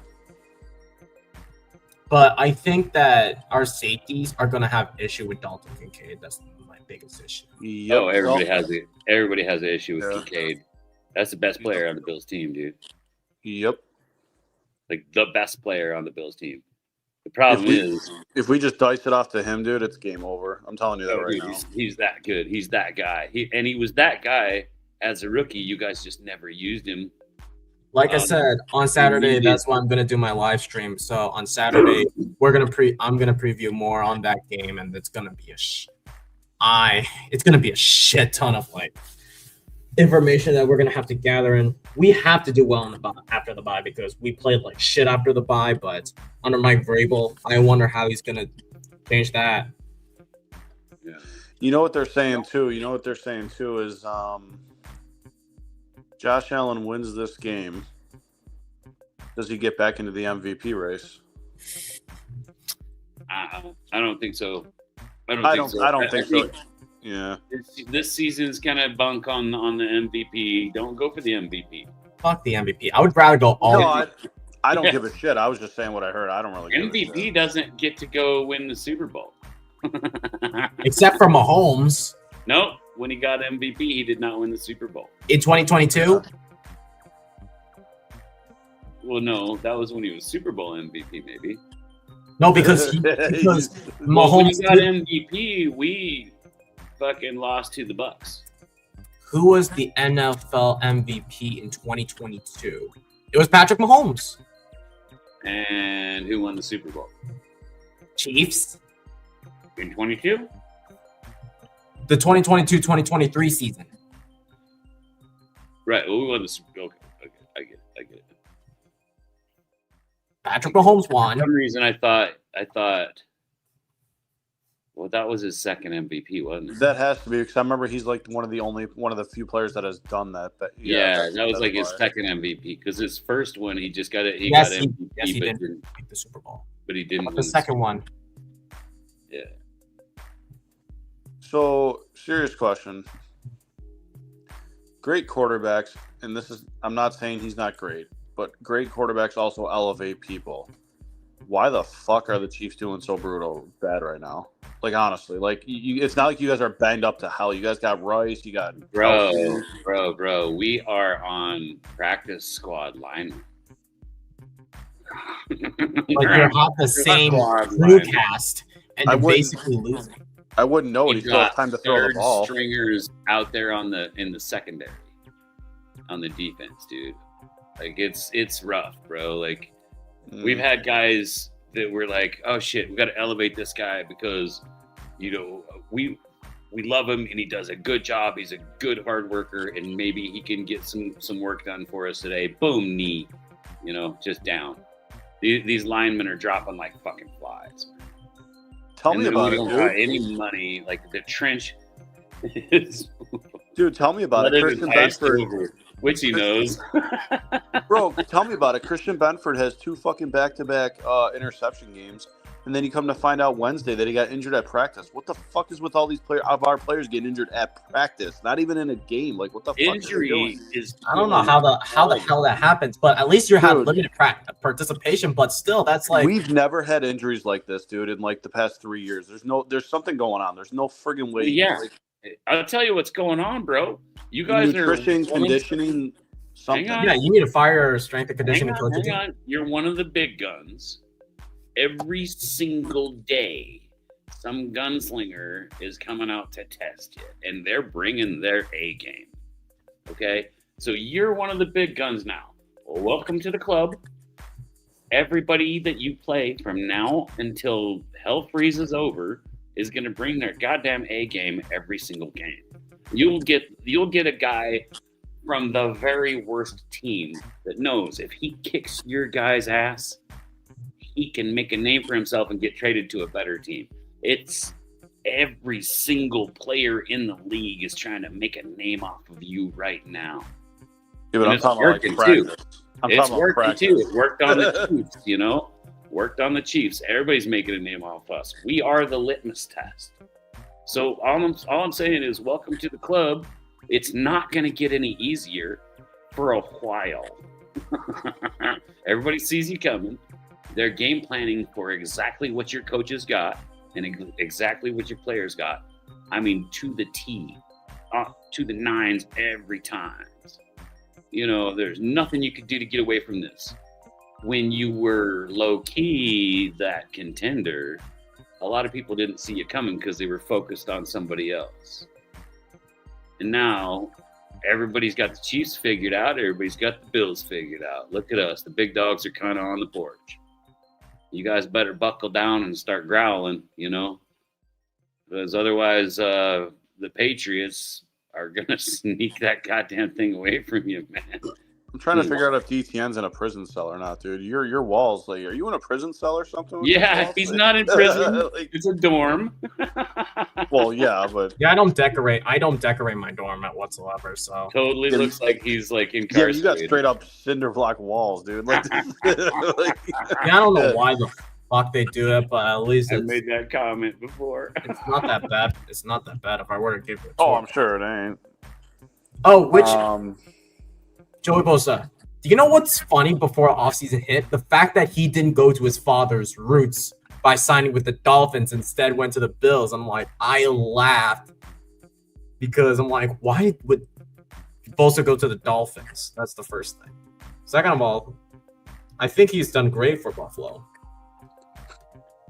And the yeah. question is if you're gonna give him an extension or resign him. Bro, if we win the Super Bowl this year, I don't give a fuck what we do with our players. I don't give a shit. I just want one. Just one ring, huh? That's the way I felt. And then the Chiefs were so gracious to give me 3. You know, I mean, Buffalo, yeah, but dude, if you're only people, I'm not saying you don't know or DTN doesn't know, but like when you're in this city and you get the vibes and you live in Buffalo your whole life, just like we don't have the kind of luck to pull off the Chiefs 3 out of 6 years. Like that's just not the way Buffalo's built, dude. It's weird. I can't even explain. we never had it either, bro. But crazy things happen, man. You could go on a fun run like we did. I got to witness in the last 7 years everything I prayed for 45 years before that. See what I'm saying? Like I got to live my childhood fantasy. So no, like never give up faith on your team, you know, never quit being that 54th man that always says, good job, you know. That's what I try to do. Good job, Chiefs. Every single guy on my team. I fucking love them all, dude. To answer your question That's what earlier, it is. though, about if the Patriots, I could see it happening. It's not that the Patriots have good players, but I think Vrabel is the key to that team. Believe it or not, I'm not saying the team is shit and Drake May is shit, but Vrabel is. If it was any other head coach, they would not be the record they are right now. I guarantee it. 57 sacks, 9 pick sixes. Dude, he worked good when he was our linebacker in Kansas City. We loved Mike Vrabel. But Every No. Chiefs fan you meet that's one of the old Chiefs fans, we support the shit out of Mike Vrabel. I mean, we don't want him to beat us. I'm not sure how much Bills content you really consume. Cause I watch TD, I watch Richie, I watch them separately, so I support all of them. But like, Zebot from Bills, Buffalo Fanatic said it perfectly. If the Patriots go to the Super Bowl, let alone win it, either way, if they win it or don't win it, it is the biggest fucking indictment on the Bills as an organization the last 8 years. Because the Patriots did in 1 year under a new head coach and a 1.5 year Drake May, if you will, what the Bills in 1 year, what the Bills tried to do for 8 years, and that's the biggest fucking indictment you could even think of. Patriots had more money than any team has ever had in the history of the NFL as cap space, dude. $256 fucking million. Yeah, but a brand new head coach. I know Vrabel's good, but a brand new head coach and a rookie quarterback, and like they had $250 million to spend. Yeah. $250 million, dude. You could still fuck that up, dude. Just because you have it, don't mean you can't fuck that up. Yeah, but they did it. They got the best coach available. They went and beefed up their lines, beefed up every situational thing, and kept their franchise quarterback they have faith in. And they gave him the tools that he needs to be better than mediocre. You know what I mean? That's freaking never going to happen again. I don't know any other team that could have done that. No, yeah. That's an organization that the owner knows what the hell he wants, and he's willing to put the money down to get it. You know, I mean, Kraft loves being the winner. He's a creepy old dude, but he loves being the winner. He loves the massage parlor. He loves it. He does. That's creepy as shit, dude. Oh my gosh, what a creeper. But he knows what he wants. He wants those wins, man. He likes being the best ever.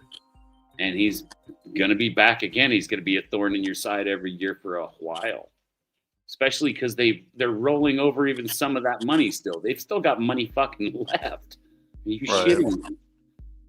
They didn't even spend it all. And look, they're sitting, number 2 in all of the AFC.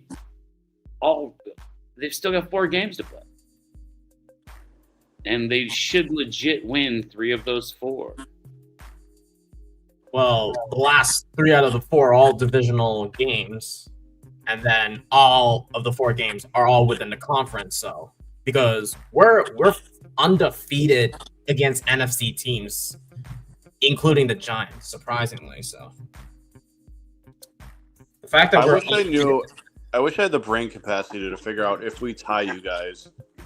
If we Witchy, I'm gonna answer this question. She said, "How how did Vrabel make Diggs a team player?" Okay. It's Mike motherfucking. I will put my bald head into that pile and stop you little shits from fighting Vrabel. Like, he dove into a pile, got bloodied up, and didn't even seem to bother him. If that doesn't strike fear into a skinny-ass little receiver like Diggs, I don't know what would. Diggs ain't jumping in that pile in full pads. Right? Diggs was similar with the Bills like that, though. Then he became an asshole, so I'd be careful with that. Stephon Diggs was cool and chill when he first got here, and then it became a drama fest. So. Oh, yeah. But he ain't going to get away with that with Mike Vrabel, dude. That'd be like working for Butkus. You know? Well, by the time he does, Diggs will retire. He'll be traded anyway, so it doesn't really matter. Oh, that'd be like working for Mike Ditka. Oh, my gosh, dude. That would be like working for one of those guys. Imagine if Brian Urlacher was your fucking boss. Oh, yeah. That's why these guys jump right in line, man. I mean, seriously. I think that's the best way I could put it, because everybody still remembers Urlacher. But if I remember. Yeah, Bears, Urlacher right? was your boss, Bears. dude, you know you're gonna go fucking work hard, or you're not gonna have a damn job, are you? He was Bears, right, Jamie? He was Bears. Dude, he was such an animal. Okay. Who's the scariest? Okay, if Myles Garrett was your boss, do you think he's gonna let you get away with telling him? Myles Garrett looks like a big teddy bear. How he's gonna run the fucking team, right? Yeah. Scary, dude. Like, scary stuff. Vrabel is a fucking man's man, dude. Like, I bet you he could make just about everybody just stand up straight, ass puckered, and like yes sir, you know. Well, and here's as soon as I found out Vrabel was going to the Patriots, here's what makes it worse. we always got Tennessee's best for some reason when we played the Titans when he was Tennessee. Mhm. So the Titans, no matter how shitty they were, always played the Bills tough. That's why when they knew he was going to the Pats, I'm like, oh fuck, here we go. Like, dude, it's you know what I mean. So, I wonder if there's a stat on like how he There was is a defensively against the Bills. There was a reason why there was a Bills/Oilers rivalry for some apparent reason. Oh, I mean, like as a player though. Oh, Like, I wonder how, as a player, how he did against the Bills. oh yeah, shit. Didn't he win the Patriots Super Bowl in 2004? Wait, when the He hell did go to the Pats. I think wasn't he like a backup coach? So he went to college and coached for a while, and then I think he went to Patriots and was a backup coach. Learned a bunch of Belichick's secrets. Isn't that correct? Well, I was talking about when he played for him, but yeah, I mean. Oh, maybe that's what I'm thinking. I don't remember. But then I remember he used a Belichick trick against Bill one time, and it pissed Bill off, dude. He was clever. Tough and clever. Pretty cool. Damn, Down. you guys been on stream for 4 hours? Holy shit. Yeah, I've got to end this. I think it's time. I got to get up early and go do some heavy equipment operations. So I've had my limit on beers, and my bladder is telling me this is about over. if you guys are streaming on Saturday, there's a chance I might not join because I have no idea what the fuck I'm doing on Saturday. I mean on Sunday. So, Oh, okay. but I will keep an eye on the game. But if it doesn't matter who wins, as long as it's going to be a fun matchup. I hope it's 10 times better than Week 14, where the Jets and the Dolphins played. I hope. Probably what's going to happen is just me and Anthony will just bullshit on the phone while I watch my game and he watches his, and then we'll stream the Sunday night game. So, if you're free, The NFL's got to figure this out, man. With networks, how the fuck they didn't flex the Bills Patriots to? I was gonna say, why did they game is flex beyond the me. Patriots Ravens game instead of the Patriots Bills game? Like, Yeah. I would have put that game for not Monday Night Football Like over. I know Steelers- money and networks are involved in that, and I don't know but it's like, oh my god, dude, like holy fuck, like you got the Dolphins. Who the Dolphins play Monday night? Friggin' Steelers, Cowboys, Vikings. yeah, dude, like what the fuck, like I don't know. A lot of people tune in to watch Aaron Rodgers play. Good god. God. I'm not kidding. I believe it. I just Nobody wants to see Tua though. Rodgers, I understand, but fucking Tua. Millions of people across the planet watch the Chiefs games. So even on a bad year like this, the Chiefs have had more primetime games than anyone else. There's a reason. Kansas City, Detroit this year. Well, here's the thing, Jamie. Detroit. This year you're gonna have more viewers because you guys have the best. You guys have the best and worst of both worlds. You got people that are praying for your downfall, and then you got people that are hoping you come back and make the playoffs. So it's like That's like legit. That's everybody's been watching us for the last 7 years, hoping we just fell. But here's one positive though. The fact that they flexed the Patriots game over the Dolphins Bengals game is actually fun. But it would have been better if it was Seattle versus LA or Jacksonville versus Denver. But the fact that it's over that stupid Dolphins game, that's better at least. Nobody wants to see low Tua. key Rams in Seattle for NFC Championship game. I'm telling you right I now. got to tell you, though, this season, no matter what teams were playing on Thursday, these Thursday night games have been fucking bangers, baby. They used to be terrible. Remember when they used to be terrible? Oh Dude, my every god! single Thursday night game has been a banger this year. Broncos Raiders game 10-7. I mean, yeah, at halftime, you're like, there's like 0 points, and then it's just fun the whole second half. And like all these Thursday night games have been bangers, man. Like Amazon did it right. They're like, oh no, we want the Thursday one. We got to luck out at some point. I mean, they lucked out because these have been the best games all season, man. These Thursday night games. But the fact that the Patriots now have a fourth primetime game, even though we originally going to have 3 primetime games. It's actually crazy. The fact that we have a fourth one is actually. You got a fourth one because you're sitting up there in the top 2, baby. So it's gonna start coming. You keep winning. Well, it's exciting and fun to watch the Patriots. My fear is after the bye week, I don't know how rusty we're gonna be because I know Buffalo just came off of a stellar win against Cincinnati, and I think they're fired up, and we're just getting the rust off. So tell you what, who's really starting to win me over and make me consider my picks here is the Bears, dude. They're looking good. Dude, I didn't realize how good they were. I looked last week and they were like 9-3. I'm like, holy shit! I didn't realize they were 9-3. It's against everything I'm about to be like, holy shit, the Bears really might win the fucking Super Bowl. There was a reason why Dan was advocating that the Bears will improve, and he was right. The Bears did improve. Well, they had to improve when they got rid of Matt Nagy and sent him to and Eberflus, or as I call him, Eberfuck. All right, boys. That's it. I'm gonna call it. I'm tired. Good night, fellas. Much love, much respect. Thank you, Witchy, for showing up. Thanks everybody that was here. Be sure to like and subscribe, and I love you all. We'll see you.